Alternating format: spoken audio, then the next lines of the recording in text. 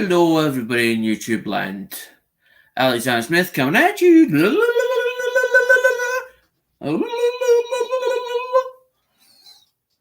La la la la la la la la. La la la la la la la la. La la la la la la la la. When the day is dawning on a Texas Sunday morning, how I long to be there.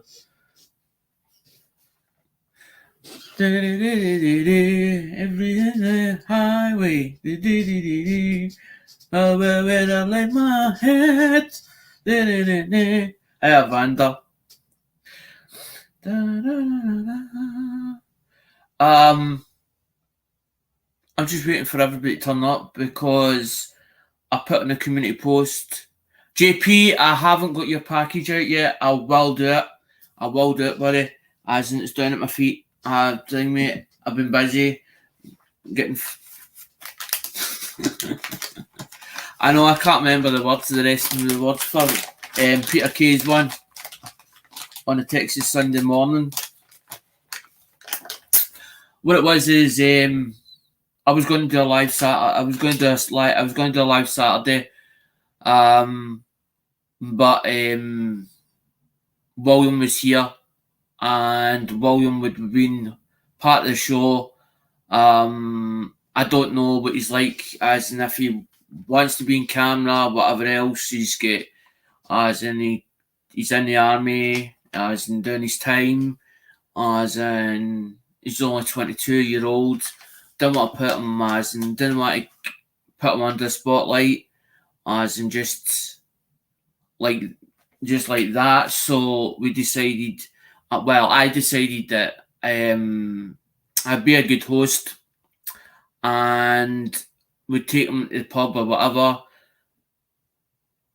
make him feel welcome, as in, because usually he was at the barracks down the road. Me, AGK, he was at the barracks. He decided what happened was he done damage to his shoulder. He done damage to his shoulder, and the last 2 years he's been having physio for. They done surgery, and then they done physio on his shoulder, and when they checked him out, when they done the medical came back that it healed up. But before that, they had actually put him on the list for to go to Kinross, and he wanted to become a mechanical engineer. And I felt for him, because it was a shame. He wanted to be a mechanical engineer in the army, and he failed it by 2 points, and the 2 questions or maths questions, and he says, I'm not really good at maths. So he's picked another course within the army, doing plastering, and they sent him up to Kinross base. I didn't know that, Vanderwall. That's good to know. So what happened is Mum had got a text saying that William was turning up, and we had to basically make sure the place was tidy. So Mum, we eventually got done, as in on I think it was on the Friday, picked him up on the Friday for the bus station, went for a meal, took him down the road, and then decided Saturday would give him a good time, because he was going back on the Sunday, because he was starting on the Monday up at the base, and he was going to Kinross on the Sunday. So he texted Nan and said, by the way, I'm in Glasgow. So we didn't know that he was coming, and it would have been arranged by his mum, which his mum is my sister down in Oxford. and nobody told us, as in before that day, that he was supposed to be turning up. So it means then that there's more time for him to come down if he's coming down for Kinross, as in maybe, say, going home to Oxford, so he spend a couple of days with his nan. So that means then that I have to try and make sure that there's enough space in the rooms for William, so that basically he can sleep over at times, and it'd be good to see William a lot more. So I missed last Saturday and had put it on a community post saying, I apologise guys, didn't do the live on Saturday, should be back to normal this Saturday. So we are going to do the wheel like we should. So that means that JP will get a number and AGX gets a number, and hopefully David Carlisle comes in here, because David Carlisle has made a bit of payment to the shipping pot fund, and a lot of Polly stuff still to go out yet. I've been busy with phones because I bought this one, and when it came in, I've basically messaged the guy and said, by the way, there is a side panel missing off it. What's happened to it? And he says, well, it's sold as spares and repair, and what do you want to do about it? Now, when you send an item back to eBay, they do what it is it's a request process, and when you do the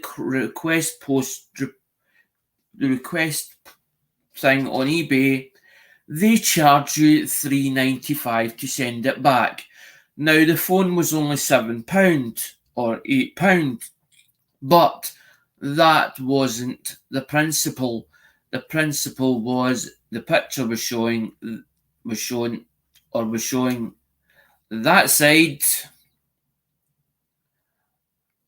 the back, the front, but as the picture was lying like that, you could slightly see that panel was missing, but I needed the panels because I have another one that needs redoing up. And the thing is that they discontinued Nokia, or the manufacturer who was making these batteries doesn't do them anymore. They are discontinued. So trying to get power to them is non-existent. It's a 3220 Vanda. That's the one with I like the older versions because there is, put it this way, there is money if you have any old phones. More the retro has a line of its own.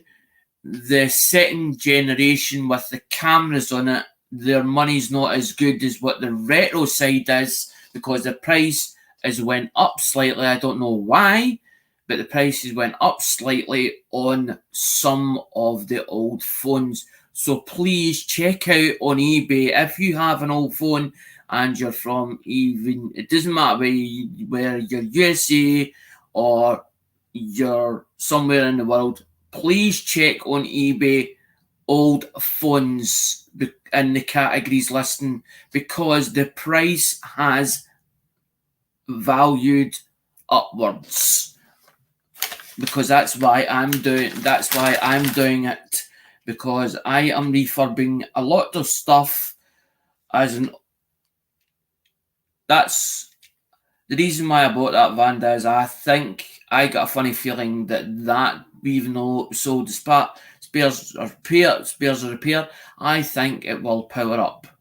I don't think there's much wrong with it. But the guy didn't have a charger. He didn't have a back cover, because with the back cover actually has a hologram on it, or a hologram card inside it, and I am going to put the bits and pieces on it. I will charge it up, and I will be putting it on eBay. But that's what I'm saying. I do buy old phones. That's why I do it as a hobby. But people, not a lot of people on here that are on my channel have a thing about phones. So that's why I only put so much on posts on phones or videos on phones. A lot of the videos that you will see as on about phones is not actually repairing them, is actually doing the unlocking part. I do it because I do a review on the boxes that I do own, as in showing how it's done, the process of what happens and how it is done. Because a lot of technicians have problems when they're trying to unlock or trying to do the job, and they have problems with errors, and that's why I do it. I put it on there so that to let people show. But we will be doing the wheel, as in very shortly. I need 12 names, as in as usual, to do the wheel.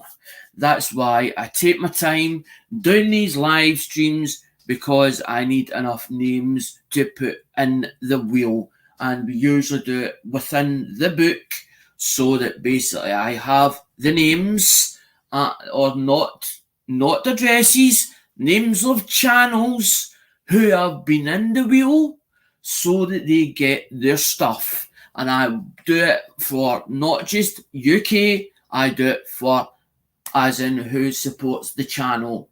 I don't care what, I don't care where there's newbies come in, as long as they support the channel, they will get prizes. As in, I have to do more minimums. I have to do more minimum stuff. I am working on Facebook. I'm working on Facebook at the moment, as in with my Promote Your YouTube. I am admin for Promote Your YouTube channel. Facebook is now doing chats on the groups. So there's a few people that are spamming the hell at the moment, and that's what you heard dinging probably on one of the groups, as in talking between other people, not me, other people within the group. That's why you hear it dinging. What the only thing that I stipulate within the group of promote, it's if you go onto Facebook, look for the group, put in the search engine, promote your YouTube channel, take a video that you've created from your YouTube channel, send it over. Hi Bliston, send it over to the Promote Your YouTube group and leave it there. If you're not a member, I will accept you in that group, and you can then promote other people that you're friendly with on YouTube, and also yourself within that group. That's the thing that I stipulated within that group, because I noticed that when somebody had put me as admin in that group, there was no stipulation. Good one, Blister. When I went into that group, I noticed that there wasn't a stipulation saying about share your YouTube channel. So there was people going in it nilly-willy and putting whatever they liked in the Promote Your YouTube group. When I become admin, I put that question within the accepted part, so that people that were YouTubers could go on that page and promote their YouTube channel. I don't care how little I don't care what numbers they have. I don't care what numbers they have. I don't care how big or how small they are. You put in there. Do you have friends in the metal detector group on YouTube? I think that's where I subbed. Not sure. Vanda, there's umpteen people. There's not just coin collectors within the coin community as on YouTube. It's a big thing on YouTube, as in the coin community is quite a large community. As in, I don't know how big. I know motorsports, when we go into motorsports or whatever else, or say Bobby K's channel, as in I know that Bobby's going up in these numbers. I haven't got any qualms with Bobby at all. I just don't like the bashing. I don't like the bashing of channels, as in the call-outs. I do not like that, the drama. I'm not a drama person. I do not create drama. I do not want drama. I'm friends with a lot of people, as in on YouTube. I want to be able to work with people, as in so that I can get on, as in they can get on. We all end up, we meet, as in within the channels or whatever else, and we have a good time. That's all. I think I found you through pork chops. Chops Garage, as in Chops Garage. I like him. James thing me, as in Chops Garage. I like him. Just when you mentioned Vanda, see when you mentioned pork chops, I was like, no, and then I was like, what channel that I can think of that it's slightly named that way, as in Chops Garage. I actually like his content. James tells it the way it is in the motor industry. And there's PJ audits. I like PJ's stuff. Vanda, what it is that's what I'm saying to you. It's called, the group is called on the YouTube, not on YouTube, on Facebook, that's now named Meta. If you go and put in the search engine, promote your YouTube channel, that's the name of the group. It's called Promote Your YouTube Channel. Take a video, as in yours, off your channel, as in, and share it to that group, and I will accept you in that group. Because that was somebody made me admin in that group. I was searching. I go through Facebook quite a lot, and I go on Facebook. If I'm not on YouTube, I'm on Facebook watching the videos. And I happened to notice in the notifications that popped up. Now, I know Jeanette Pickering's in the group. Jeanette's in the group. Jeanette Pickering's in the group. She got her own channel. Was Cheapskate, which is Lewis. Cheapskate Coins, he's in the group. Floyd's in the group, which is Coin Up. John RMS, which Blister just mentioned, John RMS is in the group. Jeff, what can't I make his surname? Jeff's in the group. He's Starbucks, as in Starbucks. Starbucks is in the group as well, as in he's quite a good guy as well. I've got a few. I was saying to Blister, and I put in a comment, and Blister's probably wondering, well, what was he talking about? What was that comment all about that you put to me the other day? Or when you tried to get a hold of me? I don't know who that is. Pork chops. It's Robert Collinston. No, it's not a clue, Vanda. Probably something will click. It always does. Faces, I know faces better than I do names. Sometimes it clicks, the penny drops. But anyway, when I said to Blister, when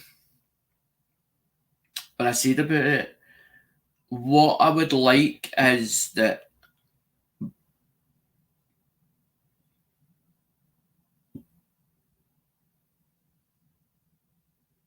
I got a funny feeling I think I might know who you're talking about. Rob Random.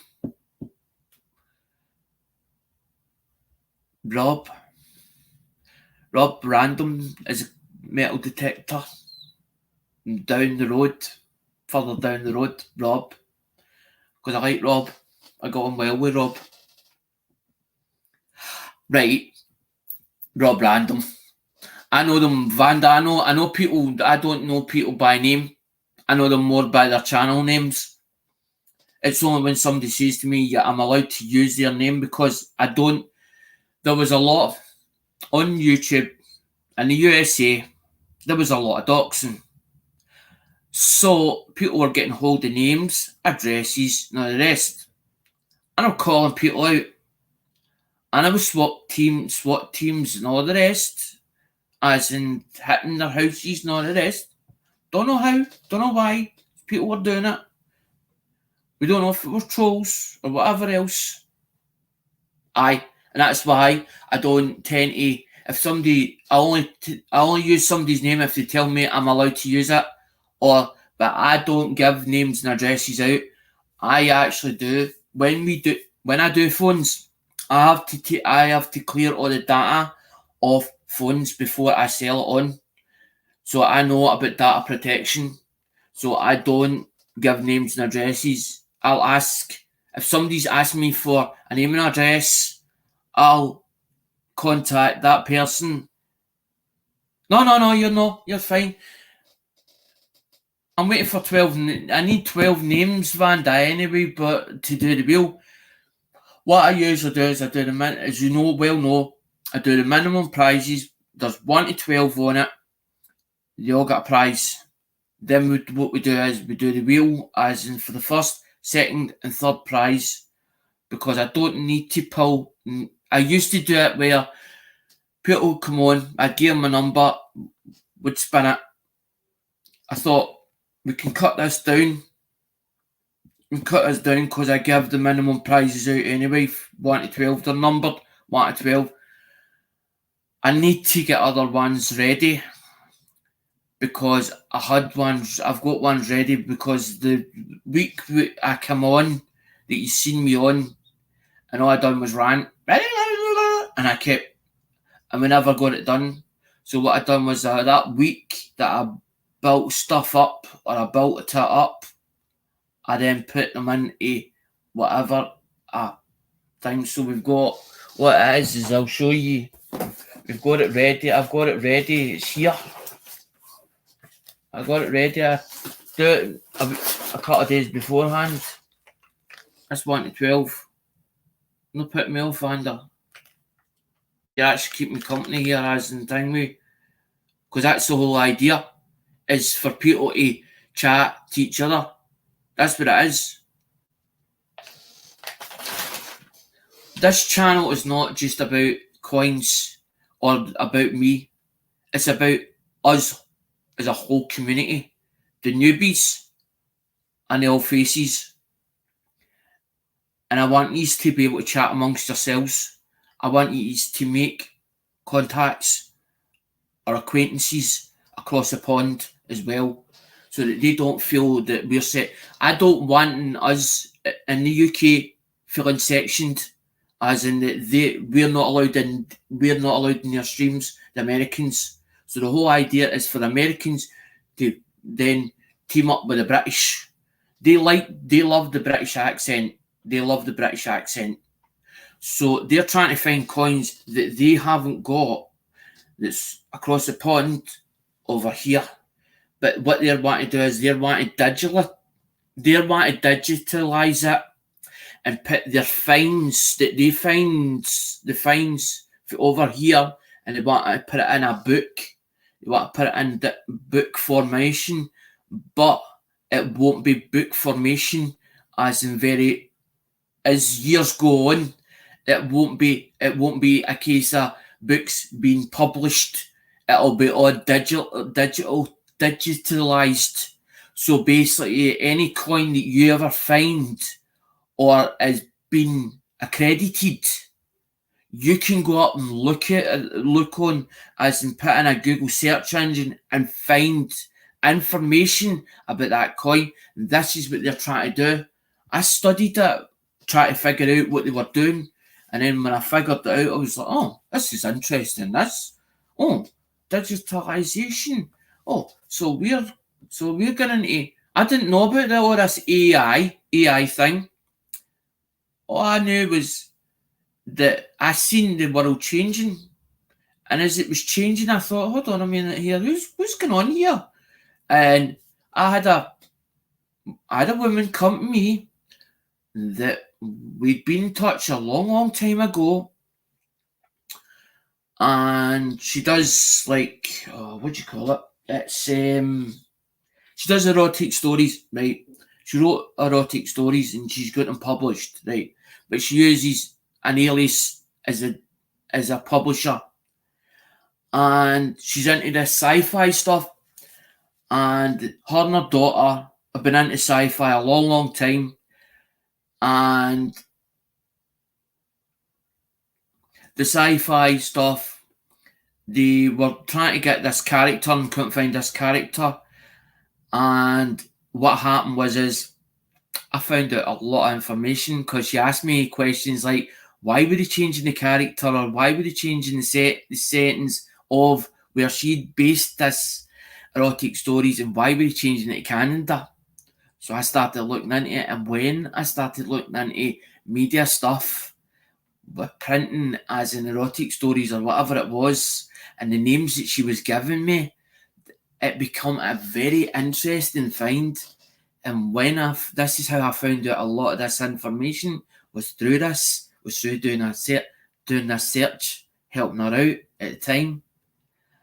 And when I found out that they were about the printing side of it or whatever, as in this the publishing was about publishing, and about the machines and all the rest, and how the industry changed, and who was into it, and what was involved in it, and all that carry on. That's when it started. I dug up a lot of, wow, this is a lot of information here. This is where it's like dark web. And I'm like, And then I was like, and then when I seen the publishing side of it, I was like, this is going digital. This is becoming digitalized. I was like, hold on a minute here. And then when I started messing about with Americans, and they were saying about accrediting stuff in books and all the rest, and send it to PCGS and that to get them graded. Hold on a minute here. This side of the coin world or whatever is going to be digitalized online. You're going to find out if you've got a coin, you don't know about that coin. Hi, Ian. You don't know about this coin. You're going to be able to look it up on Google and find it. Find the part of its history, or what age it is, and what kind of coin it is and that. I went, this is interesting. This is coming interesting, this part. That's what I'm one of these people that's curious about things. And some people don't like me asking questions, because when I ask questions, I'm looking for answers. But I'm looking for information. Not about people, about certain topics. The reason I do it because my mind is curious and something that I haven't delved in. And this is what it started off with. And then my dad had a love for auctions, as in, and this is why I got into coins. But when the Americans put me into coins, I didn't know a lot about their coinage. And when they were teaching me about their coinage, as in how to understand their coinage, that's when I started looking at the British coinage. Hold on a minute here. This is where it become quite interesting as well. I've seen paper clippings or paper articles just recently. Coins being sold at 12. What was the title again? A coin sold over 12 times its face value. So there you go. As in 12 times its face value. So a 50p piece. I got Charles one down the stairs. Like that one, as in like before the 70th one came out, people were selling that. And then when you get the new Charles one, people were selling that. I met Vanda through another watching other streams, and then I found Vanda, and then somebody says, Bobby Casey about subscribe to Vanda. So I left a comment for Vanda, and then as in subscribe to. Yes, Ian. Yes. Exactly. 100%. 10 Bob. It was a 10 Bob note. 10 Bob. 10 Bob. 10 Bob note. I didn't know that. I was watching an autobiography because they've just put out there's another one that dang me, Westminster just put out.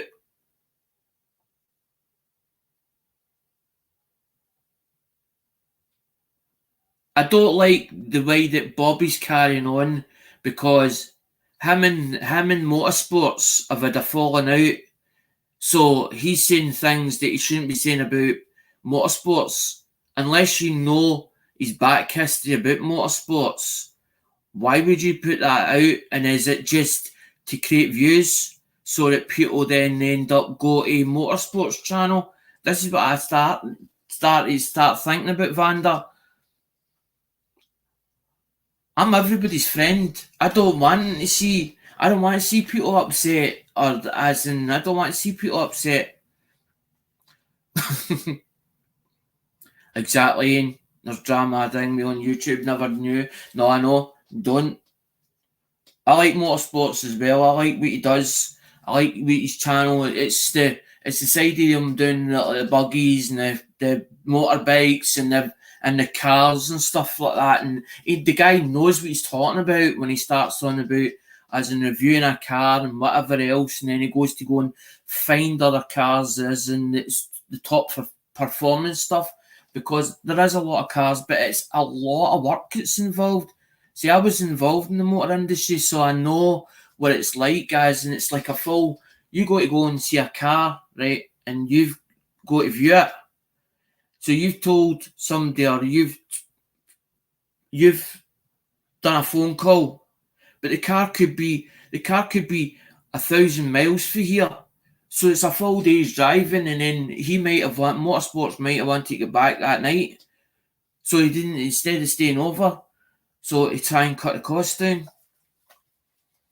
I don't dislike anyone, really. I love listening to new chat. Of course, Vanda, because you learn a lot of stuff. You're learning a lot of new bits and pieces, new information about certain things. You might be interested. You might not just be interested in coins. You might be interested in doing metal detecting. You might be a stacker as well as in the coins. I like Alec Kearney as well. He's pals with motorsports. Motorsports actually knows Alec Kearney very well, and this is why when you seen Alec Kearney as in but Alec Kearney's not really a fighting man. I actually seen Alec Kearney. I never knew the man until I started watching Facebook and found out it's fine, Ian. See you later. I seen Alec Kearney on Hi All Handmade. I first seen Alec Kearney on Facebook doing about the Govan cat, the Govan carry on.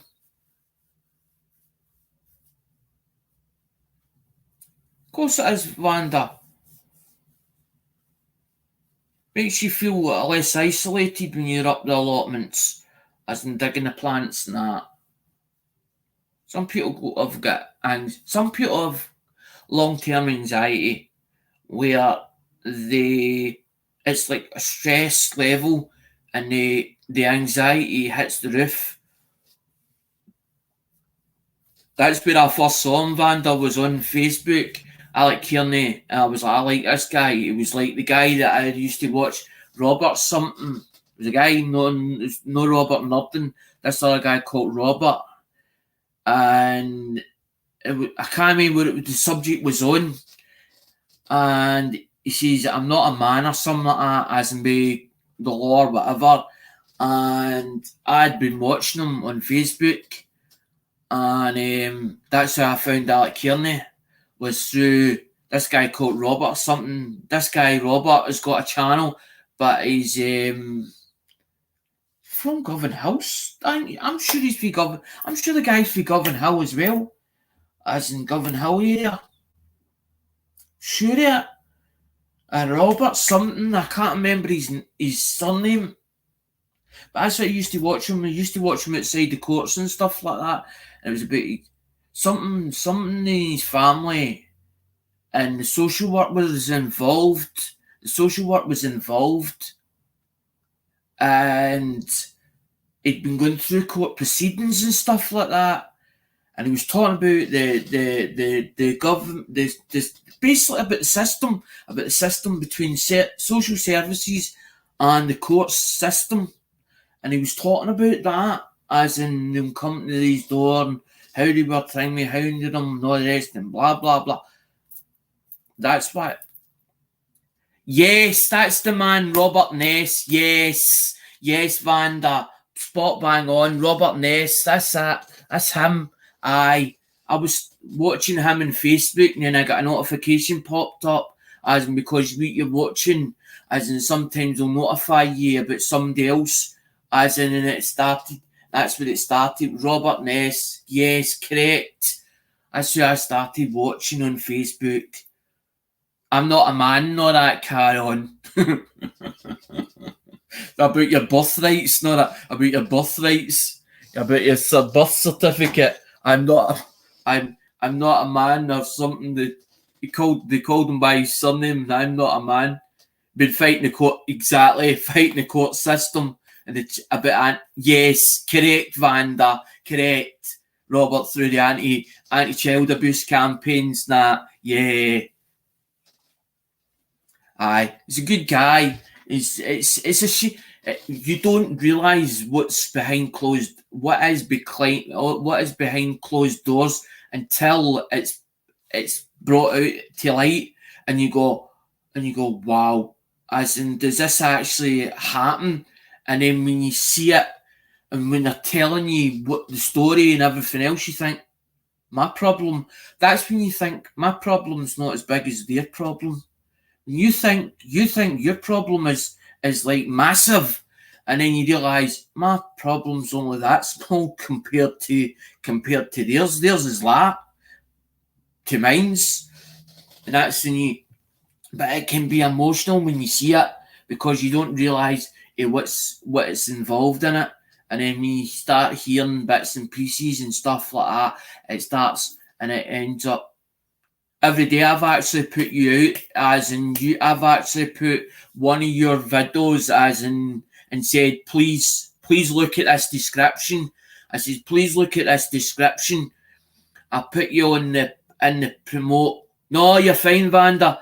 I put you in the promote your YouTube channel, as in on Facebook every day, as in one of your videos. I've shared it, but I said, please look at the description. Because see, when I looked at that description every day, what you've put, that actually hang me, it was like, I want to put her in there. I want to put every day in here as well. Every day has got, her numbers are pretty big. But Benny died, Benny passed away. And she wants to do, as in, like a vlog or whatever, until she goes and meets Benny, as in, because he's up in heaven. But when I saw every day, when you pull the more section down in the description, it tells you the story. It tells you the story and what our goal is, and that's why I was like, that needs to go there. I was like, if I share that, because I'm part, I am admin for Promote Your YouTube channel, so sometimes I'll do it on behalf of that person, and I'll be like, I'm tagging this, and I'm going to put it there. So that's what sometimes I do, but I'm thinking it's a lot of work for me to do it. So I'm like, that's why I say to people, if you haven't joined the YouTube promote your YouTube channel on Facebook, please do so. As in, all you have to do is the questions that's on in there for to be part of promote your YouTube channel. I don't know if Jeanette's. I don't know if Jeanette had built it or not. I don't know who built the promote your YouTube channel on Facebook. I don't know who did the group, but I become a mod today. I don't know if I'd been tagging it or something, or maybe I'd got a badge or whatever, and somebody made me admin for it. Just go to live and thing their best. Lives is short, it's short, simple as that. But that's what I'm saying, every day when you actually open up I opened up one, I was watching your last video, as in you're organising the scrap, and you were in the scrap bins, and you were, as in, taking the water out of the out the crates or out the tubs, and it wasn't until I opened that description underneath it, that Moss description, and it opened up a full paragraph like that, as in, and it was that long. I sat and read part of it or so much of it and realised what your goal was, and I was like, hold on a minute here, she needs to become part of this. I have to check the Facebook and don't go there much. I'm always on it because I'm connected. For people to contact me, I've got it linked, my Facebook, from my YouTube to my Facebook. So I'm between Facebook and YouTube half the time.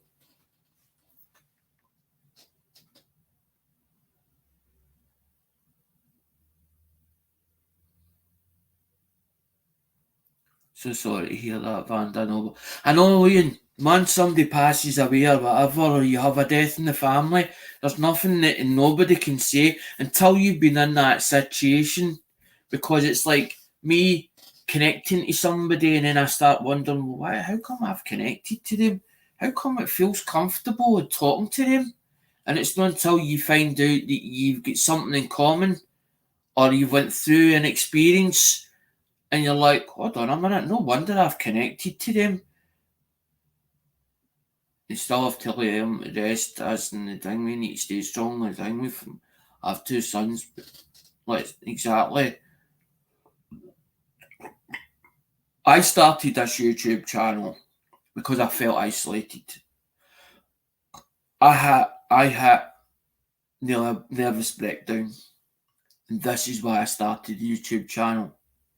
And when I got up to 400 views, or 400 supporters through You Dizzy 1969 and Hazy Days, I decided then to do content, but I couldn't find the content that I wanted to do. And the whole thing was to get clients for my eBay. But my whole, as I was doing YouTube, my goal started changing in what I was going to do. And I just left the about section saying about looking for clients for eBay, blah, blah, blah, on mobile phones. And what happened was I fell into coins by accident. I was searching for something as content, trying to figure out where I was doing phones, where I was doing this, where I was doing that, and I was looking for something that nobody else.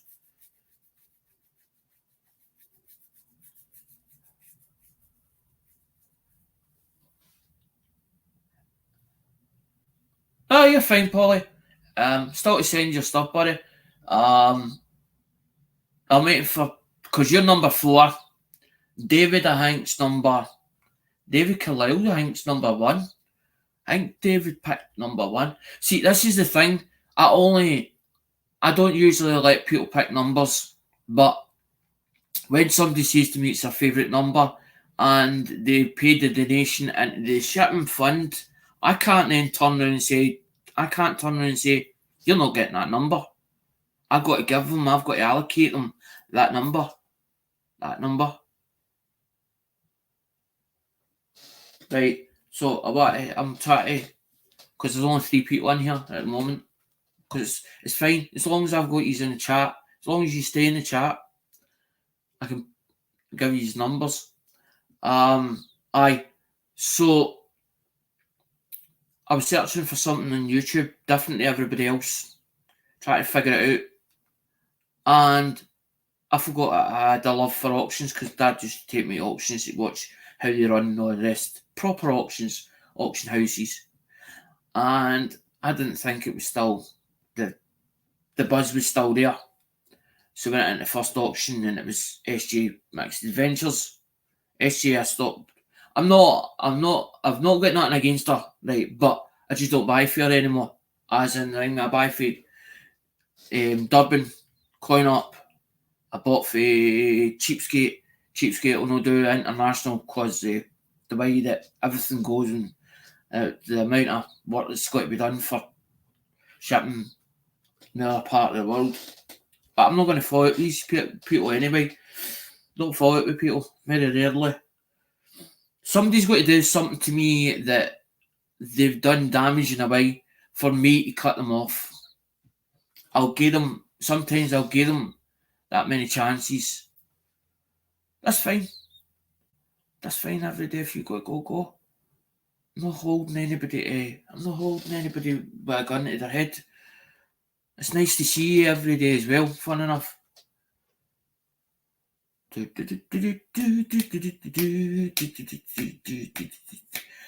what I like Vander, because they come in and out. That's what I'm saying. I know every day through the scrappers. Ian's a scrapper as well.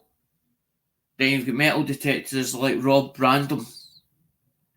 Then you've got Blistern, who's magnet fishing, but he's not just magnet fishing. And then you've got Ozart. There's umpteen. I've got like a list, as in my subscription list is like 4,000, is about like more than 1,000, I would say, as in a people that I've actually subscribed to their channel. That's the whole idea. It was when I felt isolated and when I went to take nervous breakdown, that's when I was like, I need to do something about this instead of going on tablets. Because I knew straight away, I knew exactly what would happen. I've been on tablets before. The last time we put me on tablets, I was actually on top of it. I always remember it. On the top of landing, and it was like as if I was in another world of my own. And I'm looking at the top. I'm at the top of stairs, and I could feel like I was in my own, this little world of my own. But my whole body felt as if it was like floating in midair. And I'm like, I don't like this feeling. That's how I drifted off and on tablets half my life, as in with the depression, as in every time they gave me depression tablets. So now I know how to deal with it, and that's why sometimes I get into a little shell, and it takes me used to take me like 6 months to come out of them. And when my dad was here,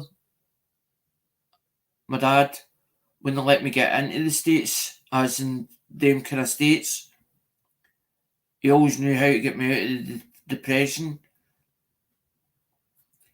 And that's why. But the last one with the nervous breakdown, that's why I started doing YouTube, was to stop me feeling isolated in my own area where I'm staying. And I thought, there must be something out there to take my mind off it, or to stop the depression, And that's why when I built the YouTube channel, but I've loved every minute of building the YouTube channel. Even though that I'm not monetized, I still love it. I still enjoy coming on and doing the videos from time to time, and doing the live streams and meeting other people and talking to other people, and then doing bits and pieces. But I got to the state where I was like, some of these coins I don't really need. And I've got too many of them. And then I was like, I need to get bits.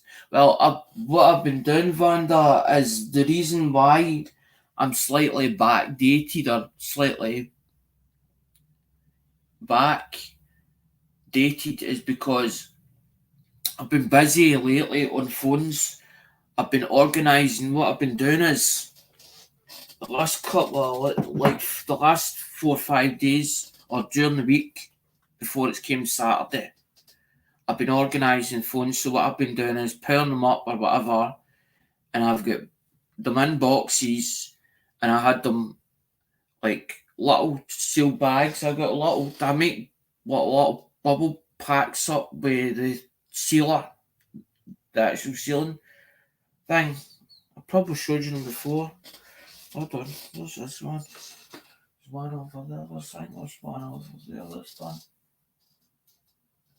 I ain't you seen it. I ain't you seen it already.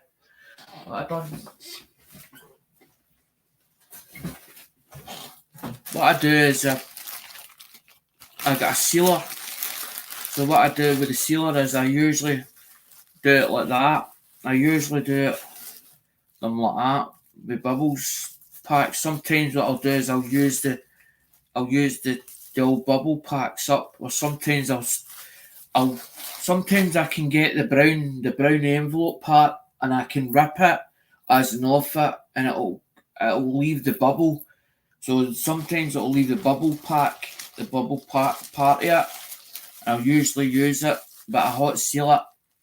And then what I usually do is when I pour test it, usually I write it in permanent marker. But lately I've been changing it from permanent marker to labelling. I've got a thermal labeler. So what I've been doing lately is doing the thermal labeler, because the whole idea is to get stuff to eventually put stuff on eBay, because the part I don't like about eBay is the listing part. Listing part I hate, because to me that's like manual labour. That's manual labour work, and I'm like, I don't like that job. I don't like that job. I'd rather get my hands. I'm one of these people, I like to get my hands dirty. I'd rather put it just like you, put your hands in them up and go like that and go, like that. As in, you know, you've done a day's shift. When it's doing typing work and all that, I'm like, I don't like that. No, I don't like that work. But I know it needs doing, because I'm like, nobody else is going to do it for me. So I'm like, I need to get it done. So I'm like, right, let's sit and think about this. And I was like, right, organise. I'm thinking, Melissa, whoever told me, whoever says, why don't you an inventory? I went, what's an inventory? And I realised an inventory is where you organise everything. It's like a list, and it's all organised into its right domain, as in 1, 2, 3, 4, 5, and it's done like that. It's like a spreadsheet. Basically, an inventory is like a spreadsheet. I thought, whoever's right, I need to do this. As and organise it in my own head as in a system. That's what I've been doing my system. Exactly. You're bang on. It's like a stock take. An inventory. As in we put it on a spreadsheet. They've got spreadsheets over in America, and what they do is when they're collecting coins, they have like an inventory of what they've got, so they don't buy the same coin again. But I didn't do that. I do it arse for elbow. And that's what happened.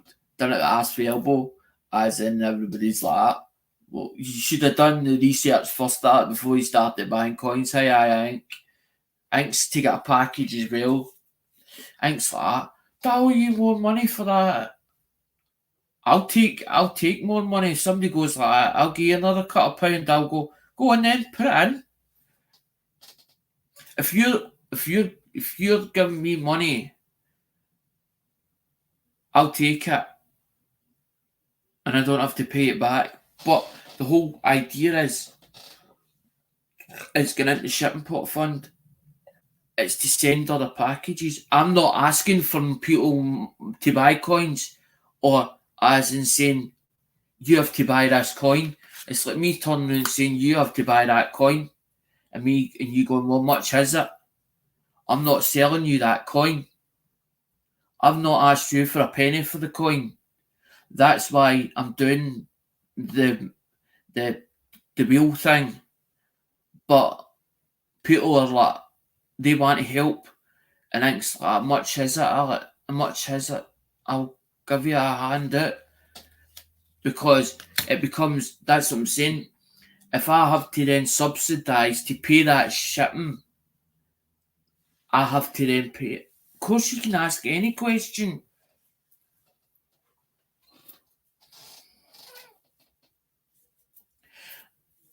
I don't take money off of people for no reason. I can't do that. I'm not a charity case, and I'm not asking for anybody's pity. Not asking for anybody's pity. The whole idea is some of the coins are worth a lot of money. Some of them are like 30 or 40 pounds.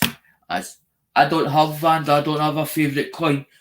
I'm animal's mad. I am animal daft. If I seen a cat in the street, I want to go and pet it. I want to go and pet it. If it'll come near me, a cat or a dog. See if a dog's friendly, I want to pet it. See if a horse comes near and it's friendly, I want to pet it. That's why I've got a thing about coins, because I see animals and stuff on them as in that relate to certain things, and I like that, I like this, I like that. And then it's like, there's a lot of history on the coins. Like, you've got like some of their history, the American history, then some of the British history on their coins. And you go, and then you're looking at it going, I thought, because I was like that, Alexander Graham Bell, I was like, he invented the telephone. I was like, why is he on one of their coins? And I'm going, was he not a British inventor? Was he not a British inventor? Was he not born in Britain? And I'm like, well, why is it on their coin? And I'm like, but I don't want to get into this, because the Americans always thought they were better than the British, right? They always maintained they were better than the British, right? But the thing is, they can build machines over there. That's what I was talking to. I was fun enough talking to this about, as in William. Over in America, they can build a machine to do whatever it's supposed to do, right? They can build it, and they've got the blueprints on it, but they don't know how to run it. So what they do is they call one of our British boys up and they say, by the way, we've just built this machine. They send all the details of what the machine's supposed to be they're wanting it to do. They send it over and they say, can you show me how to run this? So they actually pay for our British boys to come over into America as in a job when they call them up, as in they run these machines to figure out how they run. But they have the manufacturing over in America to build these machines that are more superior than what we can ever build in Britain. But all your manufacturing plants and everything else were sold up when Maggie Thatcher was here, when we had when the UK had the first recession, when the first recession hit us hard, in the first one, when a lot of companies sold up because they couldn't keep the doors opened, a lot of the manufacturing went downhill. And this is why you see China building a lot of stuff, because China has got the manufacturing over there, plus they pay less wages for it to get built in China.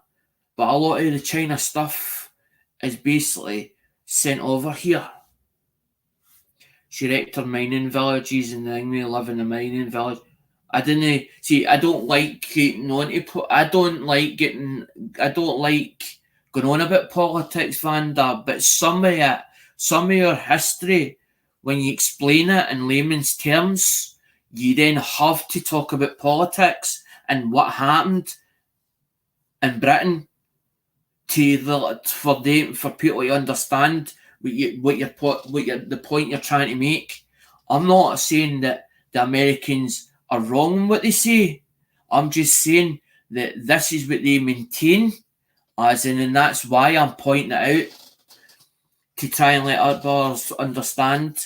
And that's why, because I've seen a lot of their coinage and that's what I'm like at. And I'm a bit confused. It's like somebody confused. Well, why is that bit of history? But that's not American history. But why is it on their coin? They've been like that for years, as in they copycat or whatever. And then, but they say that they can back up stuff. They can back up with why that it's on that coin and all the rest, and a lot more history than what I can ever give. And I'm like, because that's what people was like. Well, what are you going to put back? What are you going to put on the table? What are you going to put on the table? What do you know? What information can you give us, as in that you know that you're knowledgeable about? And I was like, well, I don't know. So I was like, well, what's the channel going to be about? I don't know. At first, I don't know. And I was like, well, do I base it on my hobby, my main hobby, or do I do it on something different? But I didn't know anything about social media. I knew how to do eBay. I knew how to sell on eBay. I knew how eBay worked and how to use eBay. But then I was like, do I base it on the mobile phones? But is a lot of people going to be interested in that side? Plus, also, if I'm going to base it on the unlocking boxes, is there going to be a lot of controversy about, as in how this software doesn't work and why it doesn't work? And I was, no, I don't want to get into all that. I was like, I don't want to have negative comments on the channel and then having to argue with people that that person's wrong. Because you could come on here, right, and be on my panel, and I say that you're wrong about something, but you're not wrong about that what you're talking about, because you see it differently to what I'm seeing it to. So I've got to agree to disagree. And this is always like, I want a channel that people are hi VW. The struggle is real. The struggle is real. Struggle Street. I wonder if that's VW, not 64, as in the Struggle Street, as in that's friendly with Musty One. I know some of the channels, because I watch them and follow them, but I don't want to then go into their channels and go, you've took away subs to that channel and you've done this to that channel and you're only here for a dime me to get. I'm not interested in other stuff. I'm interested in a lot of other stuff, but I just don't put it out there. Vanda, I have. Hold on. Bring it up. I have. Fun enough, you're talking about that. Classic arcade games. It's cool. I'm trying to think the name of where I bought it from. Fun enough, you talking about that. I'm trying to see if I can bring it up. Tablet.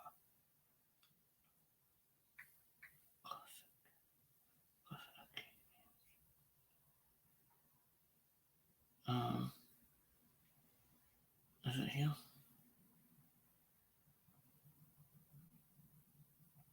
I bought. See that there? That I bought one of them. There's over 6,000 games. There's over 6,000 games on it. It's got Pandora inside it. It's got Pandora. It's actually inside it. This thing does. And Nintendo. It does Neo Geo. It does Neo Geo. It's got 6,000. It's got 6,000 games on it. As in, it's on an SD card. It's like a little computer inside inside a metal box. But the box is like it's like got a plastic top on it. It's plastic. It's like perspex top with 2 arcade joysticks on it and 6. It's got, I think, 6 buttons on top, and then there's a board in it. It's got like a metal housing at the bottom of it, as in it's encased, and the board does only that size. That's about the size of the board itself, and it's got an SD card in it. It's got 6,000 games on it. Cost me £189 for that. That's where I got it for. It was Classic Arcade. The guy didn't know nothing what he was talking about. As in, I asked him questions when I first went on to him. He does the bar top, man. You can buy a bar top. But what my argument was was the size of the actual screen itself. The size of it. I was like 17-inch or something. You can buy a 17 one or a 19-inch one, but you're talking about 300 and it was like 200 and odd or something for that one. It was like 259. The next one was like 300 and odd. I was like, I'm not paying that for that. I was like, and then when I saw that, it's got HDMI. It's got HDMI on it. I'm trying to find a home for Nintendo 64. eBay. eBay's your best bet. eBay's your best friend. Because if it's boxed, if it's got its box and everything else and all its bits and pieces, they're funny money. We had a shop as in Allison Street, and that's what we did. We used to pick up the Nintendos and all the rest. Used to get them in the shop. They can fetch anything between 15 and upwards, depending on what games is with it. If it's got GoldenEye, it can be worth. Hi, Mr. Doe. It can be worth between 40 and 60 just for that game, as in boxed, as in GoldenEye, as in James Bond. But if it's got its box and it's got GoldenEye on it or whatever, Mario, if it's got Mario Kart, as in showing Mario Kart on the front of the box, Nintendo, it depends what Nintendo 64 it is. There was a few that was limited editions, and some of the limited editions, the prices are crazy money for the limited edition ones.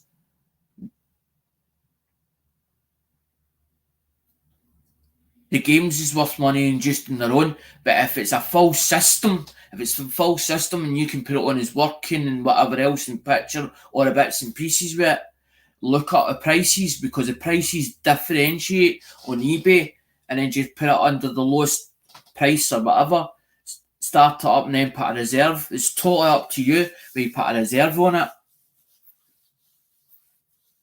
Because if you get 2 or 3 people into it, if you get 4 people into it, you're laughing. It can do funny money.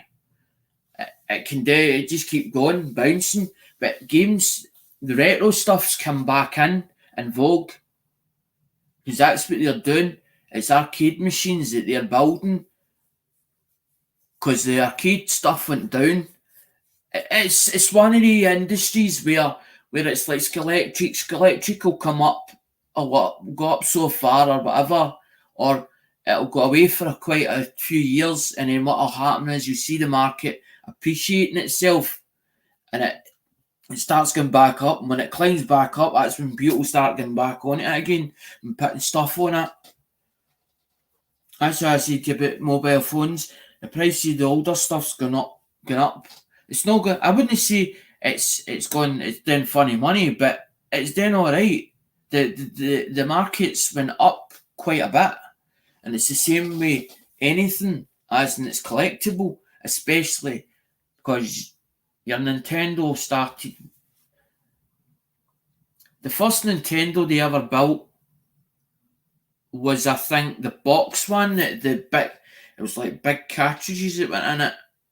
And then I think Nintendo 64, I think, stopped in 98. Was 98, I think it was, they stopped in the Nintendo 64. Then they went on to the GameCube. They done the GameCube. The GameCube wasn't a really GameCube. The GameCube itself was a flop. Was a flop for them. It wasn't until the next edition.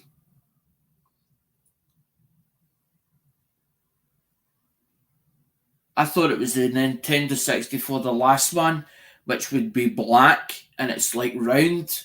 That's the N64.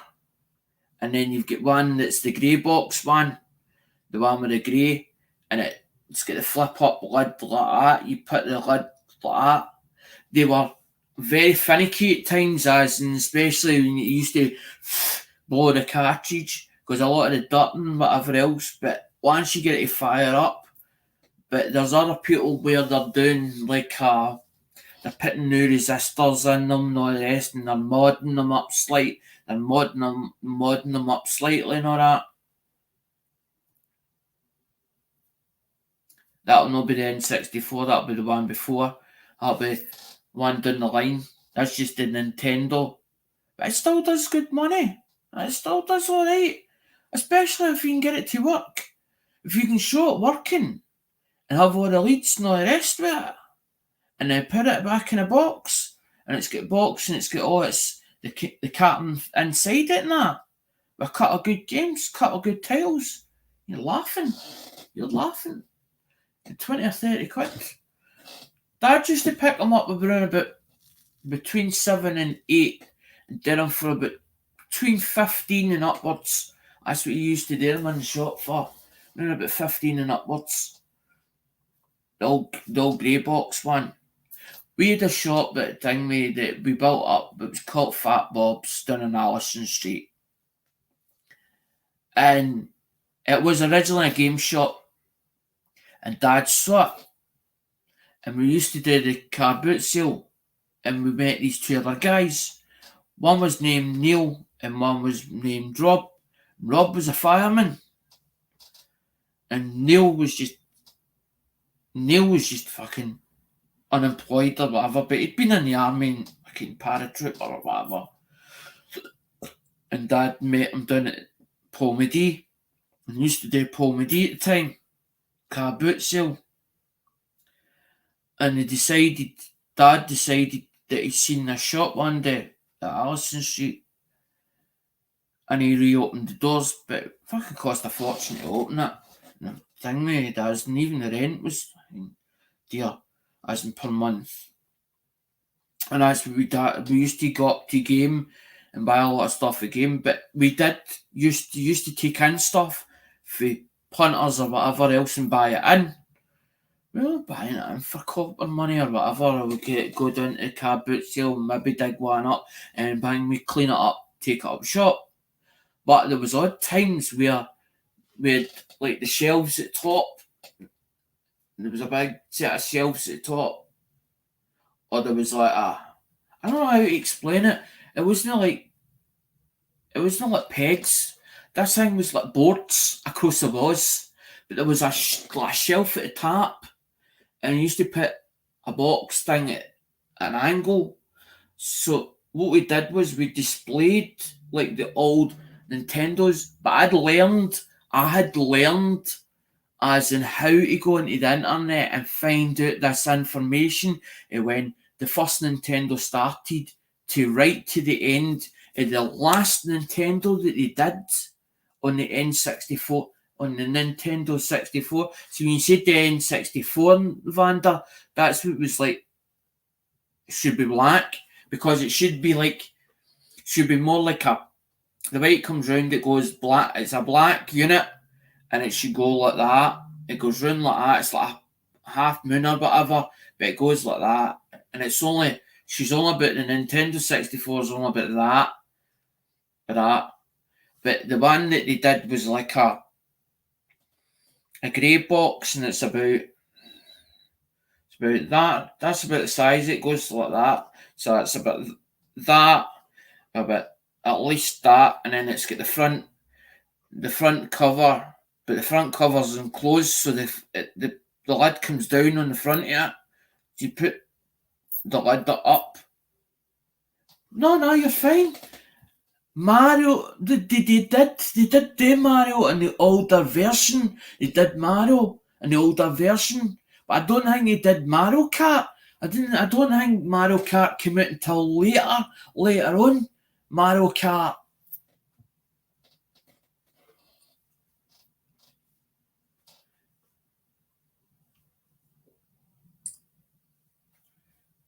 Because that's why I like this thing, because it's a retro, because it's old retro, and it's a way back, a lot of the classics that I grew up with.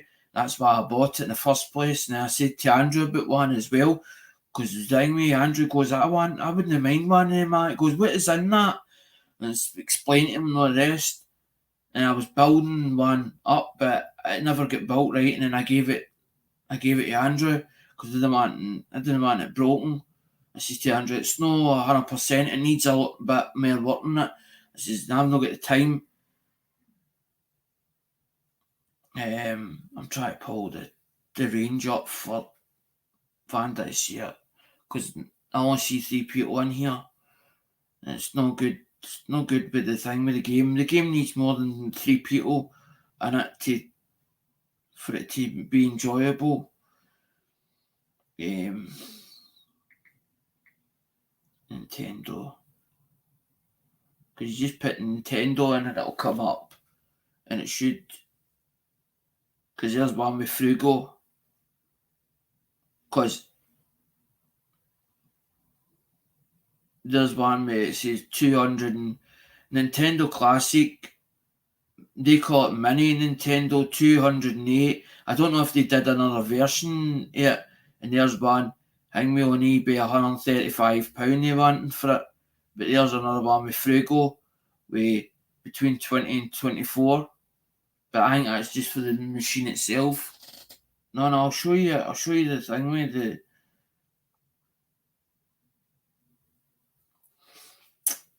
That's the old NES Classic.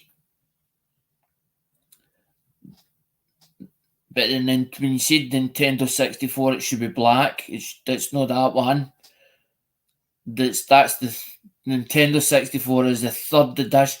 Is the very end edition that they did before it become GameCube.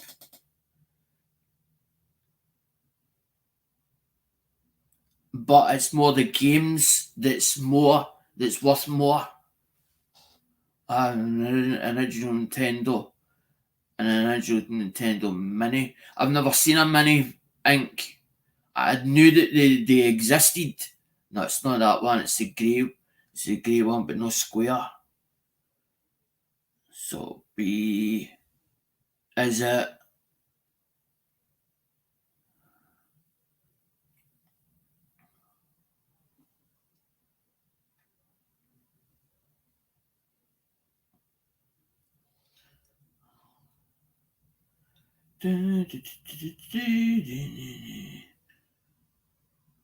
They've got one on here in thing, mate, but they want £294 as in.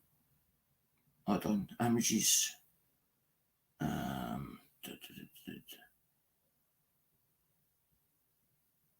Because they did another version of this thing, as in for AliExpress.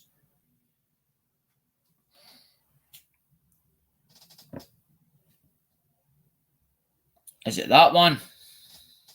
That's the second edition that they did, as in the one that's sort of roundish. That's the second edition. Because when you said Nintendo 64, Nintendo 64 is.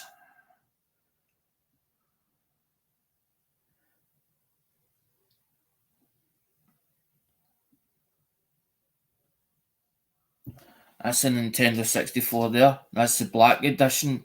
That is the proper Nintendo 64. That's how I knew it. Because that was the last one, the 98. That was the last one that they. Because it should say Nintendo 64 on it, if it is. But it can do funny money depending, because it was a limited edition. There was certain limited editions of that. They done one in Super Mario Kart. They done one as Golden Eye as well. GoldenEye. And they did one in the thing that was for the I mean, was it Pokemon? They did one for Pokemon. They did one for no, you're fine, Banda. They done one for Pokemon as well, and they made it for the yellow, like like a yellow handset and all the rest. But they did one in gold, but there was no many of them actually in gold colour. But there was a lot of them that somebody was clever enough and sprayed them to put it as a gold edition. But there's a difference. You can tell what's right and what's wrong. If something's been sprayed up, you can tell that straight away. Because some people did try and, because they were doing funny money on different certain colours, and they were like, I want to try and paint that colour and that, paint it like that. But there was only so many of them did in certain colours and certain editions. And you can actually check it up on Nintendo. There is a big massive Nintendo following, and there's a Nintendo forum. And all you have to do is look up in a Nintendo forum, and it'll tell you. And if you go into game, if you put on game's website, actual game website, the game website, it'll tell you all the information about Nintendos and stuff like that, as no the history.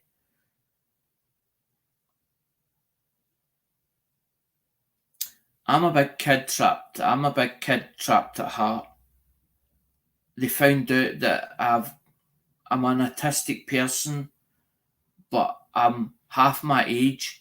I'm a child trapped in an adult's body, and I love my kid stuff, as in the kiddie stuff. Although that I'm not into all that carry on. I watch the hunting teams and all that carry on, and the paedophiles and stuff like that. And if somebody was to tell you they were 14-year-olds, the first thing you would do is block them. You wouldn't keep talking to them.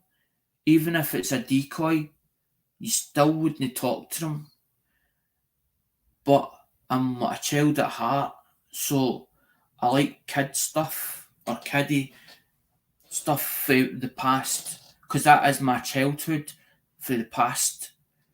And that's why when people ask me certain questions, I can dig up things, or I'll dig it up and I'll show you, because it's me being honest. I've always been honest. I don't agree, but a dealer will tell you, the first thing a dealer will tell you when you go to them, it's not worth much. It's not. It's only worth £5, £10, most. Might not even say it's worth that, a couple of quid. So it's worth, no, it's not worth nothing. A dealer, that's what a dealer does. A dealer will tell you very little information, because he knows what he's looking at and knows exactly. I don't do that with a person. If I think that you can earn money out of it, or you've got something that's worth something, and you can put it somewhere, I'll tell you where to put it. I'll say to you, look, go on such and such, because that's where everybody goes. eBay is an auction site. eBay was built in America, and then was fluctuated all over the country, all over the world.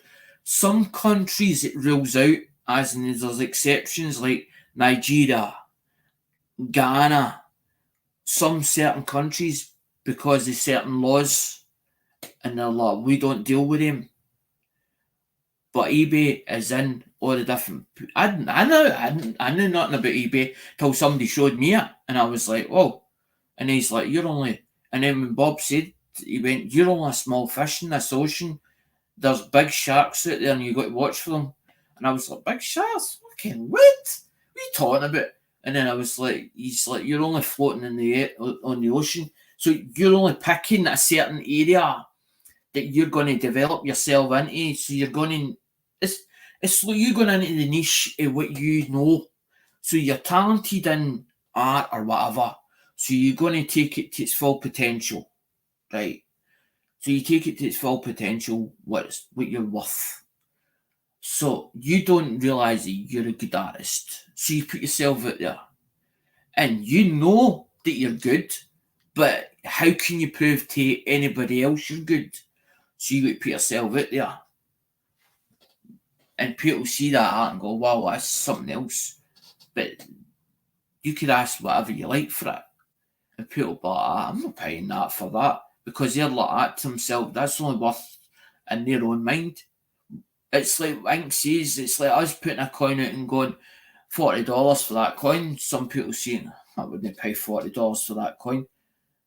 That's the going rate. Some of the coins are the going rate between 40 and 60. That's what they're going for. And the price of silver goes up and down. It goes up one day and it'll go down a couple of pounds, and then it'll go back up and it'll go down. That's the same with gold. Gold in the stock market goes up and it'll go down, and then it goes up and down, up and down, up and down all the time. It's like a market that goes like that. So it goes up, and then it goes down, and then it goes back up. But gold is worth a lot more than what silver is. But they're hoping in America that silver goes the same way as what gold did. But I know it'll not happen, because if I took silver over here, I only get 30 pence or 70 pence for it over here. But I buy a lot of their stuff over there. That's a $40 coin. It's a $40 coin, that. That's a proper silver coin. But if you buy that off of Westminster, you're going to pay at least between 70 and 80 for that coin.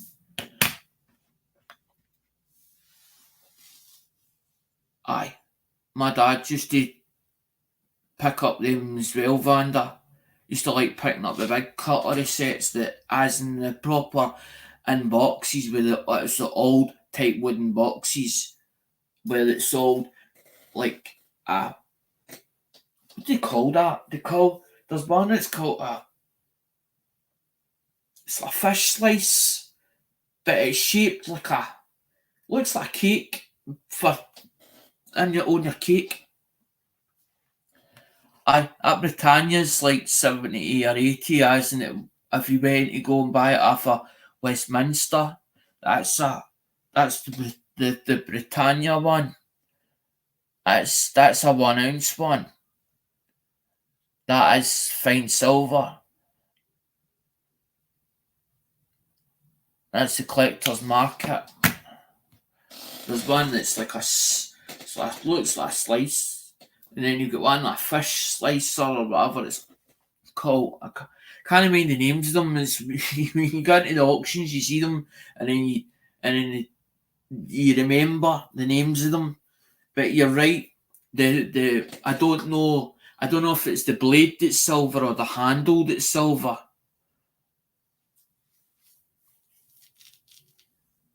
And then you get the milk jug. They did a milk jug as well. And usually it's stamped. But usually it'll either be Sheffield or Birmingham that's on them. Usually that's Sheffield, more Sheffield. And then sometimes it'll have the Birmingham anchor. The Birmingham, if it's first Sheffield, it's stamped differently. But if it's Birmingham, it's usually the anchor. Usually a lot of them you'll see with the anchor on them. But there is a date year on them as well.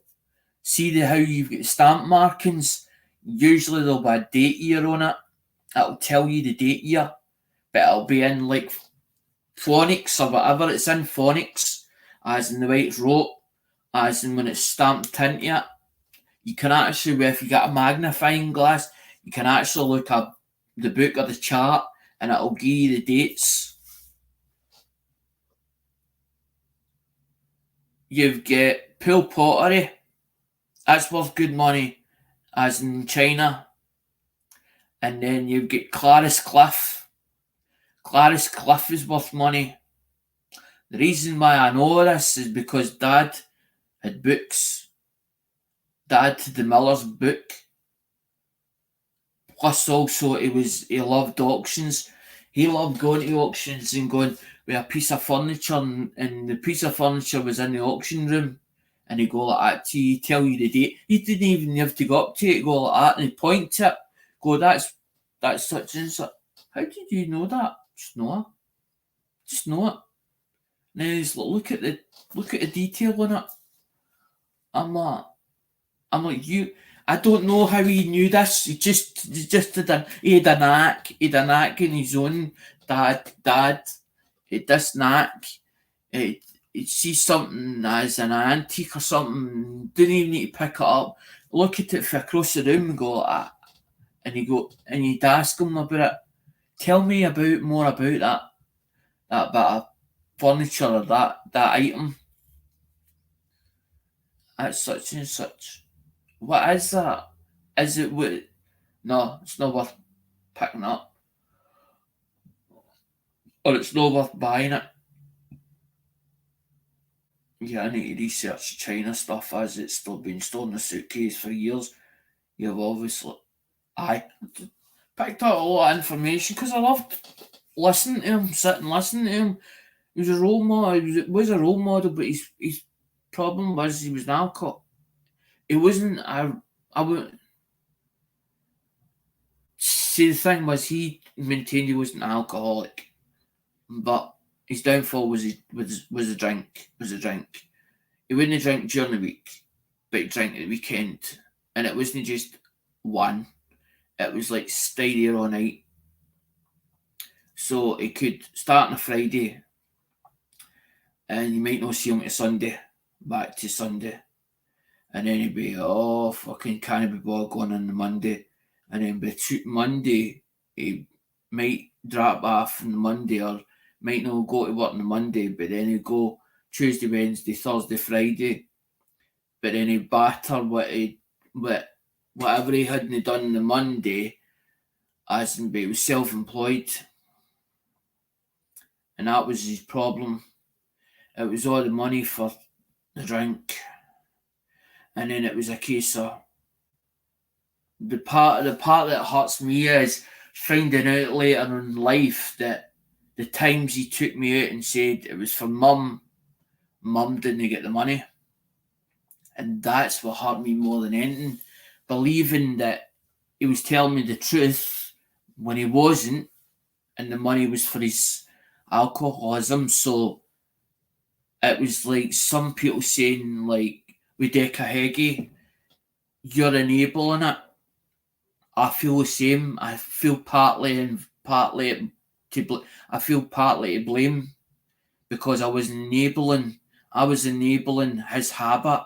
I was enabling his habit. So I was enabling it by helping him get money for his addiction. And I feel partly to blame. But he was like a role model to me. He didn't leave me anything when he died, when he passed over. But he gave me the knowledge and the skills to help me on in life, to survive in life, to survive. And it's like you saying, well, knowledgeable, of course. No, it's because the reason why I mentioned Vanda is because it's like people saying that guy is not what he is, and other people making them aware of that. But it's like I was enabling his drink habit. I was enabling it by saying it was acceptable, that it was acceptable, and it wasn't. Thinking he was giving money to my mother, saying to me that my mother needed extra money or needed that money. And so you're enabling, saying it's so acceptable, saying that it's acceptable. That's why I mentioned, because he's watching watching the DH stuff. No, Van, no. He is a nonce. He is a nonce. He is a nonce, Vanda. See when you watch that the Comedy Central. Comedy Central tells it the way it is. I know that Cullen's not telling lies. I know that for a fact. Cullen's not telling lies. Cullen's telling the truth of what he did that night. As in about him being jailed and that. So he is what they say he is. 100%. 100%.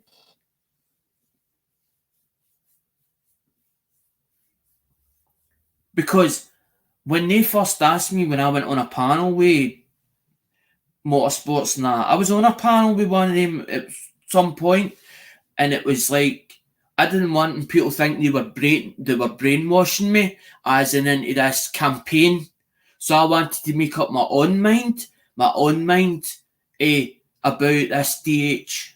So I'd been watching it and seen it was a big following thing, or it was a new thing, and it was top number one on YouTube. When me going to it and seeing all these people watching this thing that was happening or whatever, and it being number one on YouTube at the time, and me going, well, where is everybody? Because everybody disappeared on mainstream or panels or whatever. How come it seems as if there's not as many people as what there was about 3 months ago? Where is everybody? Where is everybody? Can't find them. Where is everybody? And I seen it become number one, top thing. And I was like, hold on a minute here. So I'm trying to looking at this thing going, watching it and going, making up my mind. Is he what they say he is? Is this what's happening? What is this about? And me watching it and then realising, hold on a minute. It's very tricky, most definitely. He's became a famous nonsense mess. Of course. Well, he's come out with it and said that this Amy, right, who's 11-year-old, right, 11-year-old. So this Wayne doesn't know right from wrong, right? So a parent is supposed to know right from wrong to teach that child what's right and wrong, right? And he's come out with it saying about the 11-year-old, right? He's saying about the 11-year-old and his own words, right? But he's never apologised for it. He's got, but she's telling the wrong story. This woman as in thing because me and her fell out, she's as in saying that I did this. It's on his record. It says you've messed with a minor. You have messed with a minor at 11-year-old. Where it's right or wrong, it says on his acro about the 11-year-old. But he's never apologised. He's never ever come clean.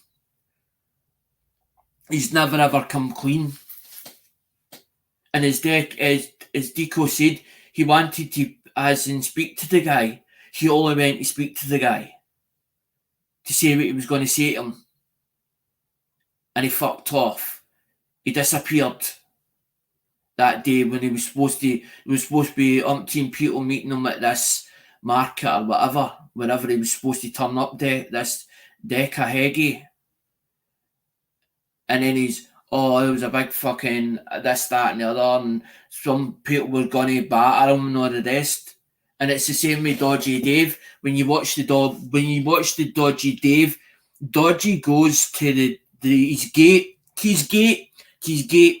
chaps his door, walks back, and he's standing at the fence, and he comes running round the fucking corner, racing round the corner.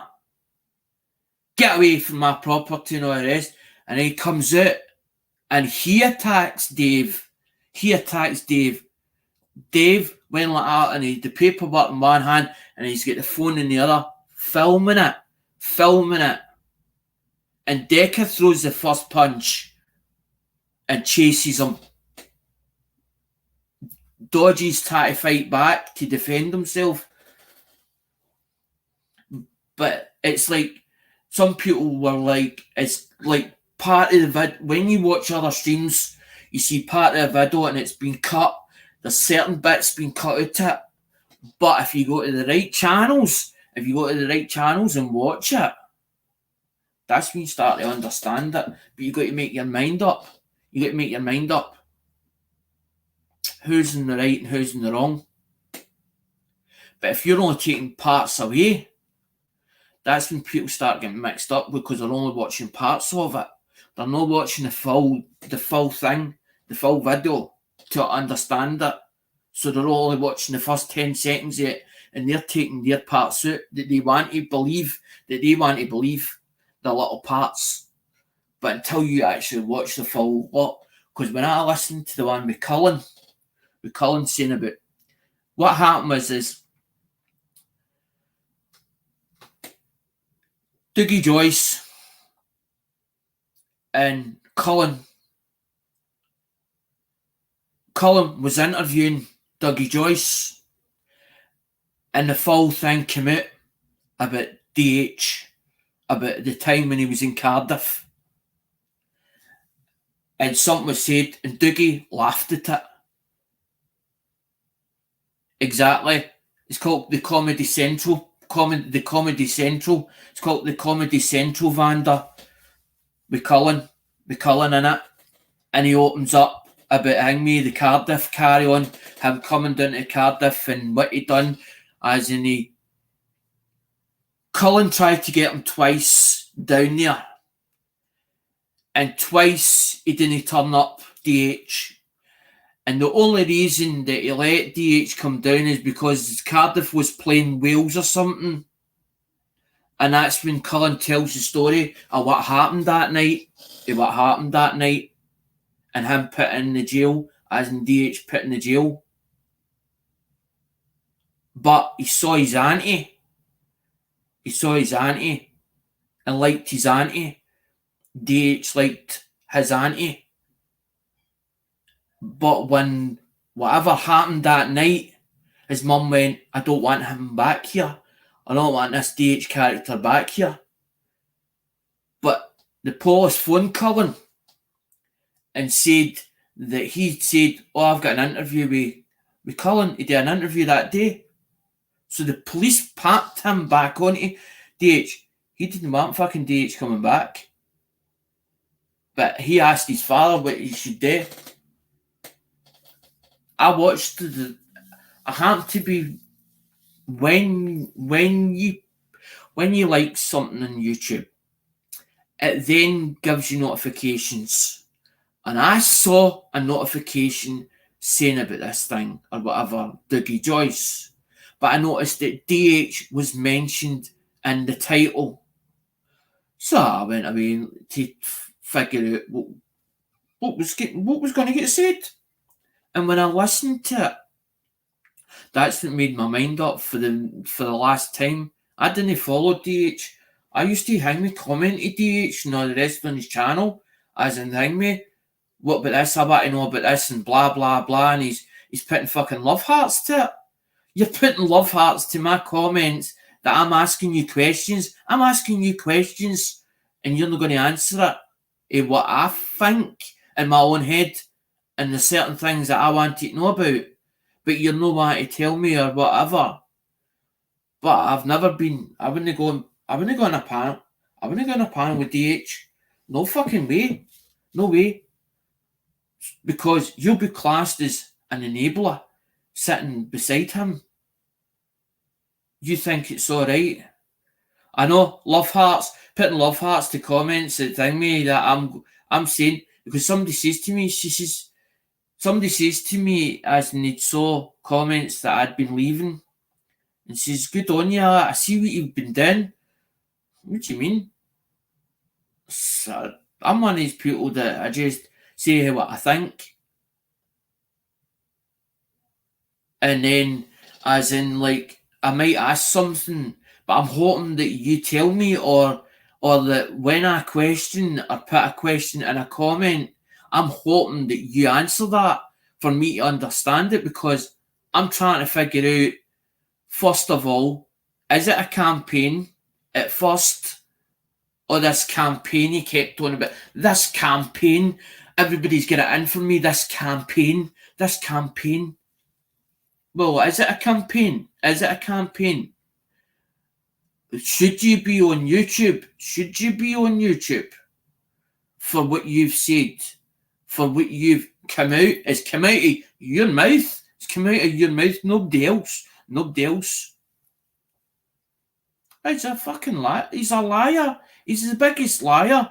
He believes his own lies. He believes his own lies. He believes it. But he's never ever all people want on YouTube. It's not a case of they want him off YouTube. They're watching him. They're making people aware of this fucking person on YouTube, right? And some people think he shouldn't be on YouTube. Some people think that he should be left on YouTube, right? But the guy doesn't apologise or say, well, I've done things in the past and I'm not proud of it, and apologise and say, well, I'm apologising. It's up to you what you think. If you want to support me, then it's totally up to you.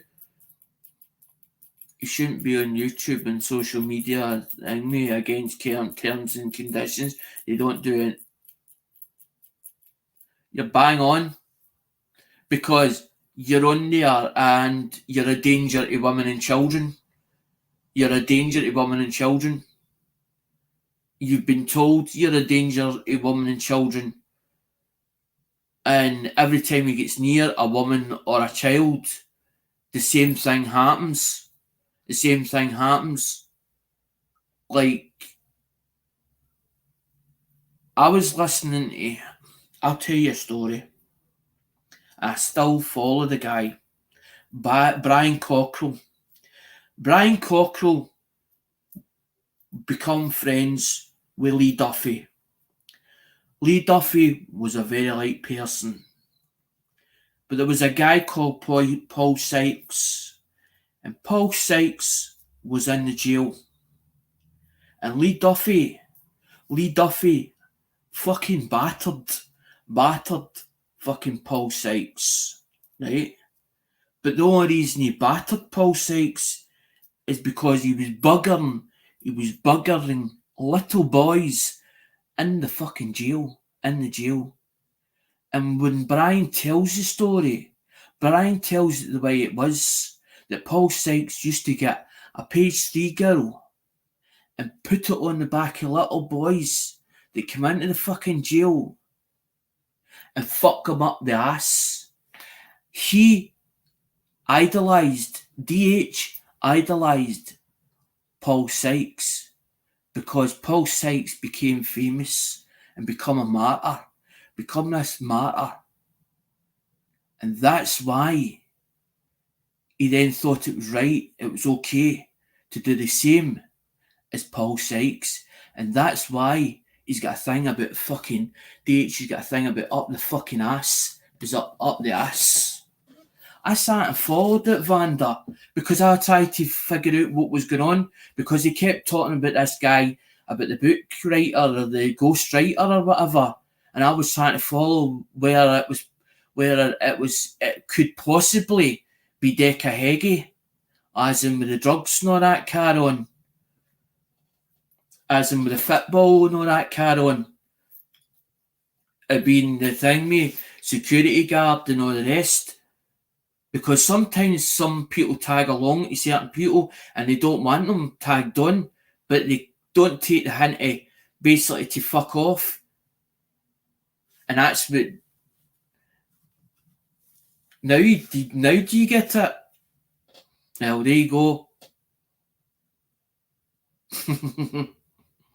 You have to follow on. You start... I'm one of these curiosity people.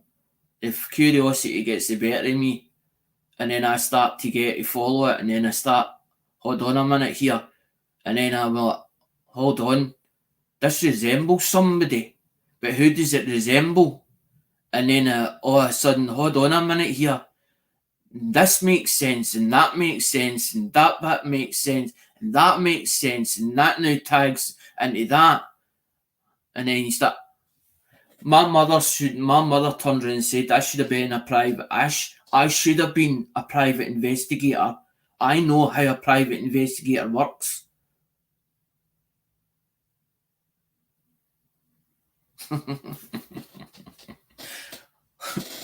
I don't follow DH. I don't have anything to do with him because I don't want anything to do with him. I just wanted to understand what was going on in YouTube, how it worked on YouTube, and why it worked on YouTube. But then seeing that made me think, hold on a minute, what do I believe? What do I believe on social media? Is it a fantasy world on social media? And then I was like, hold on a minute. I want to know. Sometimes you have to follow a certain person, but you can look on there to understand a person. Of course he did. Motorsports kind of blew him up. Motorsports felt as if he was getting as if his channel was going negative, and he took a lot of the videos down and stuff like that. And then, but his channel blew up as in for him as in motorsports because he's talking about Deca Heggie. But when Deco was talking about him, it was his opinion and his views, what he thought about the guy DH, and what he thought.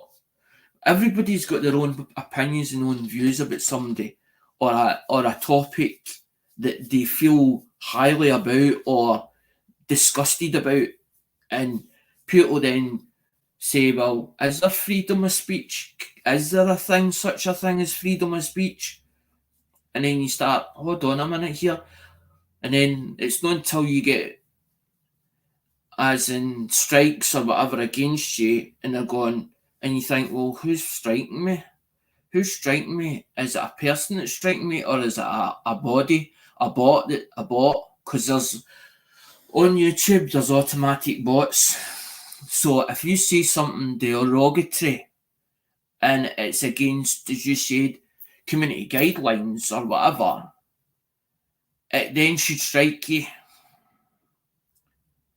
and say you're not allowed to say that, or it should have a note attached to it saying that what they're not happy about. And I'm like, because I've had people that turn around and says, I had 3 strikes on my channel and they've deleted my channel. But how did it get deleted in the first place? Did YouTube give you a notification or a bit of paperwork that says what you done wrong and where you went wrong, as in against these community guidelines? Because they say, you should read community guidelines.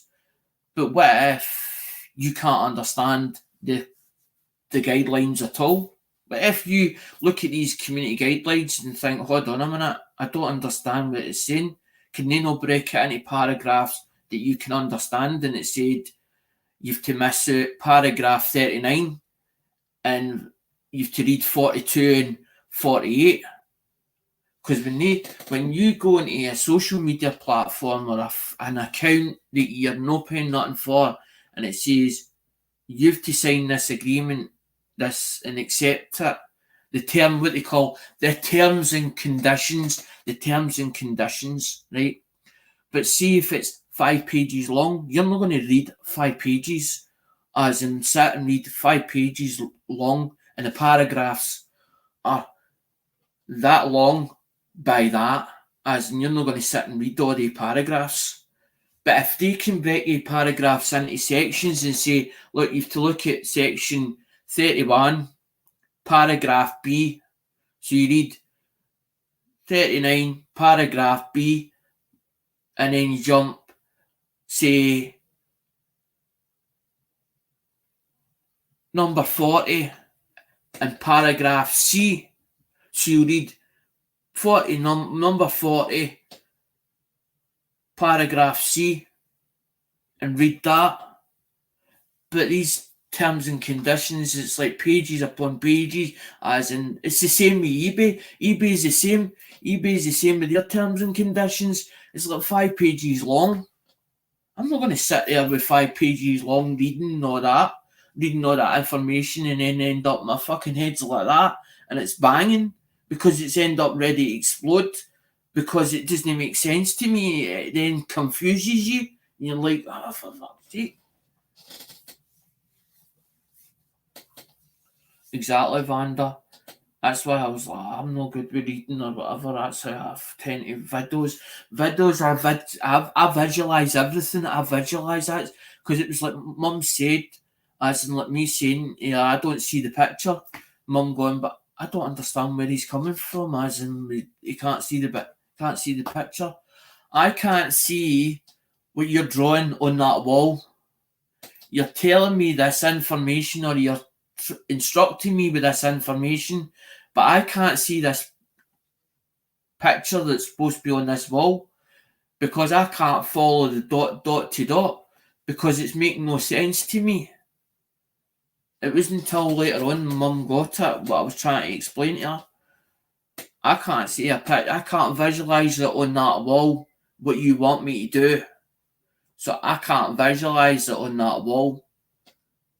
I can't see part of that painting appearing in that wall to understand it's an animal or it's something that you're trying to explain to me how to do this, what I want to do.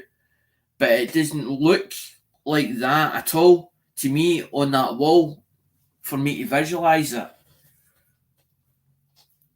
That's why I watch a lot of videos and I'm taking the information in when I'm watching it. I'm watching the video and I'm soaking in the information, but it could be 2 days before it sinks into my head exactly what it was. And me to relate it to somebody else, I have a hell of a job trying to relate it to somebody else what I've just watched. I understand you can learn easier through verbal than reading, aye, or video. I can follow videos quite good. I can look at something and go, I took that in and that goes there and that goes there. It was like when I started doing the iPhones, I had a clue about iPhones. Oh, fucking Scooby about iPhones. I didn't even like iPhones. Don't like them. I fucking hate them. Now I understand them, and it's like the guy that I talked to, Mum's like, don't deal with him.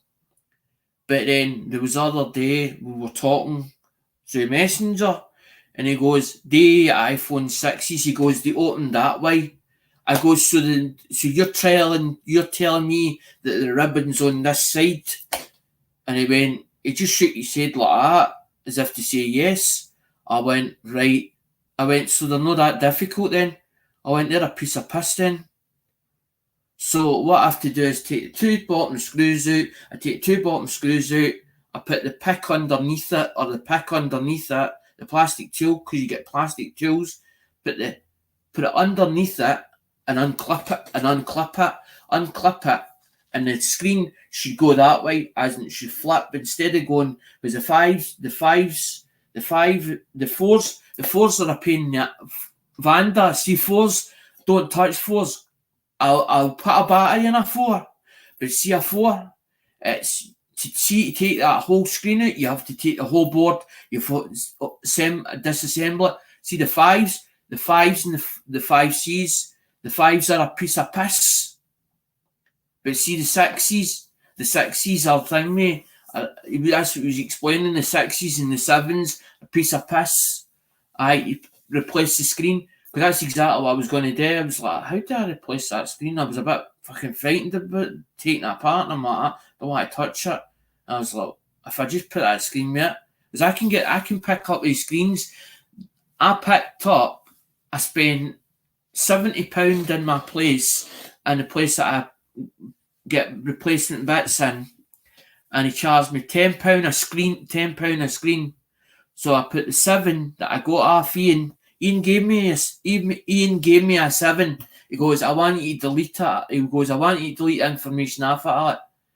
So it's iCloud locked because it's still got the other person's details on it. So it's still iCloud activated. You've got the old user has to go online and remove the account from the device itself.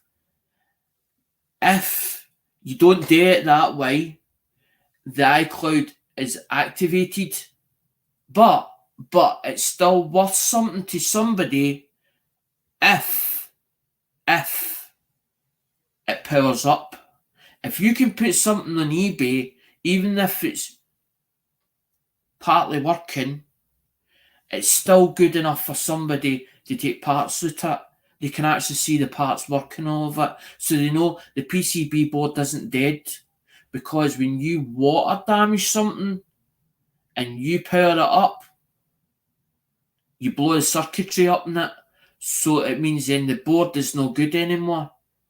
But if it doesn't, if you let it dry out, the PCB board, it can still work, but because of dampness in the board, it crystallizes and it goes into green verdigris. That's what it is. It's like green fuss. It looks like green fuss. It actually grows. It actually grows like a bacteria, but it's like a powder. It grows like a powder. It's like an acid reaction on a board, and it starts to change. It actually eats at the board. It eats in at the board because it's like acid. It eats away at it.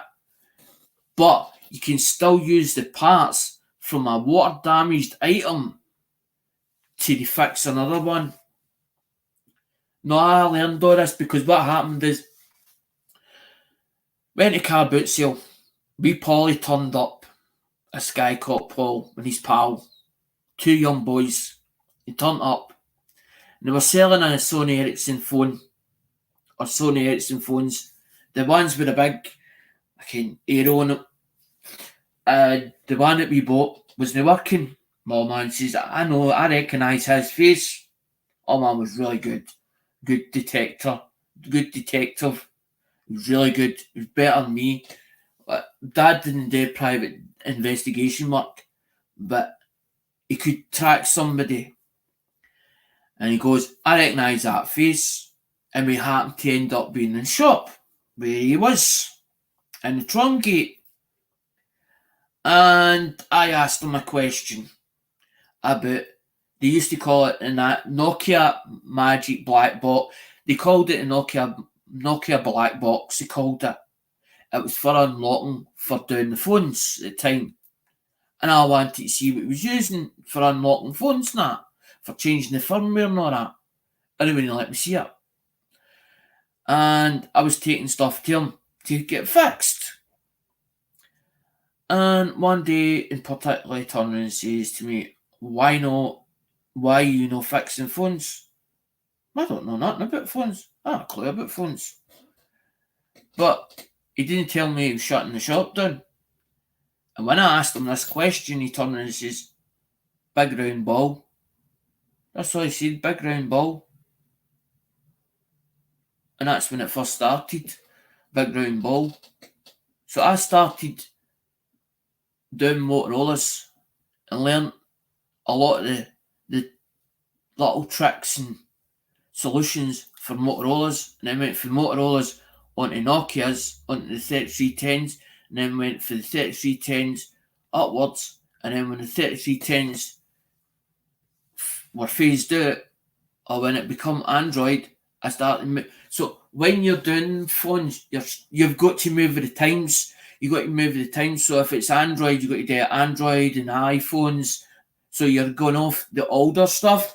But then when you realise the older stuff is still bread and butter and still worth a bit of money out there, and job lots or whatever, you then buy the job lots to get the better stuff out it. So you get a mixture of stuff. So that's why. But then I noticed there's a big bit in the market that's like retro, and then there's people that are if you go onto Facebook, there's a Facebook group called Vintage Phones Archive. The guy's Gita Pasaliera or something like that, right? A funny surname. He's for the Netherlands. The guy's for, I think, the Netherlands, right? I didn't know that he's into all the retro stuff. All he does is retro. Retro phones, that's all he does. Retro. But I met him through eBay. I met him as a contact through eBay. And started following him as well. But I didn't know he had a YouTube channel and also he fixed phones. So I did a bit of business with him as well from time to time for boxes or whatever else, because he's building newer boxes and all the rest, because he knows the blueprints and schematics and they're thing with us and the components, and they're sending the PCB boards away or getting brand new PCB boards built, and it's got all the blueprints on them or whatever as, and it tells you what parts to put on them. And he says to me, look at schematics. He goes, you look online, he goes, you'll get all the schematics, you can build it yourself. I goes, but it's cheaper for me to time me just to buy it off of you. But he's onto the older stuff. But I knew that some of the older stuff is worth money. Like you've got your 82s. The reason why 82s sell is because of how they're like miniature, right? So they're all about, 82s are all about that. You probably know it. I don't need to tell you, Vanda. 82s are like that, right? 82s are that size. We don't have any camera on them. They're still good call. 62 10s and 62 10s and 63 10s, still good call on them. There's certain phones in the Nokia range that do good money. They still do good money. There's some of them that do 140 odd pound. There's some of them that do 200 odd pound. But it depends how far you want, or how long do you want to sit in an item. But the thing is, if you're selling at 140, it's got to have the box, it's got to have the inner it's got to have the inner carton, it's got to have all the paperwork with it, it's got to have the charger, everything. That if you're asking good money for something, for somebody to buy that, it's got to be in immaculate condition for the money that you're asking for it. But some phones will do better than others. He did, like Chinard did like 2 weeks ago. He had 30 quid for a phone, 62s. He sold one for 21 and another one done 30, right? Said unlocked, had a good battery, looked the part, right? It looked really good. There was no charger sold with it. So the guy got the phone and the battery, and he paid 30 odd quid for it. But it was in really nice condition. It was I'm talking about, I even looked at the photographs of it and went, that's nice. Because now you have to, when you're putting an item on eBay, you have to photograph the top of it, the bottom of it, and the sides of it. And sometimes you've got to take the battery off it and photograph as in the back of the IMEI. Some people don't, because they don't want to give the IMEI number away, because you get the IMEI, you could report it stolen. The IMEI. So some people will show you the IMEI, or they'll put a finger across the IMEI and let you see the serial number of it, as in, so that you know it's got the badge, so nobody's fucked about with it. It's not been taken apart. Some people don't like if you turn and they know it's been taken apart. But some phones, when you're rebuilding them, you have to take them apart. But it depends how good you are when you're fixing it, as in to leave no traces that you've been into the phone in the first place. And if you sell that, you have to give the buyer the confidence to buy that phone, to know that phone is nearly 100% right.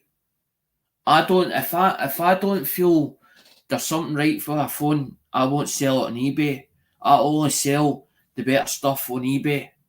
If it doesn't pass my pass marks, it doesn't go on eBay. I bought stuff off of him last week, but I bought it because I have three replacement batteries that were their replacements. I know they're not proper Nokia batteries, but they're good enough for the phones, as in they're China replicas of that Nokia battery. And I know the batteries are good batteries. Now, for the battery alone, they're £6.50 each. He's not willing to spend that. He's not willing to spend £6.50 each for each battery. I bought 262s off him in really good condition, and I mean really nice condition. But the thing is, I might put that in a set of pairs. I might end up put a 62 and a 3220 back with it. I had 270.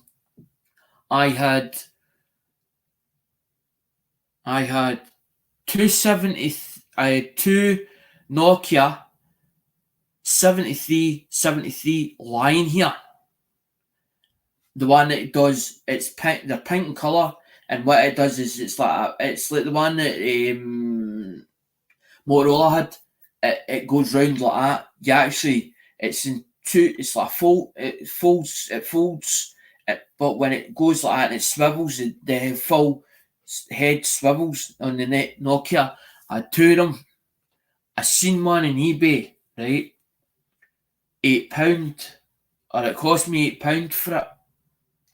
The screen's damaged on it. No bids. Buy it now. I thought, kept looking at it, I thought, that phone's in nice condition. I said, but the thing is, because of that screen on it, it kills it. It kills it to sell it. Or the person that's selling it, it kills it. I thought, but hold on a minute. I've got a funny feeling I've got 2 or 3 of them kicking about. But why did I not sell them at the time? I'm like, did I not have the batteries or something? So I bought it. It's the quickest repair I've ever done. It's the quickest repair I've ever done, and I swear to God, no, this one's a 73. It's a 73. It's the Nokia 7373. They did them in baby pink and baby pink. So they did, or they call it powder pink. It's called powder pink. It's the quickest repair I've ever done with one.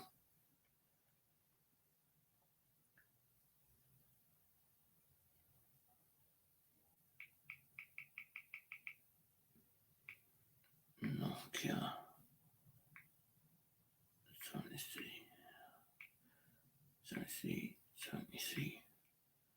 Done them in baby. This is black, pink, gold. So they done them in black, pink, gold. I didn't know they done them in. I knew they did them in black, but I didn't know they did one in gold. That's it. That's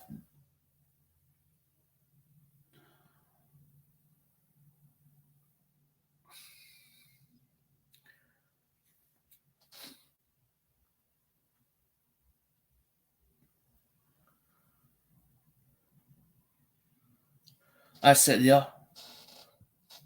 But the face. It moves round. The buttons are underneath that housing.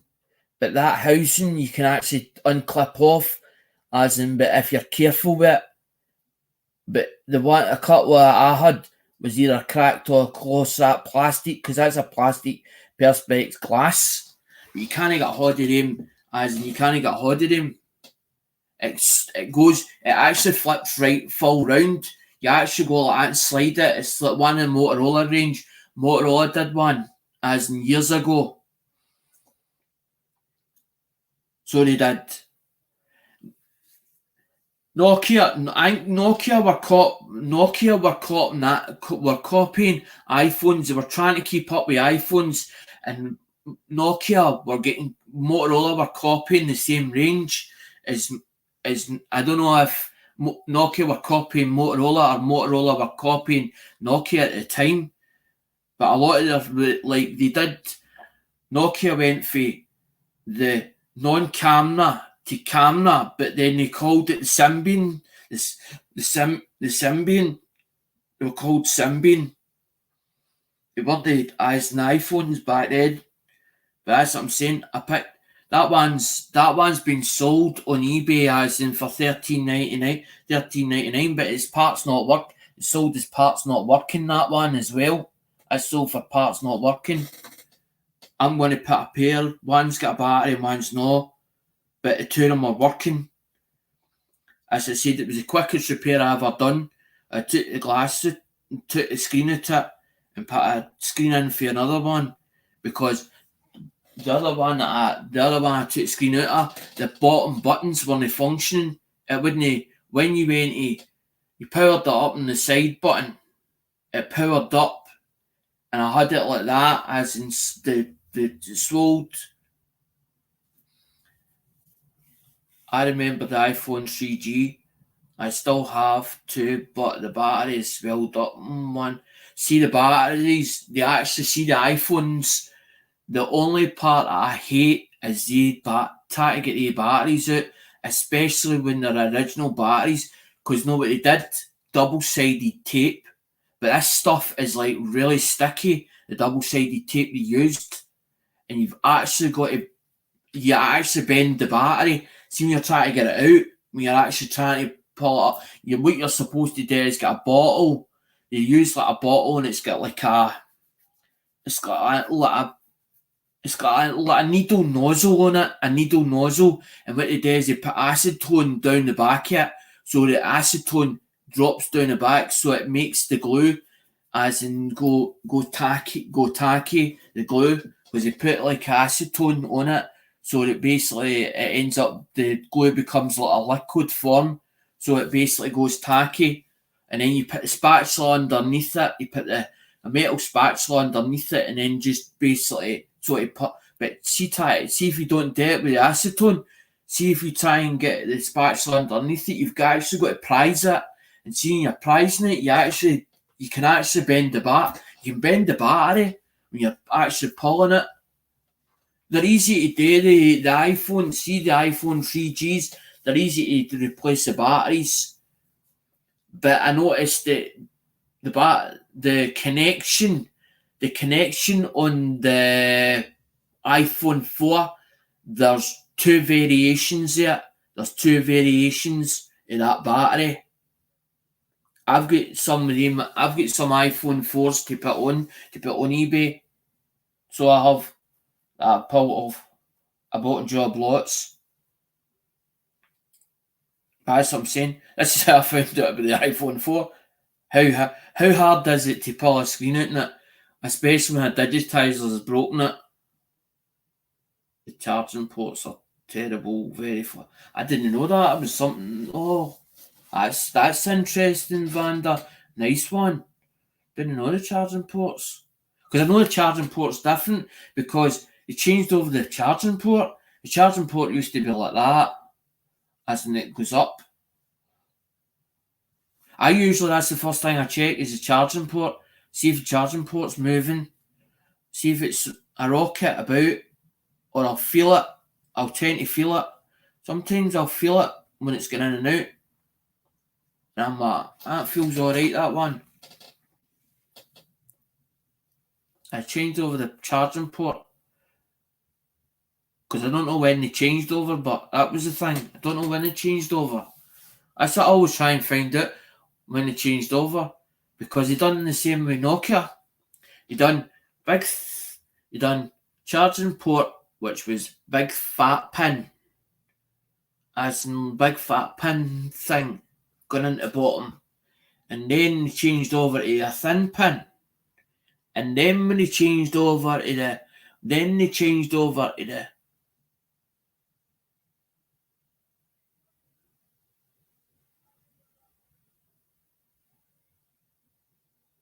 do you know something? I don't know whether the charging ports come off or not, or whether they're soldered onto the board. Because some of them are soldered, Vanda. Some of them are soldered. The older stuff was soldered onto the board, and some of them's not. You need to open it up and see, because it might be a soldering job. Because if it's a soldering job, you might as well send it to somebody. But if you take the board out, if you take the board out, see if you disassemble it. It's a lot easier if you disassemble it, then take it to somebody and say, is there any chance you do that? As in to solder it, because they've got a hot air station, because that's what you usually use, a hot air station. And the hot air station usually takes the USB port off it, and then they resolder it. Because if you resolder it properly, as in because there's thin legs, there's little thin legs, and you can't. You got to watch the solder doesn't attach to the next leg. Soldering is a fucking pain in the ass. I used to do it with the Motorola's. I had a soldering iron, and I used a normal soldering iron, and I actually filed down. I actually filed the tip down that, because the way you used to get into the back of the leg, the Motorola M3788s, on the charging port was at the side, and what they used to do was they used to break off. They used to actually break off. They used to break loose. And I had a way of getting, because there's like 4 legs. They attached it like four bits, and then there was a leg. But when the leg went round to the back one, which was the main one, as in the back of it, there was a resistor. You need to watch the resistor, the IC resistor. You didn't hang me heat it up, especially with a big soldering iron. But they usually use, a lot of them use a soldering station, which is basically like it just looks like a gun, and it's like hot air. It blows like hot air on it, and then they use the flux. And I watch all the videos. I watch the videos of the thing with them soldering stuff on, with the technicians as and on the thing. Because I've got all the machines. I've got Medusa. I've got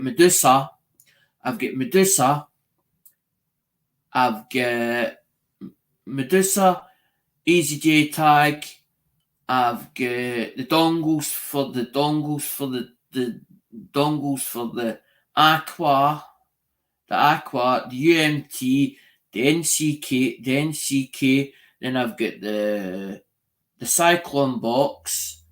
I've got the HWK box by Sarasoft.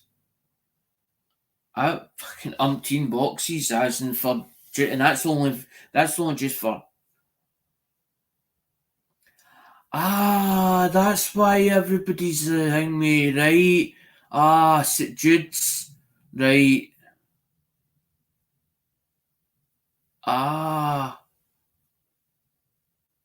That's fine, William. Just wanted to say hello. I'm at St Jude's. St Jude's auction for the kids, the hospice thing, the hospital, as in over their country. That's where they are, right. That'll be a 2-day event, a 3-day event, that one, because the amount of stuff that's been sent in for it. He's talking about, William, I'm trying to spend. I'm trying to spend money, mate. I'm trying to build money back up again.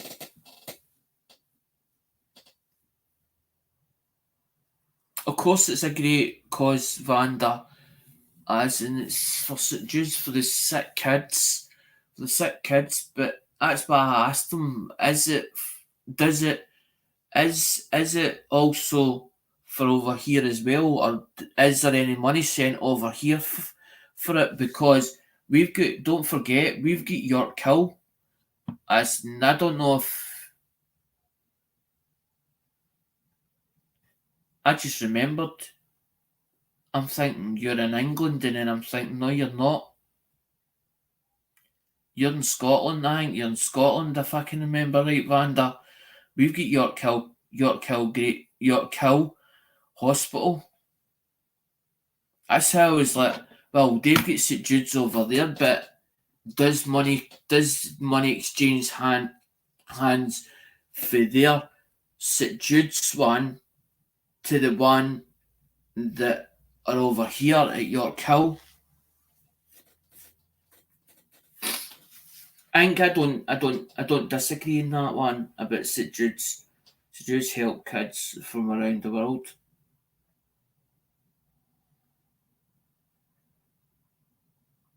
I don't know what hospitals for sick kids are. It's not that sort of way, Vanda. But I know about the York Hill one. York Hill. Nice one.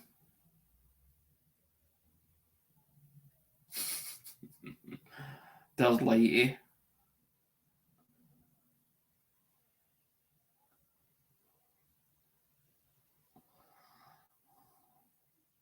How's you, Lighty?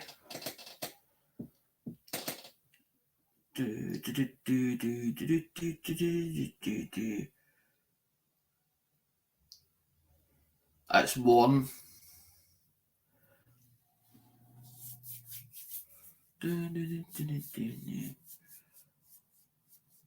I won't be there. I don't think I'll be down the wheel because there's only threes here. Because there's not enough names. I still to put JP's out. JP's needs to go. Blister needs to go. And the other ones need to go as well. Some of them needs to go.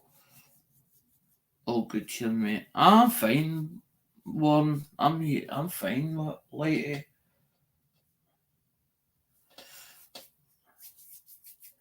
Lighty says, I'm taking my videos down and putting and going back different. Your videos is actually good, Warren, as in the ones that you've left up or the ones that you've redid.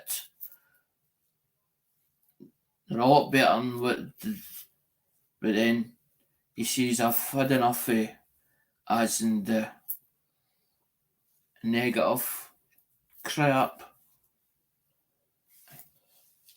I used to bounce bellies with a last one. Ha ha. I thought I was going to be seeing somebody as in me for Cheltenham, but it ended up it didn't happen. Sometimes you say things and you don't. You're talking to them in general, and they think sometimes it's directed to them. That's directed to them, and it ends up that they think when it's directed to them, they end up that it ends with an argument or a disagreement between two people, and then one gets upset, and then they end up switch off. So then it becomes a case of, well, they either talk to you or they don't. And I think I fucked up, so I'm not really worried about it. Really, being honest.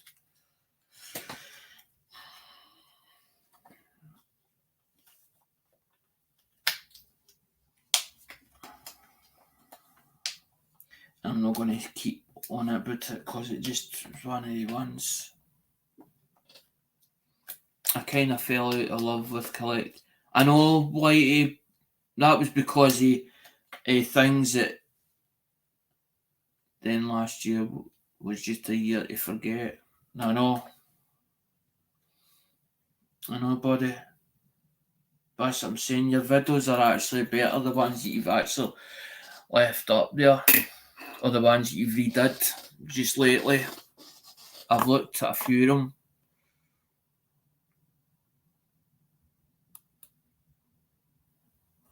Even if I'd unsubscribed to somebody, I'll still watch the videos from time to time. It doesn't mean that I fell out with you. It's just that if I don't like when somebody as in starts talking about me behind my back instead of coming to my face. But then I'm thinking maybe I've perceived it wrong, that as in the way that they've put it across, because you're talking to somebody in general, you're not really stabbing somebody in the back. Sometimes it could be the way that other people perceive it. So I just sort of left it and that was it, end of story. Because I don't go to people's panels I'm only going to talk about things that I've saw or witnessed, because I want to understand it. And if I'm being a pain in somebody's chat, I would rather them tell me to fuck off. Just say, look, I don't think it's your night to be here. That's it. End of story. And I'll disappear. But once you start as in talking about me behind my back to somebody else and I find out about it, doesn't mean to say that I'm going to be angry about it. I might be upset that you did it. In the first place, I'm upset about it. Like you said to somebody else. I've given up putting videos up to please people. Exactly. Like, because it's YouTube, isn't it? It's really about as in stuff that you enjoy, that maybe somebody else will enjoy. And with coins, it's a case that it's not about you, it's about the coins themselves, as in to show off coins that you've got in your collection. So, do you know what I mean? And at the end of the day, you did nothing wrong if you mentioned certain people's names. And if they don't like it, basically fuck them.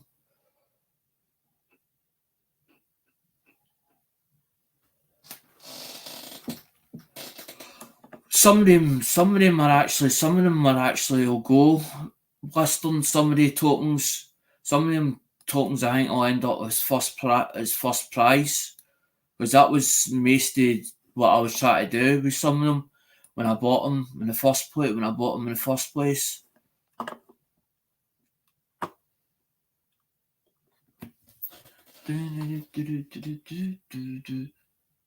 I'd tell you her name, but I've forgotten her name. It must have been meaningful. Ha ha ha ha. Aye. You remember parts of it, as in about the belly and all the rest of what he's did, but can't mind the name. Sometimes that happens. I did that with when a relationship ends. I never stay friends with them, because once you've had a meaningful relationship with somebody and there was between them, you don't look at them the same. You can't look at them the same. As in when they say, "Oh, I'd like to be able to stay friends." You can't look at them at the same, because you've already had as in dipped the wick in them, and it didn't work out. So I usually just cut off all ties and that's it, end of story. Especially if it doesn't stay as serious or it's a serious relationship.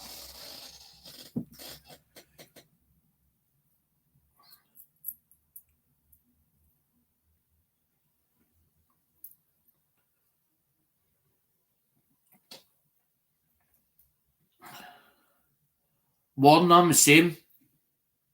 I never fitted on the thing. I never fitted either. I didn't feel as if I fitted, because it was John Gamble that come racing into one of the live streams or one of the thing, and says, "Oh, you need to come and see this. You need to come and see this." I'm like, right, I'm going to see that. Okay, I'm coming to see it. But then it was a case of you'll stay there until we get to know you. As in, you stay there. Whoa, back off. One of the ones. The Americans didn't do that. The Americans didn't make me feel like that. The Americans took me under the wing and went, come on with us. Come on with us. And that's what upset me, Born. But at the end of the day, your stream felt as if I felt comfortable with it. I felt comfortable because you decided to go on your own. You had a big fight with a certain person, decided to cut off all ties, and it seemed to go well. It was coming. It was coming together. It was coming together. But then the drama was coming over. The drama was coming over, and that's what basically you were like, I don't want this drama. I don't want this.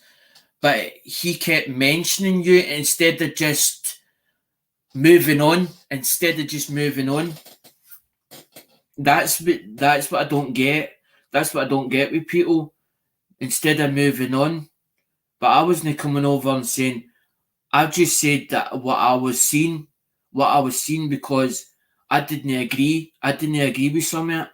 I didn't agree with some of it because I'd rather it no rip the whole community apart because that's how it felt, as if it were ripping it apart.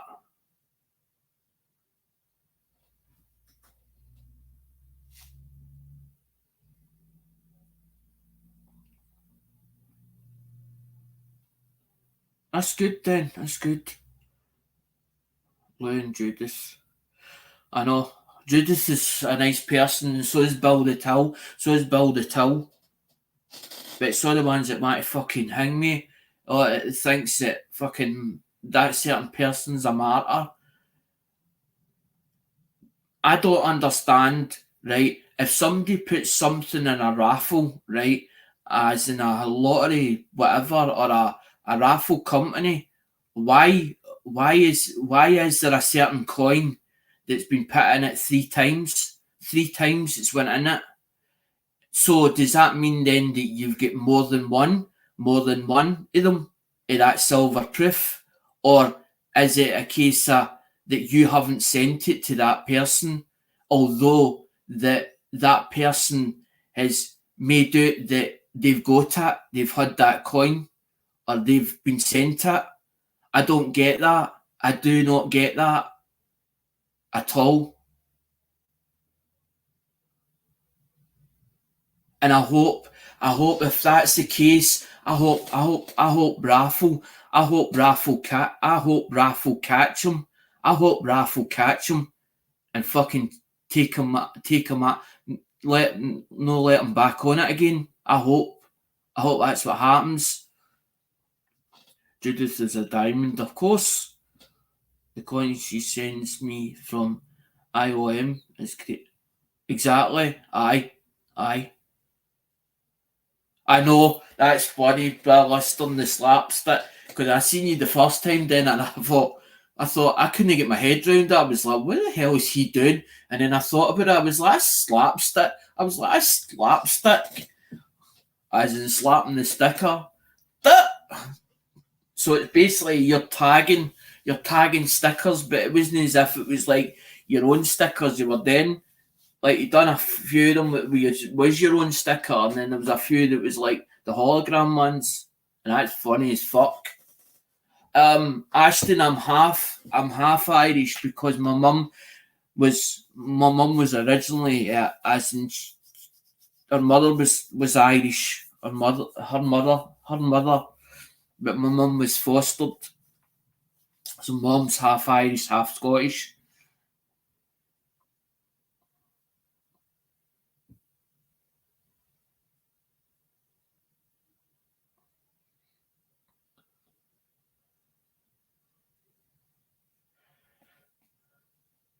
Nice one, Boston. Keep going, mate, bud. 7.2k views in the last one. Good. do not ever get down, even if there's even if you need somebody to talk to, just message somebody if that's how you feel. Isn't Ireland next like next? I don't know, Ashton. I don't know. Isn't I don't study a map, so I don't know. We grow stronger together.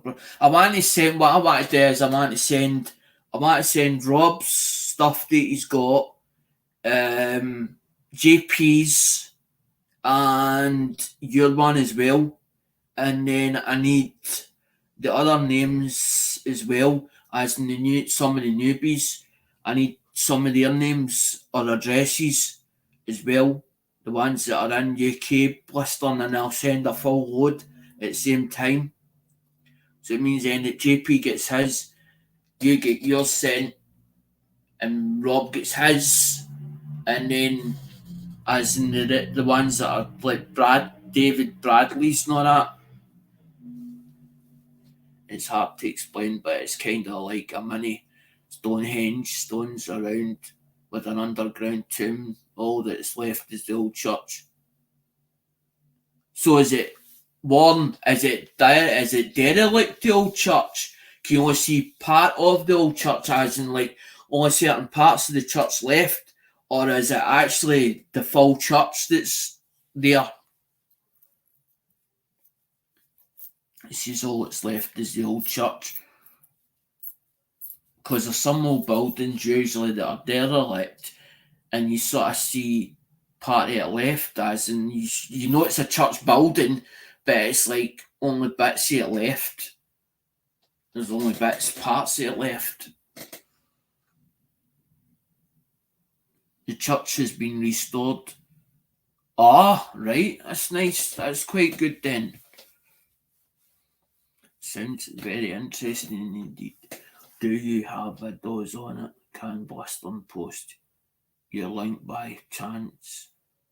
Blistern, post your link, buddy, so Vanda can see that.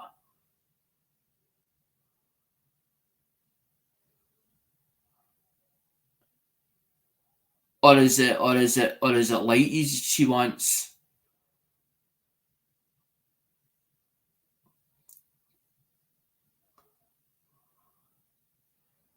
So that, because I know Blisterns, because I don't think Warren's got a mod thing.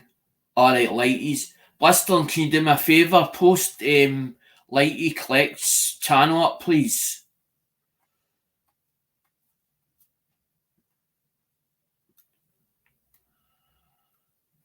So Vanda can see that, as in she want to see that the one the video he's on the video on his channel about that the church tomb.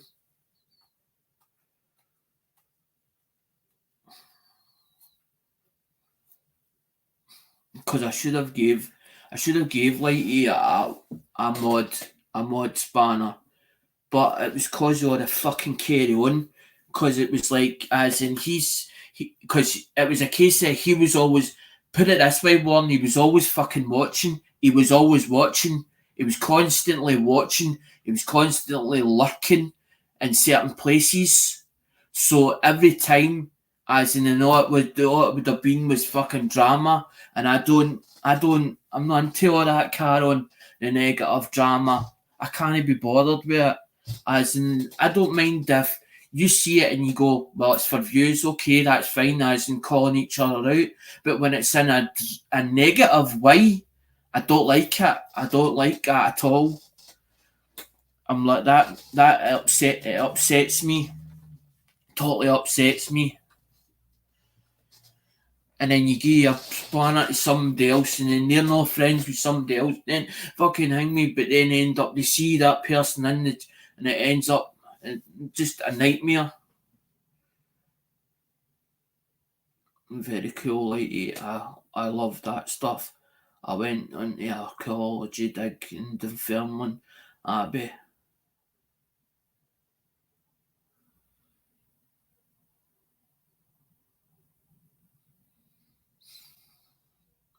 Everybody, the thing is, Warren, everybody thinks he's a martyr. he's not a martyr. He's a fucking con man and always will be. He's been in jail before for it, and a con man will always be a con man, no matter what. He'll never change. He'll never change. But the thing is, as in sometimes you just got to fucking let it go. Let it go sometimes.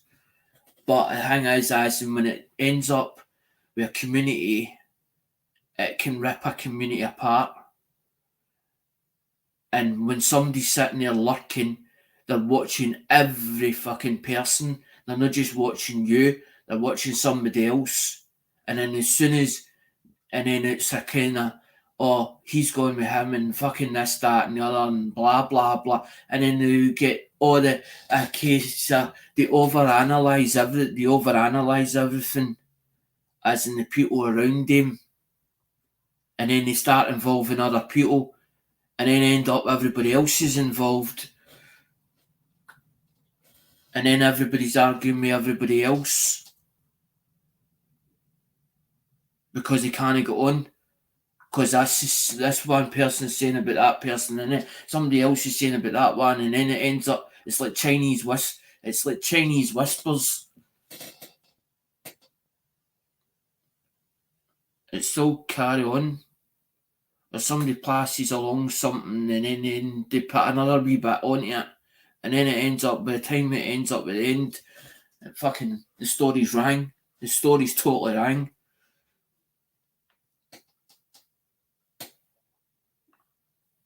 I just went into his channel because there were certain people in his channel, and at the time I gave John Gamble, as in USA Coins, trying to thinking I was trying to be helpful to that person at the time, because they wanted to make content showing USA Coins and letting other people understand it at the time.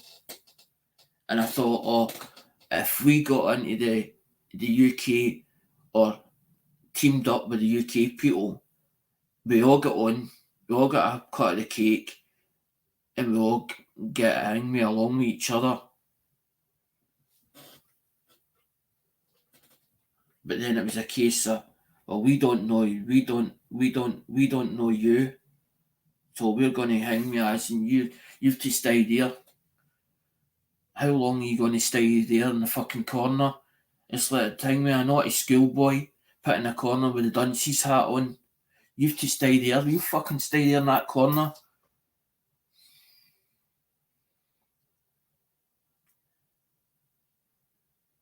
Exactly. Yeah, the man is dangerous. That's why I don't buy off of him. That's why I started doing it in raffle. Because I was like, well, if I win something in raffle, he's got to then send it. It wasn't a case of, as in, make him look bad. If you're not going to send stuff to people, I'm going to fucking show it. I'm going to tell people, you don't get your fucking stuff. You don't get your stuff. I don't do that. If it's your stuff, I've got stuff that's JP. I've got stuff that's JP's. That's going to JP. It's just the thing, me, as in this. I've got that much stuff to know, as in it's kicking about. They've been told it belongs to them. I've showed it many times. It belongs to them. I'm not putting it back into fucking stock. I wouldn't do that. It belongs to them. But rights, it'll go to them. Whoever it belongs to.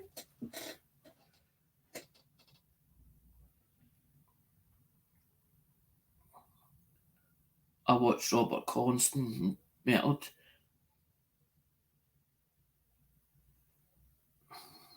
I'm someone who prefers to be mourned. Some people do, Warren. Some people are rather on their own. There's some people that need the company, as in they need the company. They've always been about with somebody else, or as in tagged with somebody, so they're like a shadow. But they don't do any harm or mean any harm. Yeah, apart from Judith and Lou, I don't send stuff to anyone else now.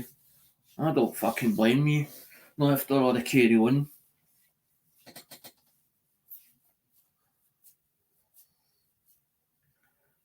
No, but what I'm trying to say, Warren, is if you're selling stuff to somebody, as in they should be able to show it, as in there should be videos, there should be actual videos of people that have actually got stuff, and if they're in the YouTube community, it's up to them if they want to show a video on a mail call saying, by the way, it was sent by such and such a channel or such and such a person. You need to see this. Prefer one space, people wine. That's what like William went away up to Ken Ross because he's not a people's person. He's just not a people's person. He got son with the Lance Corporal and there's certain people as in the army that he'll take orders from, but he can't get on with people. Exactly what Warren just said there. It's as if it's like he can't deal with it as in crowds of people. He can deal with if it's a little crowd as in maybe 3 or 4 people, but when it becomes overwhelming for him.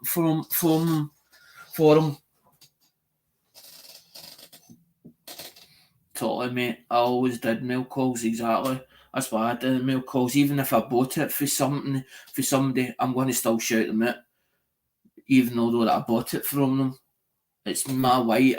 Again, because we can't do sub for sub anymore on YouTube, we're not allowed to do sub for sub. So I was like, well, if we can't do sub for sub, why is there another way I can do this? Is there another way I can get round this?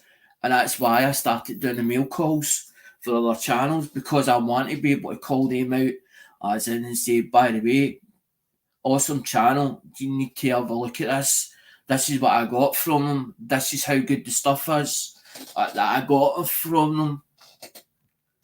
Because that's why Warren, I was buying pens from yous as in to put into the GAWs, because I was wanting as in get yous as in other views and other people that want to be as in to come to your channel. It wasn't just a case of me being selfish or me. I have to show parcels loose ends for me in the curl. I know, aye, twat, twat.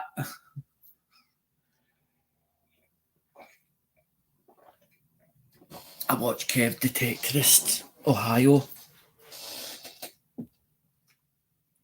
Or Kev Detectorist also. I know that's why I bought them a few white one. I'd buy another load and stick them, do the same again. With GAWs, because that's what I was doing. Was sticking them in the GAWs and putting a pen or whatever, because I can't get hold of a Scottish pen or something that says Scotland on it that's as good as quality as the pens that you got done. Because I feel that they're a lot better, as in the weight's right on them, and they're not plastic. They don't feel plastic. They don't feel like plasticky.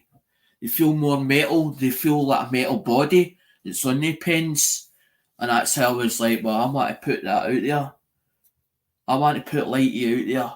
I feel he's a good guy, as in, although that he's been made out to be this fucking person that's been sending fucking emails and fucking all this shit. I don't believe half of the shit he comes out with. I might watch a video because I'm interested in seeing what's going to develop.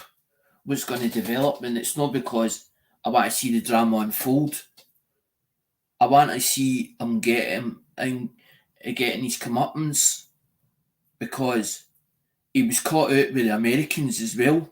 The Americans went like that. Well, why are we exchanging quarters with whatever this carry on, as in with 2 pence coppers or whatever? They fucking worked him out. They caught him out. So they did. The Americans caught him out. They caught on to him quite quick, like that. They caught on to him. They were like, why are we exchanging this, blah, blah, blah. Of course you do, Warren. We're allowed to do that. We're allowed to speak our mind. I don't stop anybody as in saying things in my chat. I'm not going to stop you for as in saying what you're saying here and now.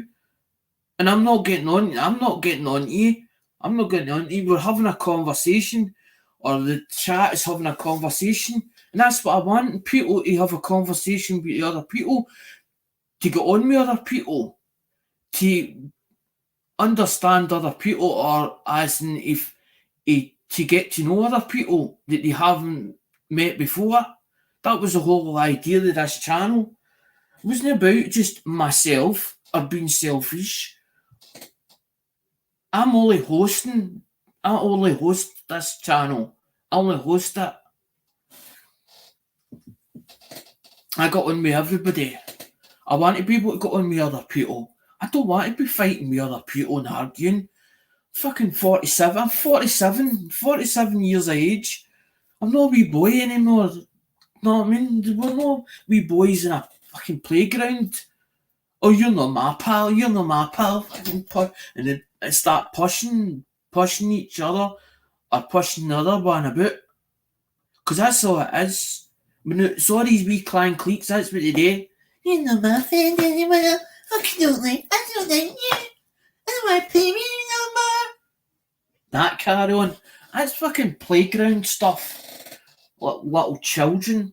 An adult goes to another adult and emails them. They don't put it online unless you want to show off in front of other people. Oh, okay, look. And sit there with the drama. I did that. That carry on. That's revenge. That's to hurt somebody, to actually to make them feel that fucking small in front of others. That's what that is, to show off. Look how big I am. That way. Exactly, Warren. Exactly. My biggest problem is I cannot take bull. I fucking know bullshit. I know. Can't go it. Can't go liars either. Liars and a cheat. I cannot fucking stand liars and a cheat. A thief you can put up with it, but a liar and a fucking cheat you cannot, because you can never trust them. Can't trust them.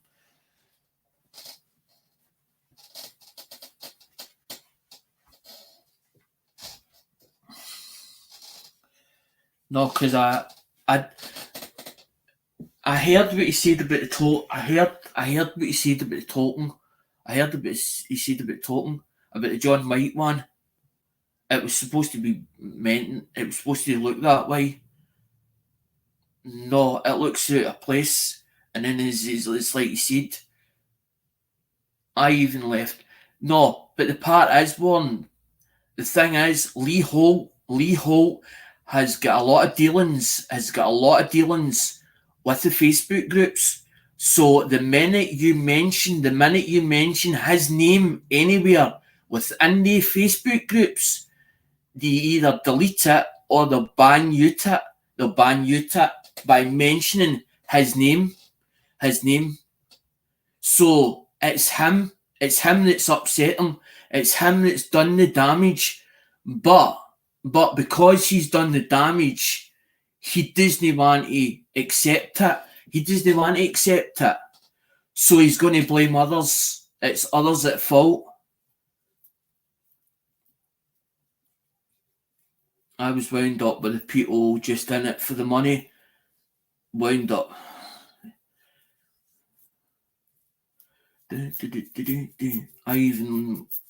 I even left most of the Facebook groups because I was wound up. The amount of people just in it for the money. Christ, the coins I have given away. I would never ask for money for them. No, I didn't ask for money. I'm not asking for money. I said if they want to donate to the shipping pot fund, because it means I have to subsidise it for elsewhere. To pay for the shipping. I pay for the coins. I don't ask for the money for the coins that they win. I always get on well with Lee.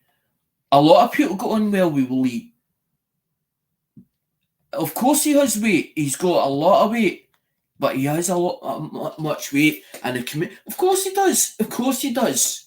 He had a very big part, as in his own mostly all the Facebook groups. He's on them, as in, especially if it's to deal with coins, especially if it's dealing with coins, especially UK coins, especially UK. I love castles. I don't have a lot. I don't have a lot of knowledge of them.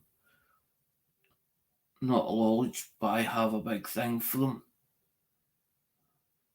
Exactly, he's connected. Exactly exactly he's connected to it. I don't like subscriptions. I never have done like subscriptions. As in, you buy this coin, you get it for this price, but you have to have a subscription to get the rest of the coins. Or rather, as in, buy that coin, and then it's a case of, well, I buy the next coin if I want. If I don't want to buy it, but I don't want to go into a subscription or tied to a subscription where I have to then buy the other coins, or they're sending me other coins and then charging me for it. Okay, I would think, mate, if that was the case, I would send it back to them and say, no, I don't really want this coin. I was only interested in that coin because I want to buy them at one at a time, or ones that I want to buy them because I feel that it's at a bargain price. Plus, also it's something that I really wanted. Yeah, man. Yeah, Westminster do that a lot. That's the only thing I got against them, as in because of the subscription. Because I remember a long time years ago, and it was a poster or something that came in, and when I looked at it, you know how you look for the small print or the terms and conditions. When I'm looking at the terms and conditions, I saw about the subscription, and that's the only reason that I never bought a coin for them, or a coin as such for them. I don't collect coins. Ha ha ha, I think you're funny. They collect me. Your package needs to go out shortly, I think, as well, because yours is quite a big package, buddy. So it is. And then I need to dig through boxes and then sit with hang me. I need to sit a full week. To hang me to figure out what coins that I'm keeping in my collection and the ones that I don't need, because I'm looking through and I've got 2 boxes. It's full, as in there's a collection I started, and then I'm sure I've seen fucking day ones as well. I've seen another set of them. I don't want another set of them, but I'm sure that they're in another box.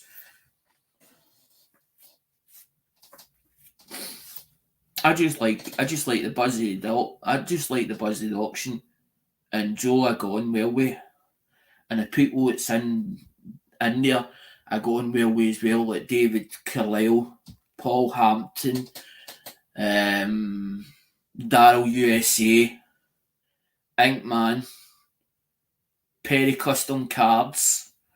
Do you know what I mean? I've got a lot of time for them. I've got a lot of time for everybody. The same as Warren, although that I unsubscribed for Warren. Maybe I just took it the wrong way, as in with all that phone call, because he did record that phone call. As in everything you said, Warren, he did. He actually hung me, and then what he done was he put it on one channel, and then he deleted it for that channel, and then he put it on another channel, as in that same phone call.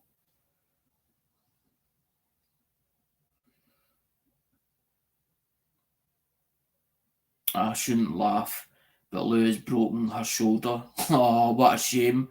That's a shame. Poor Lou. She's not a wee lad. No, she's quite broad. Fucking hell. Jesus Christ. No, I never have I got an issue with you either, Warren. It's fucking him, as in the one that thinks he's a martyr, or he wants to be this martyr. It's like that one. Remember the one that was there no? I'm sure there was one that he gets shot, or he get put in the ground by 2 police and they fucking sat on him and he died and they made him a martyr. They made him a martyr. They made him a martyr because of what the police did to him, what American police did to him. But that's what he wants to be. He wants to be this fucking martyr that everybody sees as he stand up there and fucking, oh look, I'm the big kingpin. That's what it's sort of do with. I'm the big kingpin here. I can't do nothing wrong. I can't do nothing wrong. That's what it is. I can't do nothing wrong. I'm fucking untouched. I'm untouchable. No, I don't think so, mate. Don't think so. You'll fall for that in your face one of these days. Somebody will come along and just go, fuck you. Punch you right in the cooting.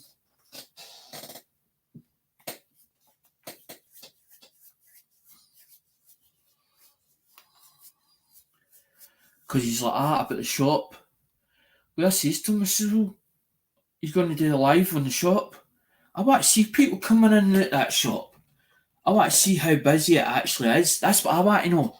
I want to know how busy it is. It actually is. If you're renting spacesuit, right, you're renting shelf-suit. I want to see how busy it actually is.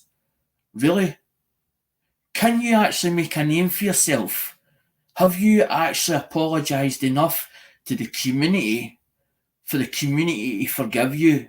For the community to forgive you for what you did to the fucking community? He's got the artisan, he got the money, Warren. He got that money to fucking open that place. Because he used the money as in that he got for Hang Me. That's why he was on the raffle site. That's why he was on that raffle site, to get the money, to get enough money in to fucking open the doors.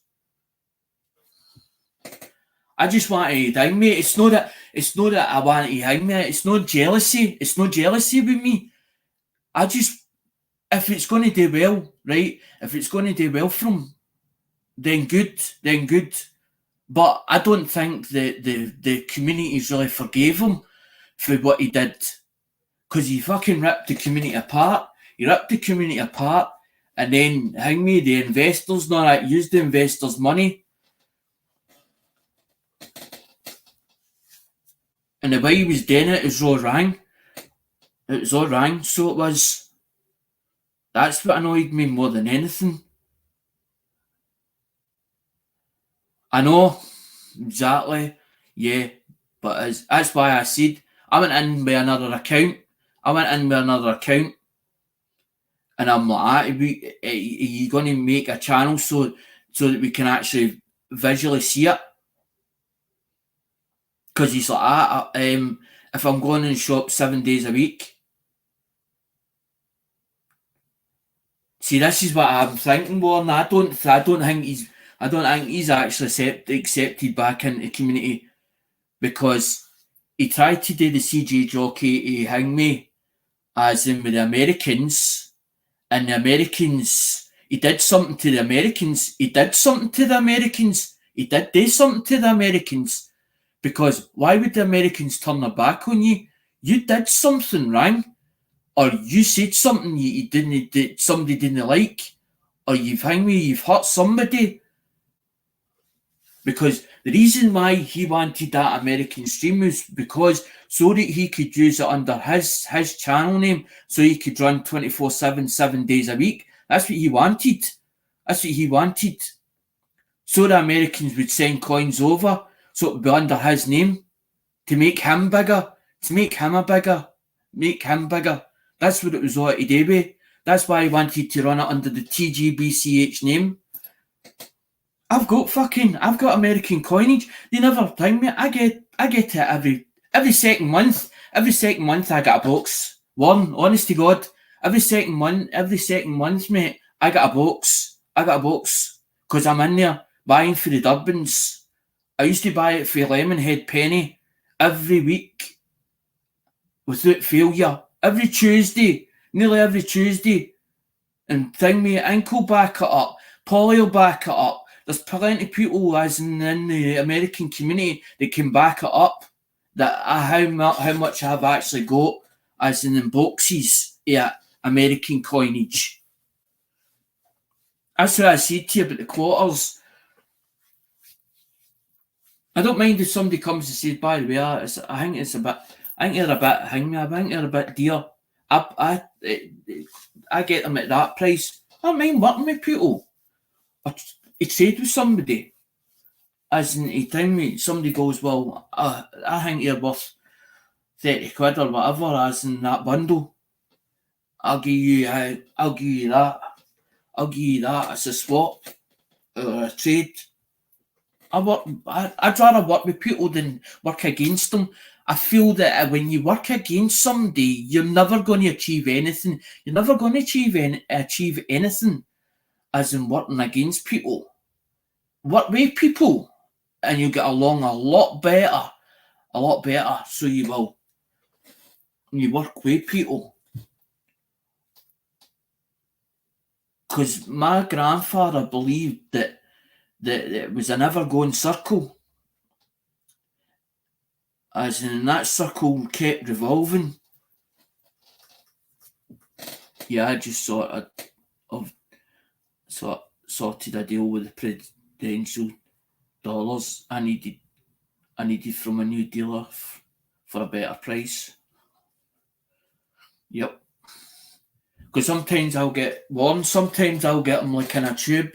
I'll get like a tube, but there'll be all different ones. It'll be like the same ones in a little tube, because you get them like in a little capsule, and I think there might be about between 8 or 12 of them in a capsule, because the capsule's only it's about that big, but about that round, mate.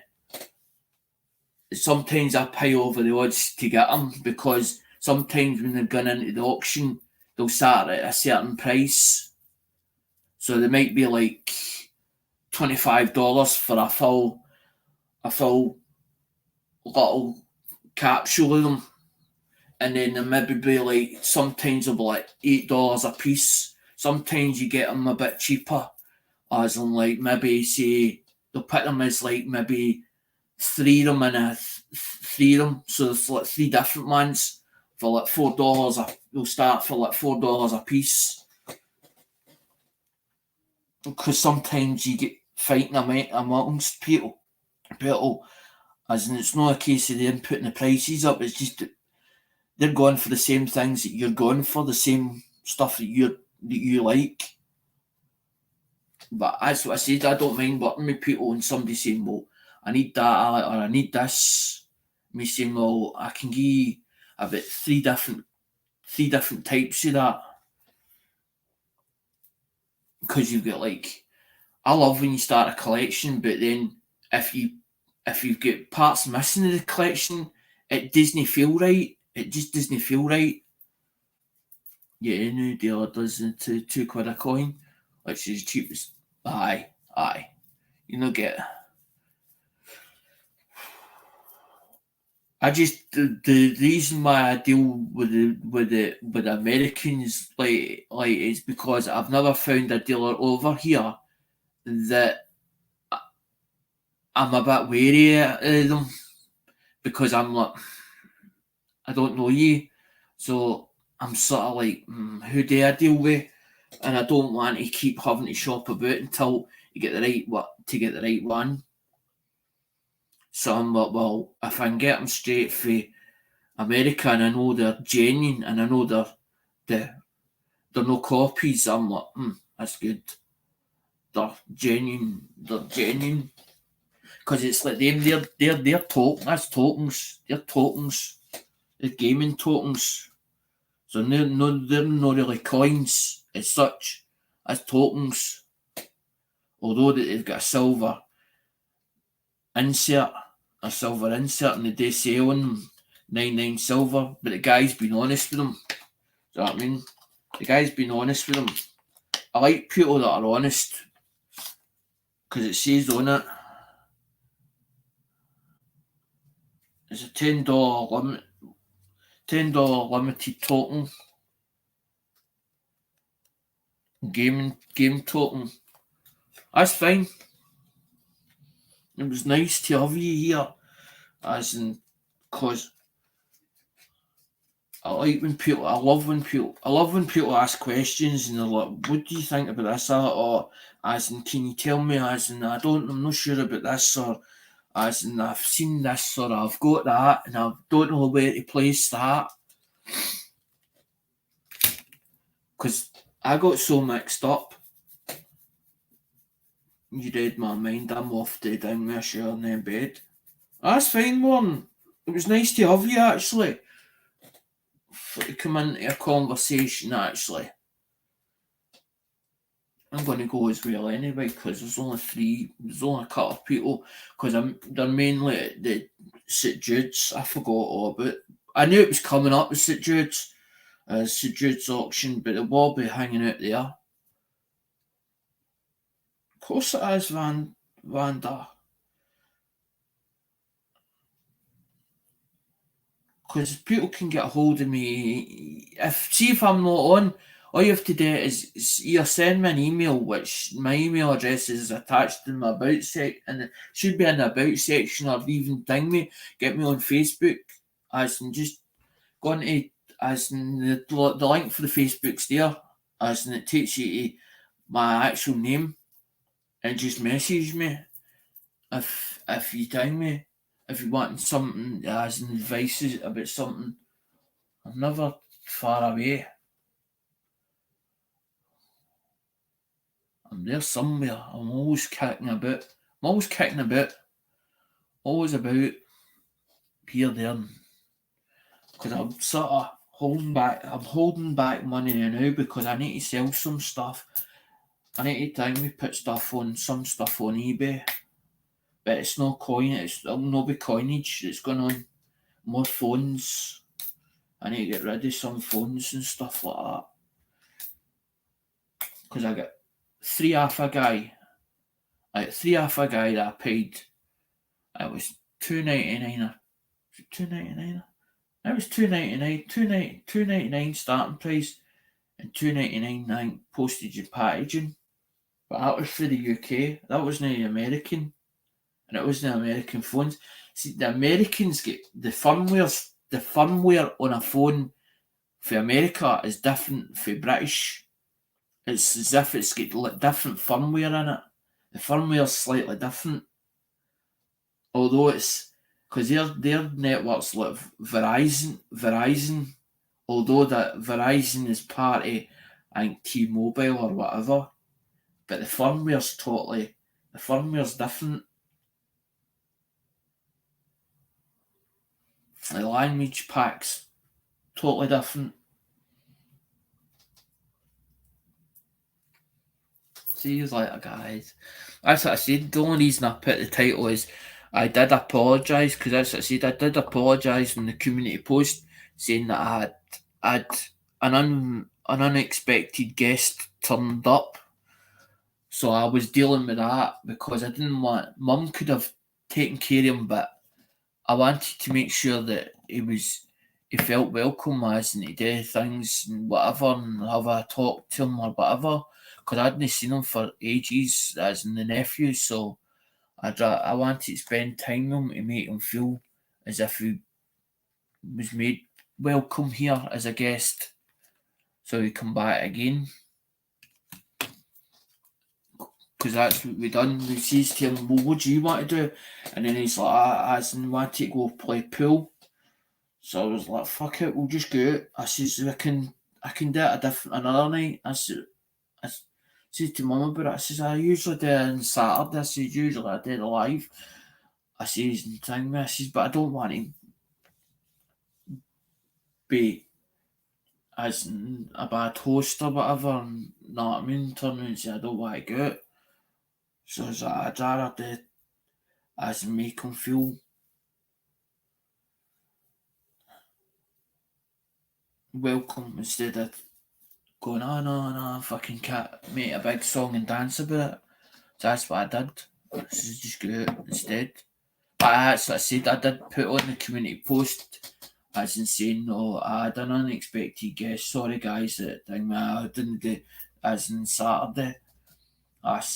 the Saturday, that Saturday. But it'll be back to normal as in the following Saturday. But then I'm thinking, has it been 2 weeks since then? Because sometimes I tend to... I think, as I said, we didn't even know he was coming. He texted Mum. Mum went out the door. She went to go to Charmaine's or whatever, but she's a surrogate daughter. Went to go to hers. She got so far, and there was a text saying that William was in Glasgow. As in, so Mum decided that because we didn't know if he was just coming through to Glasgow and maybe we'd meet up or whatever and maybe stay in a hotel. But it was a case that obviously this had been arranged and we didn't know about it until the last minute. And then Mum went, oh fuck, like that. So then I had to tidy all the other room. I gave Mum a hand. I didn't leave her to do it all herself, as in to tidy the place, because she fucking went to town in the place, as in the kitchen, the hall get done, the whole lot, whole 9 yards, and then up the stairs. And then when she come in, I was down the room, as in next door, as in the second room, the one that's the spare one. And then she's like, just hang me, as in do that bit. So then I done exactly what she told me to do. But I didn't want him to feel like, you know what I mean? That's why I was like, I want to be a half decent guest.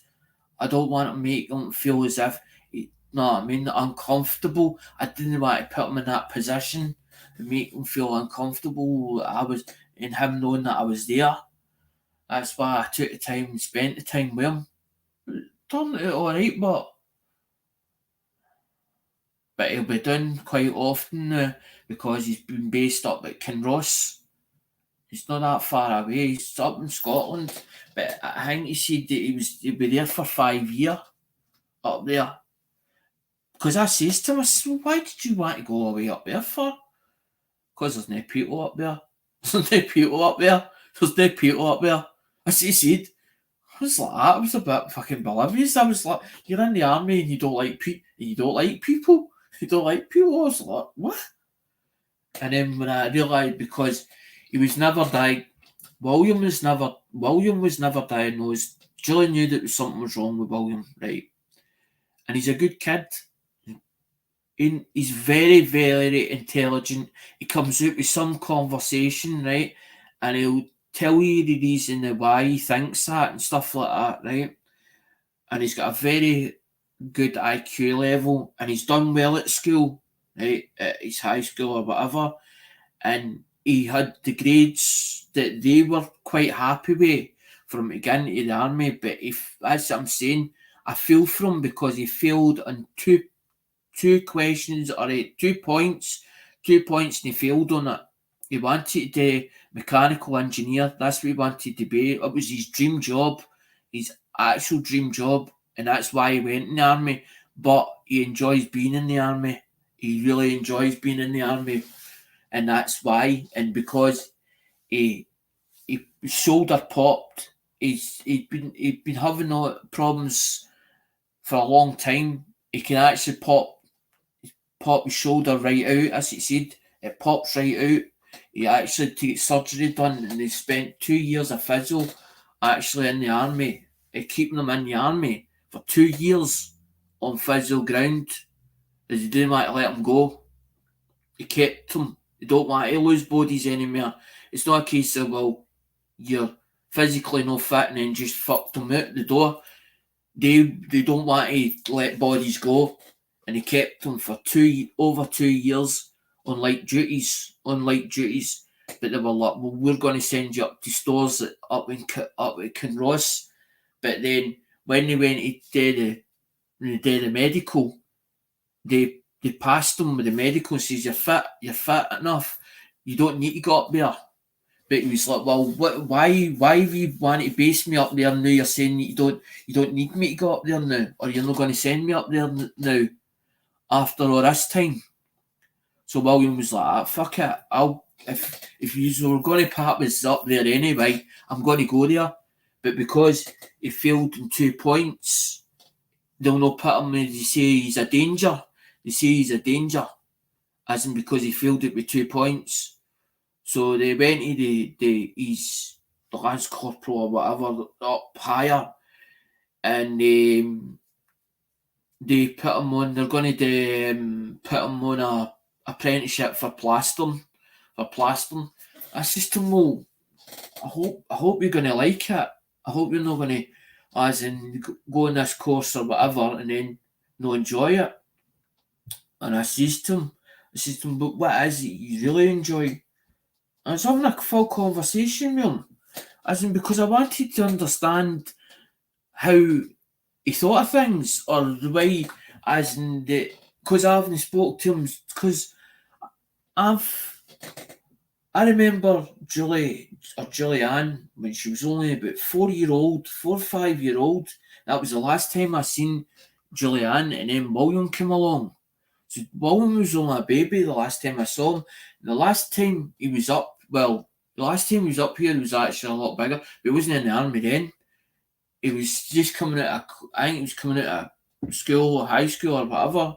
The last time I saw him, he was up here with Julianne, Brad, because Julianne was going with Brad at the time, and William, because there was two cars that came up, and 2 cars in total, and that was the last time I spoke to him.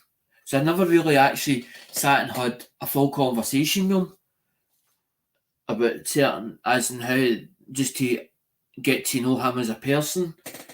And there was a lot of things that he came out with, and it was quite a good conversation, and that's how I was like to him, why are you going to be up there for? I wanted to understand why are we up there, and you've got family down in Oxford or whatever. Wouldn't you have been better staying at Catterick or whatever, the camp down there? And then he's like, well, they were going to base me up in Kinross anyway, but I'd be quite happy up there, as in to stay up there,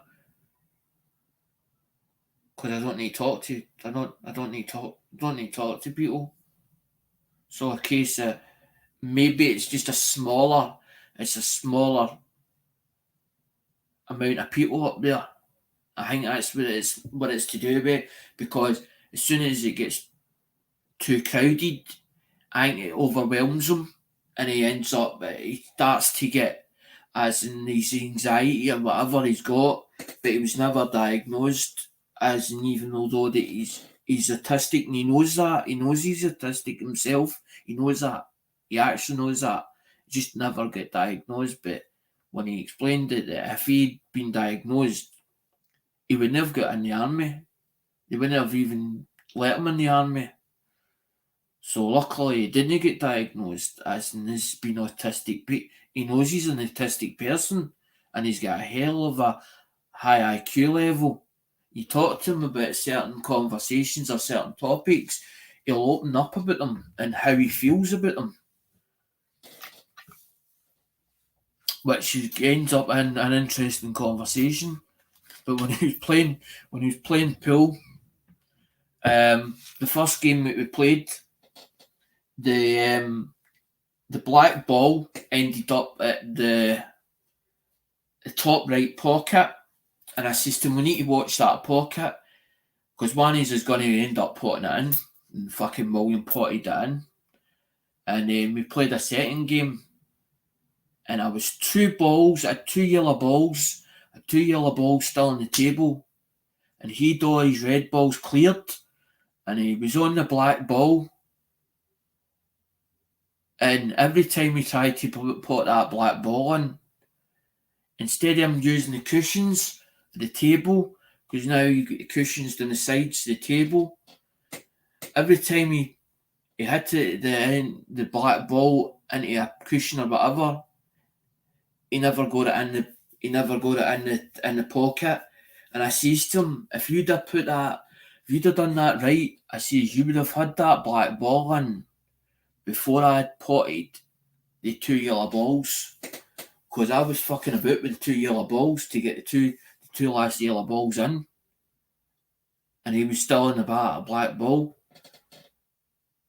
But then I was like, you'll get better. I says to him, I says, you'll get better at that. I said, because you've got more time to play with. I says, when they're not getting, when they're not deployed, or when they're not on a mission, as in out in the field or whatever, they've got all the time in their hands. So they their jobs or whatever else they've been told today, they'll finish that and then they just as in have time to fuck about. So they'll play pool or whatever just to pass the time, just to pass the time. I says to him, I says, you'll get better at that. I says, you end up beating my ass at that. But it turned out it was a good game. But the day before, or the Saturday, we went into the bookies and he was standing about what, maybe less than a foot away from me. And I get 52, no, sorry, 57-20 I took out the machine. And William was standing there. Mum was like that to me. She says, no good gear, man. And I went, much to a game. And I went like that with the money, right? So I'm fucking standing there with money, right? I goes like that. I goes, no, before I goes up and to collect the winnings, I went like that. I says, what I gave him a tenner, man. Oh, man, a tenner? What? He goes, like that. As if to say, I think that's fucking below the belt. Right, so I went away up and collected the winnings. And I ended up with giving him 25 quid. But then I was like that to him, back down the road. I says to him, whatever you do, I goes, I felt as if it was an ultimatum, but then I'm thinking, no, you did the right thing, Alec, because you didn't know if he had come down with money or no. He paid 50 odd pounds for the ticket to go up there, and that was a single, as in to get onto the barracks, whether they paid him back or no for his expenses, and then you turned around and says to him, well, not to spend that £25. As in, so you took him out and you bought the drinks, and then what I done when we were playing on the machine, and I put a tenner in. I said, well, what'll do? I says, I'll take a fiver of shots or whatever at 50p a shot, and then when it comes £5, fucking you play it. I says, whatever we win, although he didn't put the money in the first place, whatever we win, I'll split it with you, I'll split it halves, whatever we get out of it. We didn't really get any fucking beer that night, the Saturday. It turned out a good night, and then we never paid any bus fare. I was, and then we took him into town on the Sunday and went to drop him off, and then Mum went to cook him sausages.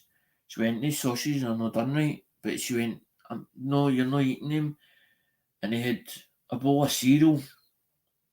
And fun enough, we didn't think we'd have time for him to have a breakfast, but then his train was at 11, and we got in there at, I think it was about 10:30 or something like that. We got into town, and Mum we went to Weatherspoons, and we had a breakfast. It's an additional breakfast in there. So we get fed before we got into the barracks. And then Mum goes like, she'll not get past that.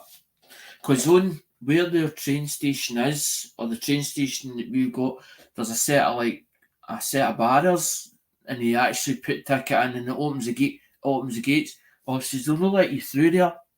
I did fucking his big bag, and it's quite a big bag. It's like a big, wasn't it like, he had a rucksack on him as well, but there's a big bag, and it looks like for carrying the guns in, or a gun bag, but it's quite a big, it's like a big fucking, it's massive fucking, this bag, and black, right?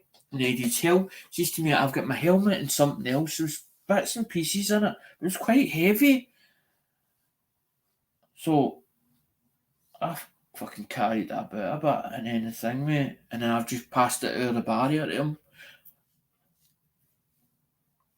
Rawr, rawr. Rawr, rawr, rawr. I know I don't come very rarely to your streams anymore. You can take my spanner away if you want, but I'm not taking your, I'm not dropping your spanner either here,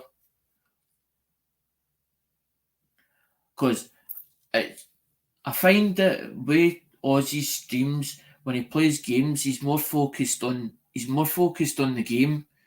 So when you're trying to talk to him, you're taking him off of concentration while he's playing the game. And sometimes he's engrossed in the game itself.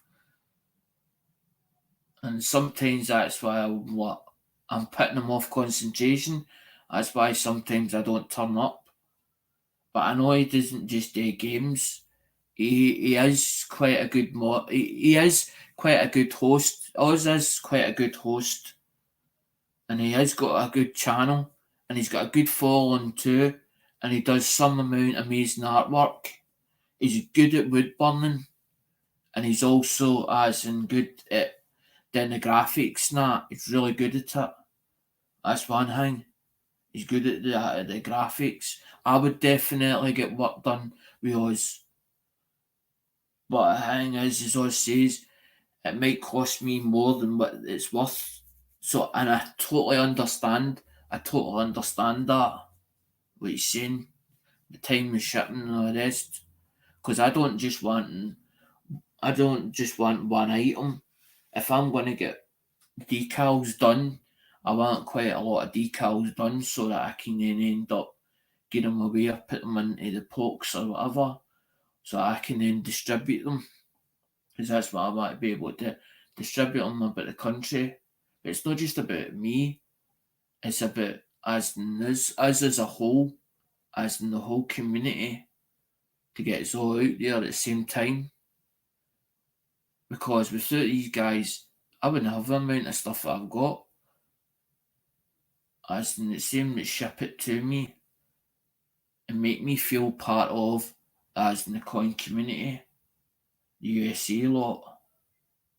And I didn't go into USA lot because it just happened. Just happened. It was one of these things, it just happened. It just worked out well. It always has done. It always has done worked out well. I've nothing against the UK lot. It just didn't work out, me being part of the UK coin community. There's some people I did get on with, like Warren, as in like he collects. I got on with Lou. I got on with Judith. I got on with Bill the Till. I got on well with Coinworld UK, as in which is Dale. My family collects. Another good channel. Can't say nothing bad about that channel either. As in Dean, brand new guys, as good as gold. But it's the rest of the fucking ones, as in it was part of the TGBCH carry on, and the way fucking I was treated, I was like, just couldn't get my head. I just couldn't get my head round it. I could not get my head round it. You're telling me that I've come into a chat, said hello or whatever, wanted to be part of your society, and you fucking do that to me, as you make me feel as if uncomfortable. It's a case of, well, you'll stay there. You'll stay there at fucking arm's length, as in you stay there until we get to know you, until we get to know you. No, that's why. That's why I was like, I feel uncomfortable with somebody doing that to me. Make me feel that way. Make me feel that way.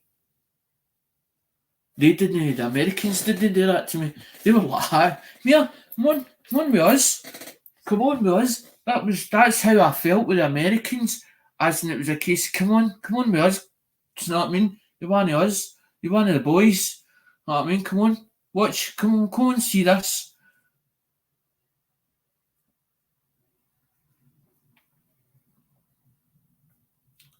I've nothing against us, honest to God, I've nothing against them. I've nothing against them, but it just, that's the way it felt. It made me feel really uncomfortable, as in somebody doing that. And that's what upset me more than anything else. That's what really upset me. I'm one of their lot, as in hang me. I was born and bred, as in the UK. It's different if the Americans turn and says, by the way, we don't feel that you fit here. You don't feel that you fit here because you're not based over here. I would have been like, that's fine. Do you know what I mean? I'd been, that's fine, guys. I wouldn't have, as in, started bashing people and saying, oh, fucking Americans fucking hate me, as in, because they've turned around and says I don't, because I don't live there. I could totally, I would have understood that. I've understood that. But because I'm based over here and fucking been treated like that, I was like, whoa. I was just fucking, I don't know, just blown away by the way that it was the way it came over. That's how it made me feel unwelcome. Because that's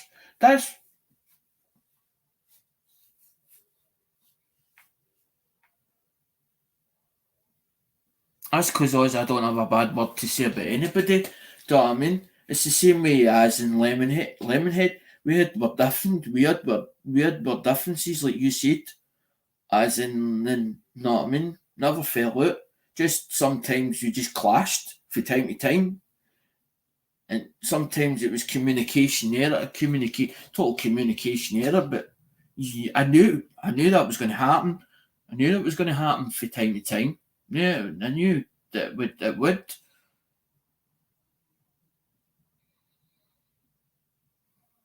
Oh, I know you understand, all right. That's what fucking pissed me off. I'm like, how fucking dare you do that to me? As in, fucking, we need to get to know you.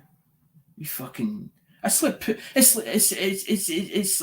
like being in a classroom and the teacher goes dunce hat, puts the dunce hat and he goes stand in the corner, stand in the corner. You being a naughty boy, stand in the corner, stand in that corner, face the corner, face the corner.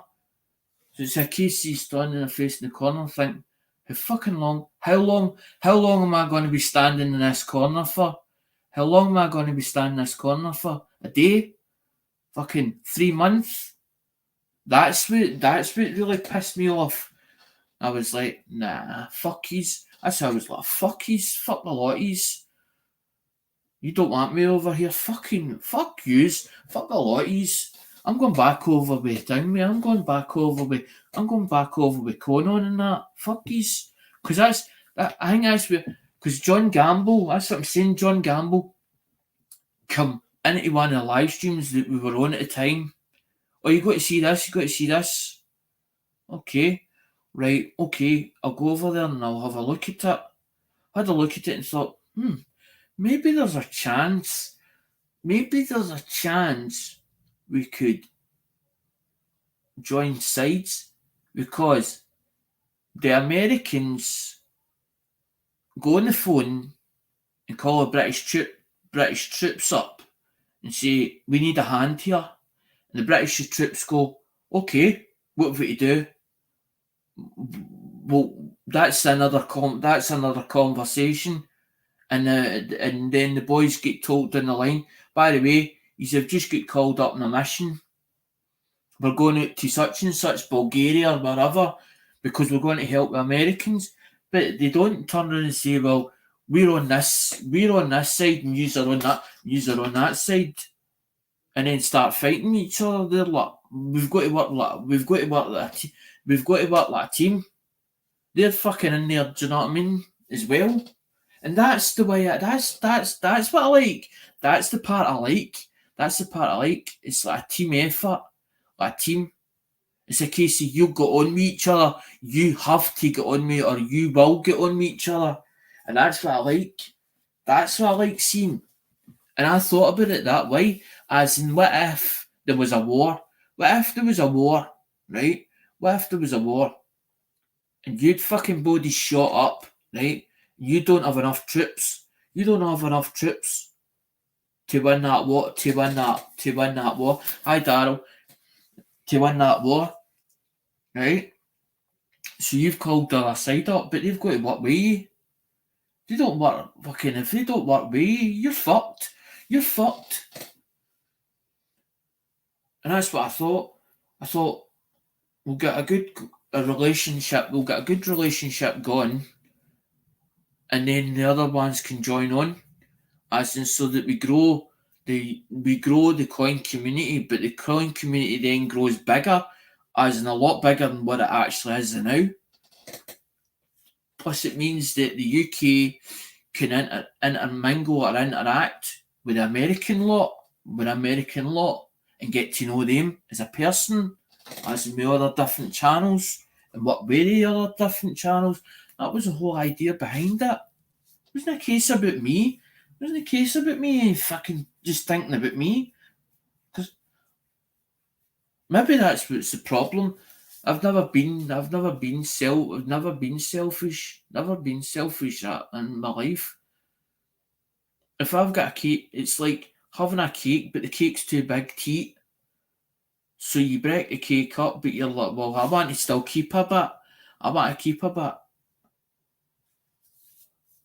But you have to understand not all Americans are the same.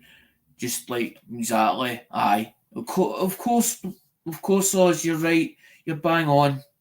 100%. I totally agree with you. You have to understand not all Americans are the same. Just like not all Scots are the same, exactly. Aye. Maybe try to take on too much, thinking that it could be done, it could be possible. I don't know how many times I've done that. Fucking, I've got this plan in my head. I think his mum says many times, "You fucking shit, you shim, stop ashiming, stop ashiming. You always seem to ashim, you ashamed that fucking ashamed does the work." Aye, but I've met you later on, Blistern. I'm talking about before I even met you. This was earlier down the line. This was earlier down the line at the time. And that's what really fucking that pissed me off. It made me think, well, is there any point of going on? But then I was like, well, I was letting myself down, plus the people that followed me that actually believed that the channel would do well, or they believed in me as a person. And I think that's more the case of why I kept going with it. And it's the same way when I've said to you many times, as in, you just keep going with the videos.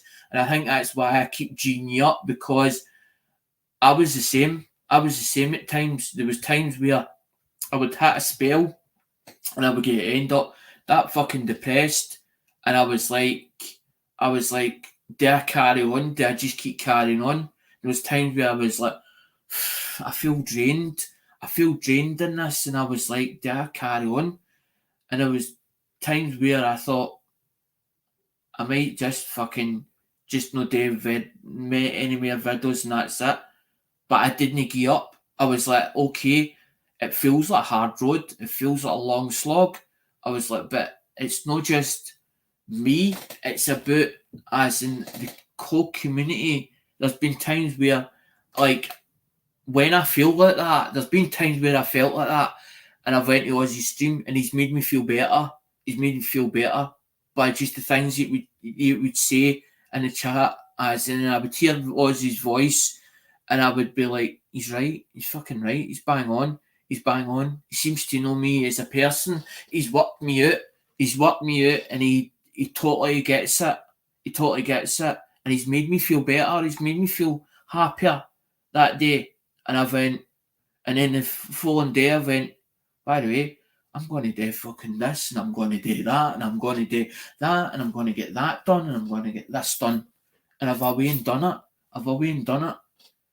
But there's times where I went, I'm fucked by the end of the day, or I've done too much, and went, I should have just hanged me. I should have just done 2 things that day or 3 things that day, and went, right, that list is not finished. It's not 100% finished, that list in my head, but I've got that, and that for tomorrow, and done it.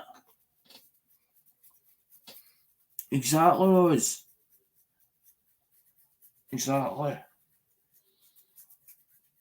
Because I like the reason why I was so excited at getting Robert Lawson's parcel is because it was that book. I wanted to design me because I'm so excited about that book. Because I'm like, that's that book. That book's coming in that package. I'm like, that'll just hang me. It means then if more pictures to look at, as in, because I don't read books. I get a reference book, and I'm like, I look at the pictures first, and then I'm like, I remember the pictures in the book, and I'm like, I remember that picture, this picture, that picture, and then I'm like, right, what coin was that? I was like, right, that's 1966. Of course it is, Oz. As in, it's the 6th edition, volume 11, but it was at the right money. That's what I'm saying. It was at the right money, that book. But it's got the one that is accredited as in with Robert Lawson, because I've actually got it signed, but I've not got it signed as in to Alec. I've got it just signed with Robert Lawson's name, and it's because he's put Happy Hunting in it on the first page. On the first page, he's got his one that was accredited, as in the one with the 5 on the cheek. So I know what I'm looking for. I know that I'm looking for that 5, but it's got to be visible, as in some, or it's got to be able to, and it's on there. It's no as in on the line up there. Exactly, because I was like, well, that book will become valuable, but as you said, it'll not become valuable until an artist is dead, as in what becomes more valuable.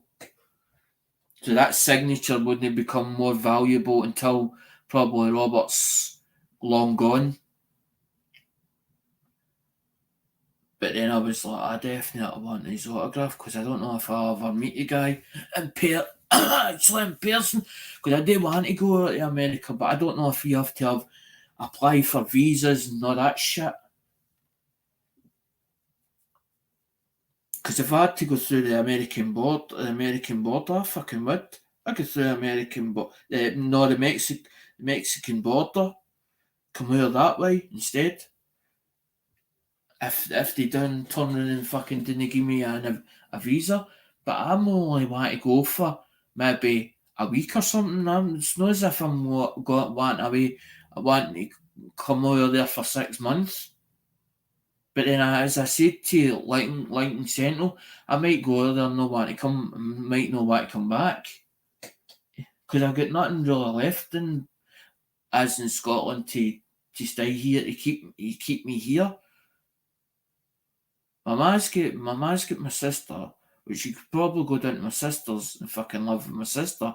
But would they actually hang me? Would they no clash after 6 months or 3 months together? Because usually when mum goes down there, she goes thinking it's a holiday, but then she gets sent up the way to watch as an Erin or Erin. I can't remember fucking, it's Erin or Erin. It's a lassie. Which is not really a problem, because what my mum usually does is, if Joy's away to work first, what she'll usually do is she take the way into school and then she'll pick her up for school. So it's not really, it's more a working holiday for her if she goes down there. You might try writing your goals down, make small goals that lead to a larger goal, break it down.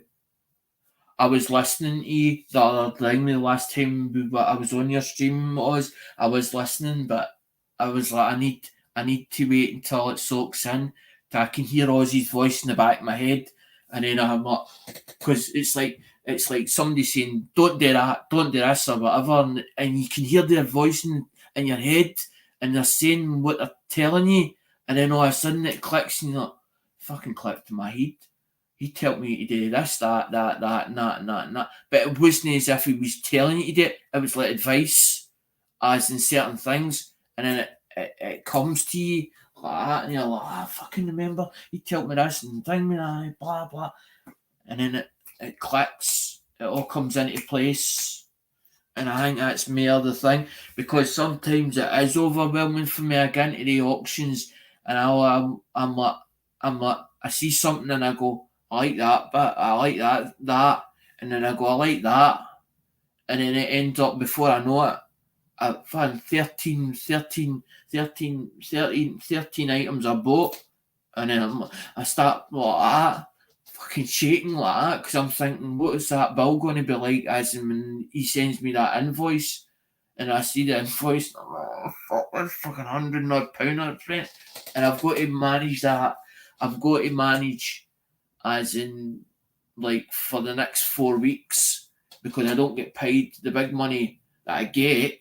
Doesn't come in for another 4 weeks. So I've got to wait until that 4 weeks comes up, run again, for me to get the big money back into the account again. To start it all again. So that's why I'm like, well, if I don't go to the auction, it's not because I don't want to go to the auction. If I go to the auction, I'm going to go and spend money.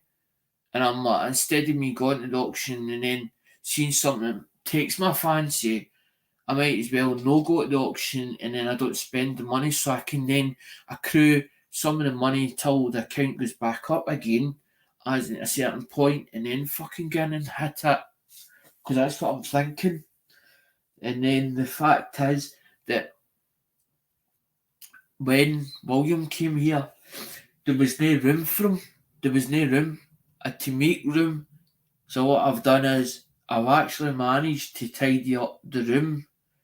As now we've got a bit of a walkway, but things is now it's on boxes. It's on plastic boxes. I've organised it and put it in plastic boxes, and everything is organised and it's all labelled, as in especially phones, it's all labelled. That's all done. But it's fucking which box is which now, because I've tidied it all up again. Because if I have it all unorganised, I can work better with it, because I know where everything is. Because it's all unorganised. It's all the way that I usually have it.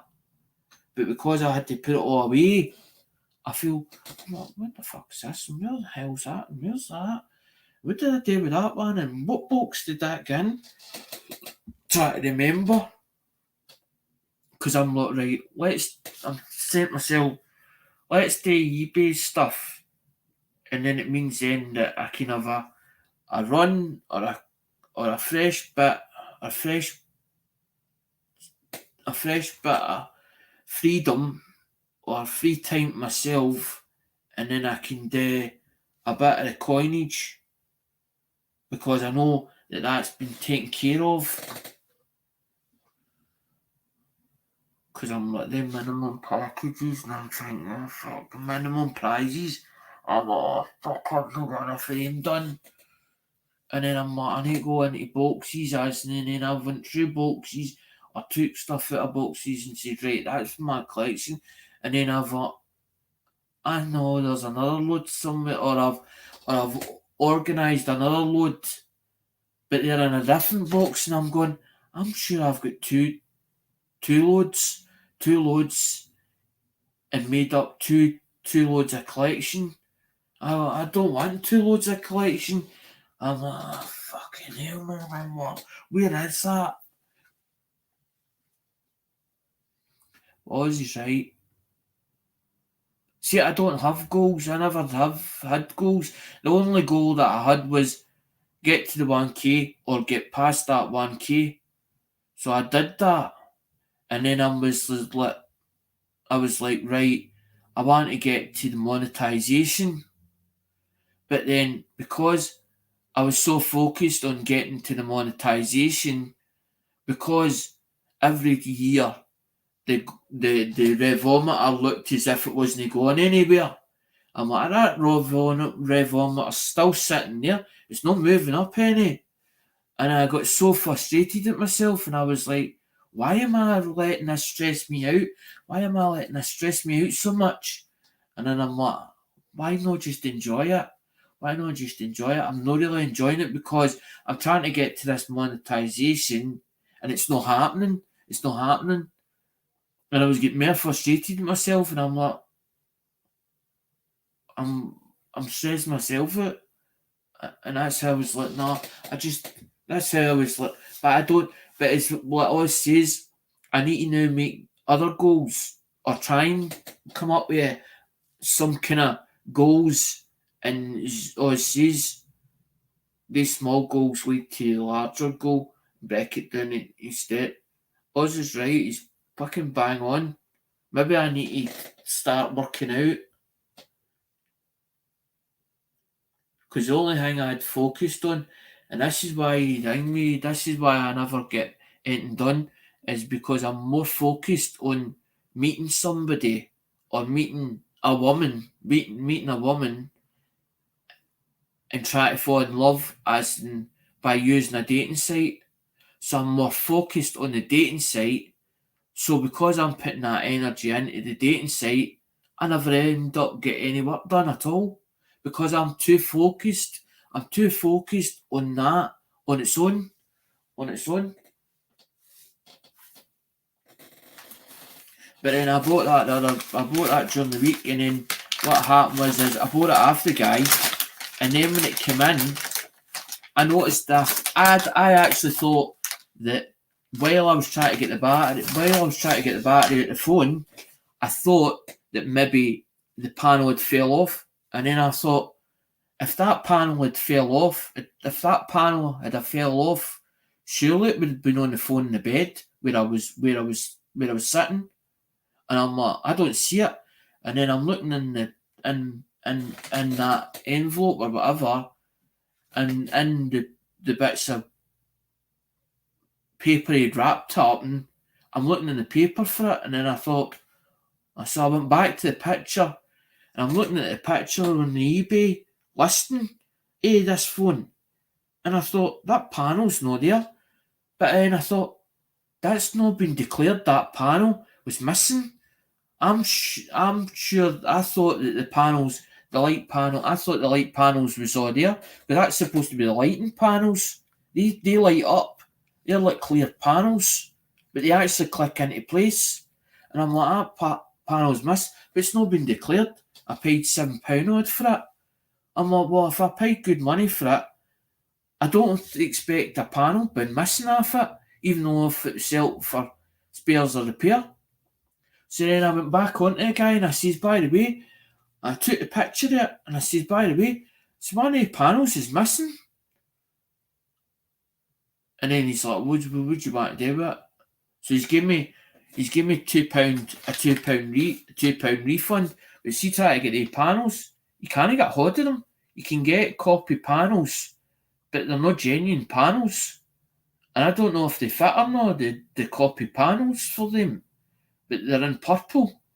So I'd need to take them off. But luckily I've got two of them that's just come in for a different dealer. So what I'm thinking is, what I'll do is the one that Chinars that's got one of the panels missing, it's actually got 3 panels. What I might do is put all the purple panels, the new purple panels, onto Chinar's one, and put the clear panels for the other one, as in his one, and put it onto that, and hope that's a good battery that's in that, because it came with no back cover, but I've got a back cover next door, and the hologram, as in the hologram card that goes into that. But I don't think there's so many people that are interested in actual phones, as in, because that's my actual main hobby. That's actually my main hobby, is doing phones. I get an enjoyment out of doing phones, as in repairing stuff. I get an enjoyment of repairing stuff that people think it's knackered or it's salvage. It's just basically salvage. I get enjoyment. I get a kick out of that. I actually get a kick out of that. to fix that up, make that look better. But that's what I said to Mum. She says, you go over the score. And I thought, she's right enough, I do. Because that's 737. There's a 73, right? I was showing Vanda one on what it looked like the phone. It was the easiest repair. It's the easiest repair I've ever done. I unclipped the housing off the front of it. Took out the screen because the screen was damaged in it. It only unclicks off the panel. All I had to do was gently tease the glass up. The glass doesn't even have screws to hold the glass in place. It actually sits in. Like in the housing, in the actual housing, because it's got like a body. The body's like a curved body, and there's a metal panel that sits on top of it. So what I done was I took the glass out the other one, and the other one had the buttons. The buttons weren't functioning on it. It wasn't saying because even though if you don't have a SIM card in it, on the Nokias you can still press accept. Well, when I was trying to do it with the other phone, it wasn't responding. So I'm like, well, that doesn't. Something's not right with that PCB board. I says, even though it's powering up. So I thought, well, fuck it. I'll take the glass for that one, put it into that one, and so now I've got a pair to go back on eBay because I've got one with a good battery in it because I used the battery out of the one that came in because the battery was in it. A half decent battery, so put battery in, but I can then take a photograph of the other one because I can take the battery out of the one that's got a battery, put it into that one, take a picture of it, and do it as a pair. So I'll get more than what I paid for it as in back anyway. So I've won a watch with that already. But I was like, that's an easy repair because it was like a 10-minute. It wasn't even 10 minutes. I was like, that's done in about less than 15 minutes. I didn't even do a full day in it. Or not even half a day in it. Maybe an hour, I don't even think an hour. I think it was about half an hour and I had it done. I was like, that's an easy repair that. What's the thing? If I went to charge somebody, maybe be probably what 15 quid. I'd have earned maybe about 15 quid at it. As in just to take the glass out, put a new glass in, put a new glass in it, and then put it back together again. Because I put it with the good house, the better looking housing. Because the other one I took off and put it in there. I think we put it onto that other one. So that'll do it. But then I noticed that when I didn't notice, this is when I worked out Mum's writing, which she says, I'm too a perfectionist. It's got to be right. And how far do you take something?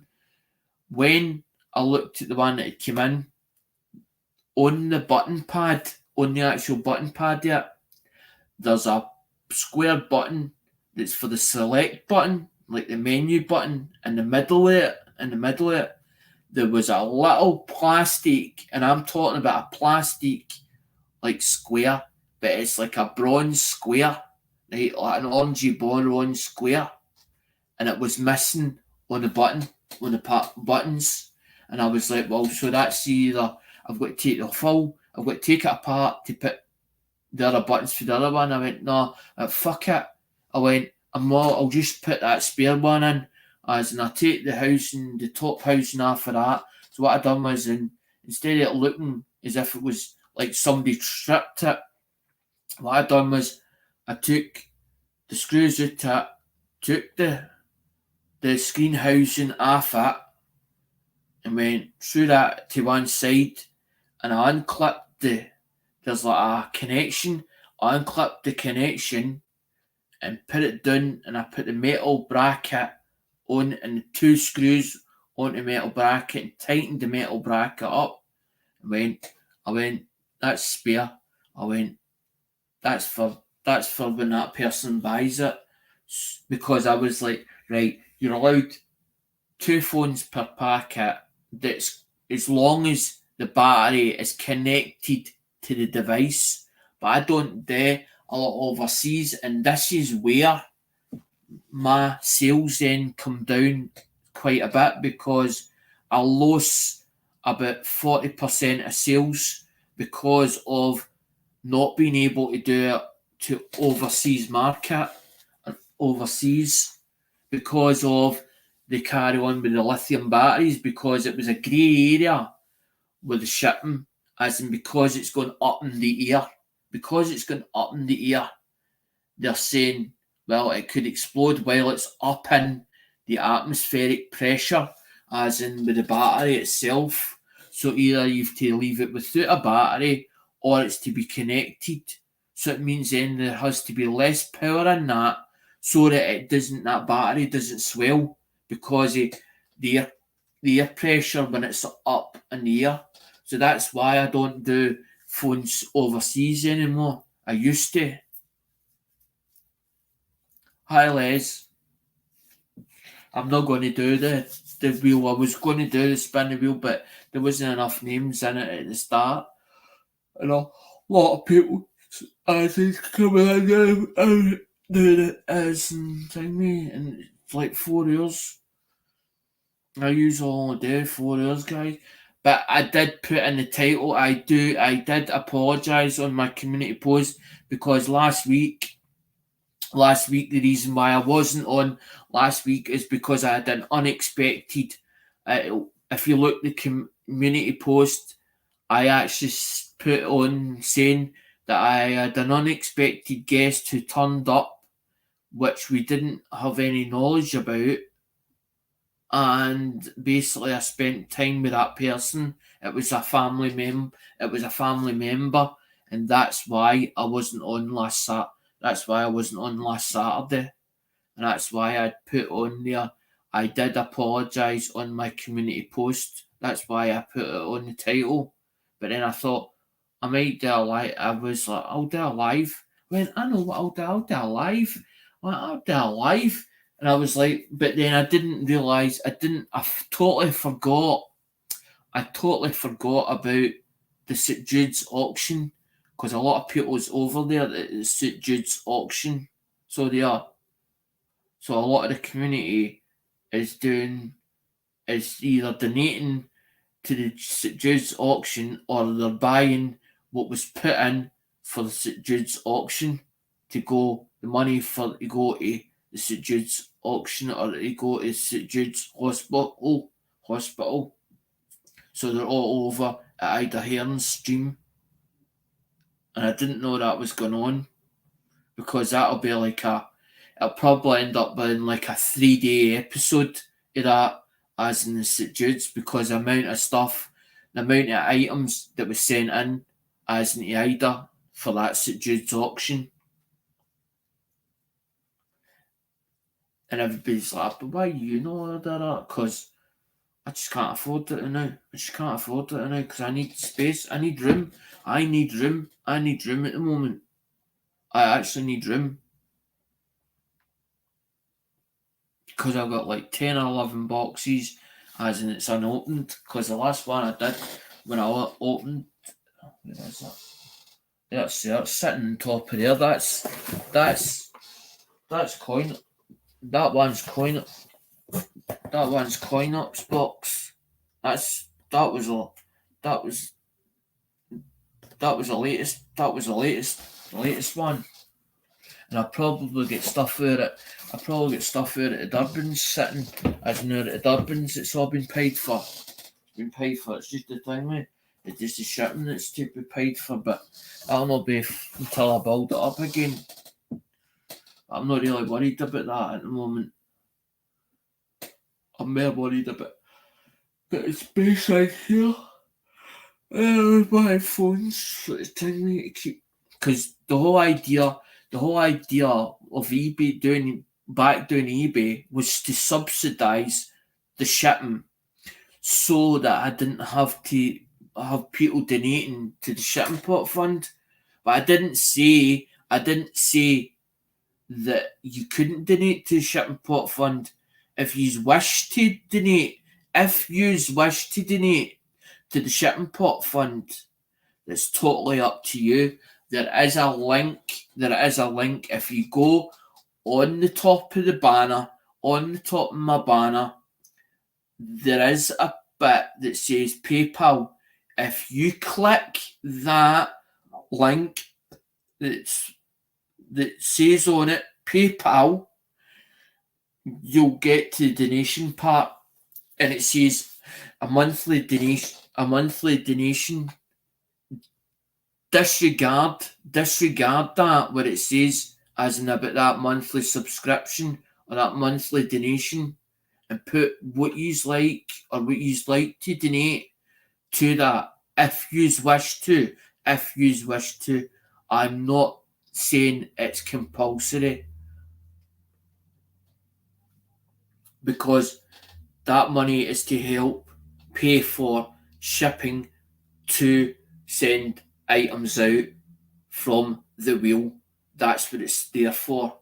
But I don't like people feeling that they have to do it. I don't like people feeling as if they have to do it. And that's why I am trying to go back to eBay or buying stuff off of eBay to actually sell back on there. I don't sell shite on eBay. I sell good stuff. It's got to be more than my approval, because I'll show you as in two that's actually going on to eBay. It should be going on as soon as they're ready.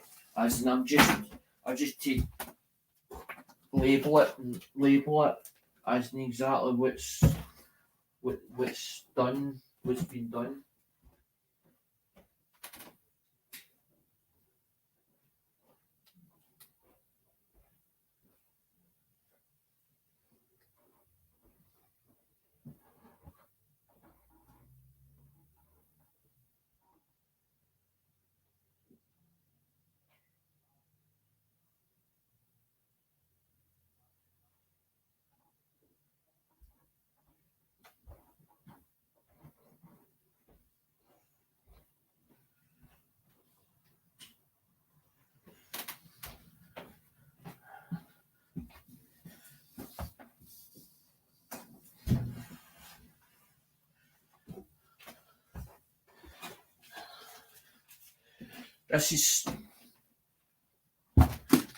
This is how bad a perfectionist I am, right?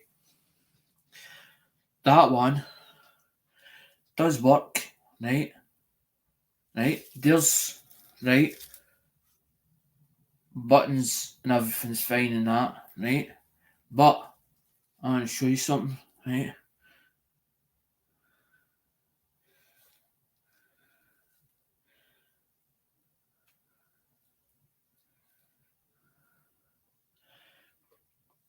What I done was I put the top housing, right? The good housing from that one, right? Which come in over to that one, right? But this is how bad I am, right? Do you see the bit that's missing, right? It's only a plastic. It's a plastic bit that should be glued on that pad, right? In the centre of that pad, right?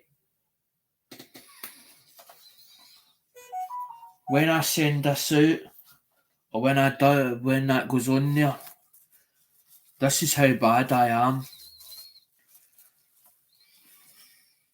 This is a perfectionist talking to a perfectionist. This is how bad I am when I do these things. When I do something, this is what I'm like, and this is what I thrive for all the time, constantly. They're that, right? The reason why I took that off of there, because that had a damaged screen, or that's the one with the PCB board. There's a fault in that PCB board, as in it powers up, but it starts to, when you go to press the button or whatever. But the reason why they'll get that as spares within that package is because of that pad, because of that bit there, because of that's missing, that orange bit. That's how bad I am. I can't do nothing with that because it's worn there. But that's got no battery. Because I'm going to show, when I go to sell that, I'll take the battery from there and put it into there and power it up, and then I'll put on it that both of them power up. They're not faulty. They are. I don't know, because I can't say for calls in and out. I don't know that far. All I can say is it powers up okay and it's charging and the rest. I don't like unhappy customers. I do not like unhappy customers, because it makes me feel as if I'm not doing my job properly. Although to me it's not a job, it's a hobby. It always has been a hobby. But I get an enjoyment out of seeing somebody else happy. It makes me feel good in myself. It makes me want to be able to pat myself in the back and say, done a good job. You have done a good job. Like Oz says, I've never heard anybody say any bad words against you.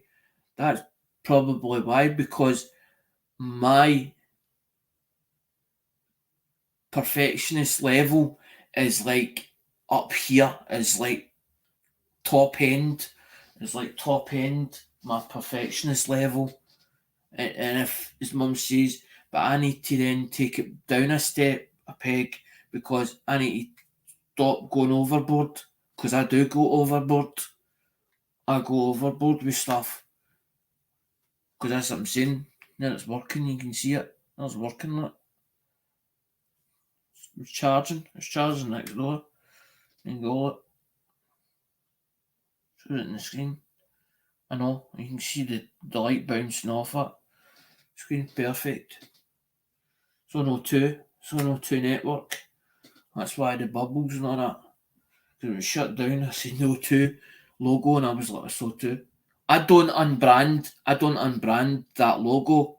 I don't unbrand them, because it means then if somebody can see, well, it's not a case of a guessing game, because you could go, like, you've got like 4 networks, you've got O2,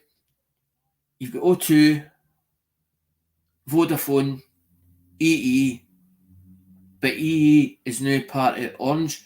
Orange used to be separate, and if it's an older Orange, say for instance that phone was an older Orange and it hadn't been unlocked, you wouldn't have been able to put an EE card on it, because it wouldn't accept it, because EE became in conglomerate with Orange, and you can't get on SIM cards anymore. But you've also got Tesco and Asda. Tesco works on O2 network. Asda works on Vodafone network. Took me a long time to study all this, as in do a lot of research and figure it out, as in to buy Asda cards and have a look at Asda cards and why did they look similar to a certain network, because it's the same colour. They use the same colours. And I was like, that's Vodafone, that's Vodafone, Tesco, that's O2.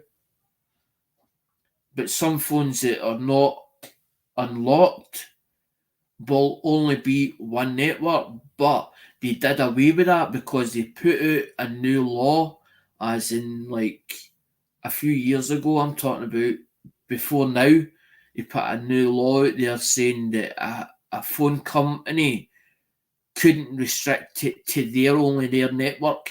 A phone now by government body has got to be SIM free. It's got to be a SIM free phone. But a lot of the older stuff back then were locked to one network, and that's why people were getting them unlocked. But that's why I've got all the equipment for doing it. But I do not have the part that I would love to be able to have, which I don't possess, is if anybody has one out there, please get in contact with me. What I'm looking for, it's called a they called it they called it a dolphin clip. And the reason why they called it a dolphin clip is because it was shaped like a dolphin. And what it is it's a jig. It's an actual jig. And what it is the actual pin board actually goes into like a square slot, and it basically looks like just a big clip, but it's shaped as a dolphin, the dolphin clip. Now, them back in the day, when they did do them, they discontinued them. They were run about 60, I think they were about 60 quid to buy, as in, but it came with quite a lot of jigs. It came with quite a lot of jigs. I'm looking for one. If anybody has one, I can either buy off them, or if somebody wants to give me it, I would really appreciate it, because it would help with doing some of the things, some of the other phones after certain models, for to do the unlocking part, because some of the cables and some of the bits that were add-ons, some of them were discontinued because of how old the unlocking goes back. Because the unlocking, some of it you can only use on Windows XP. If you use it after Windows XP, you have actual notifications, or it'll come up with viruses saying it's viruses, and it won't open the files, as in the actual files for it. And that's why I actually bought another machine, another laptop, because it was Gita Pasali that told me about it. I was speaking to Gita, but he says he's got a fun phone, but I don't like the guy. I don't. Every time that I bought stuff for Sheffield, as in for Fun Phone, I've always had problems of some sort, and I was like, I get fed up with the problems of getting. Every time I get a product from them, I have nothing but fucking problems from it, and that's why. But there's certain other companies out there that I don't deal with that might be able to help. But the reason why I thought, wonder if somebody else maybe be able to help me, as in find this bit of equipment, or maybe somebody's got one that I can get off them. But I don't like taking something for nothing. I'd rather, as in, buy it off of somebody, as in, but it has to have all the cables and everything with it, and the jigs, as in with it. It can't be missing parts of it, because there's certain cables that I actually need for doing other ones. I'll show you. I'll try and get a picture. Dolphin clip. Dolphin clip.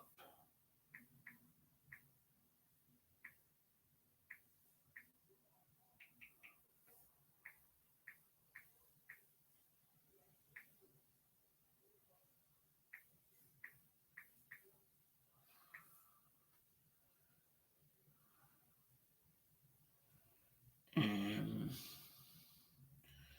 wonder if they did an image it.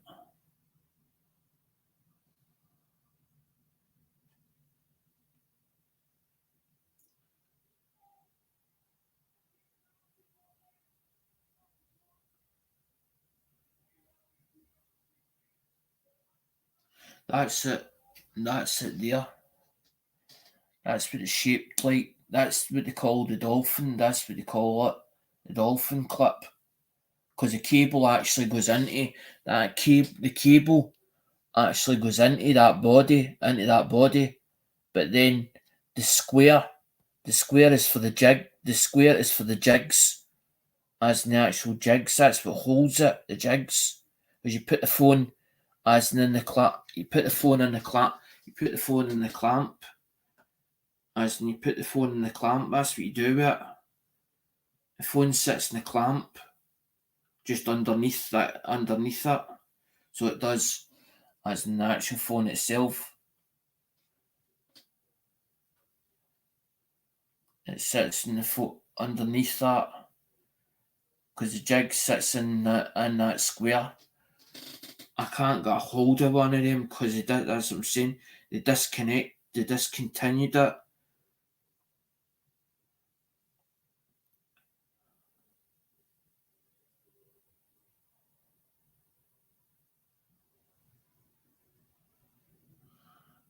Because that's the instructions for it. As in, because it came with the jigs. There's 36. There's supposed to be 36. I think there's 30 jigs off. 30 jigs here. There's actually 30 jigs because it actually works with the turbo or the cyclone. It actually works with the ATF box, but it'll work with the cyclone. So it will it's the same software that Cyclone use, the same software the Cyclone uses. So it is as in Nokia, because it's for the older type product. But because they discontinued it, I can't get a hold of the bloody thing, which means then I can't do the unlocking for the sort of newer ones, because the cable actually goes into the connections into the back of that, because that's where the connections, there's gold segments, or the gold segments there. That's where the jig goes on. The pins go onto the gold pins, as in there. That's how it unlocks it, because it'll read the information off of that phone. It'll read the information off of that phone, and it'll actually unlock it, so it becomes all networks. It'll come off 4 networks, and it'll actually you can actually take it on holiday with you and use other countries' SIMs in it. And that's why a lot of people will buy the older phones, because they're like, well, we don't really care if we lose it when we're on holiday. It's only a £10 or a £15 phone, so I'm not really worried about it, because it's just a cheap phone. To them, it's just a cheap phone. That's why. But I'm gonna bolt, guys. I'll see you later. See you another weekend. Cheers. Bye.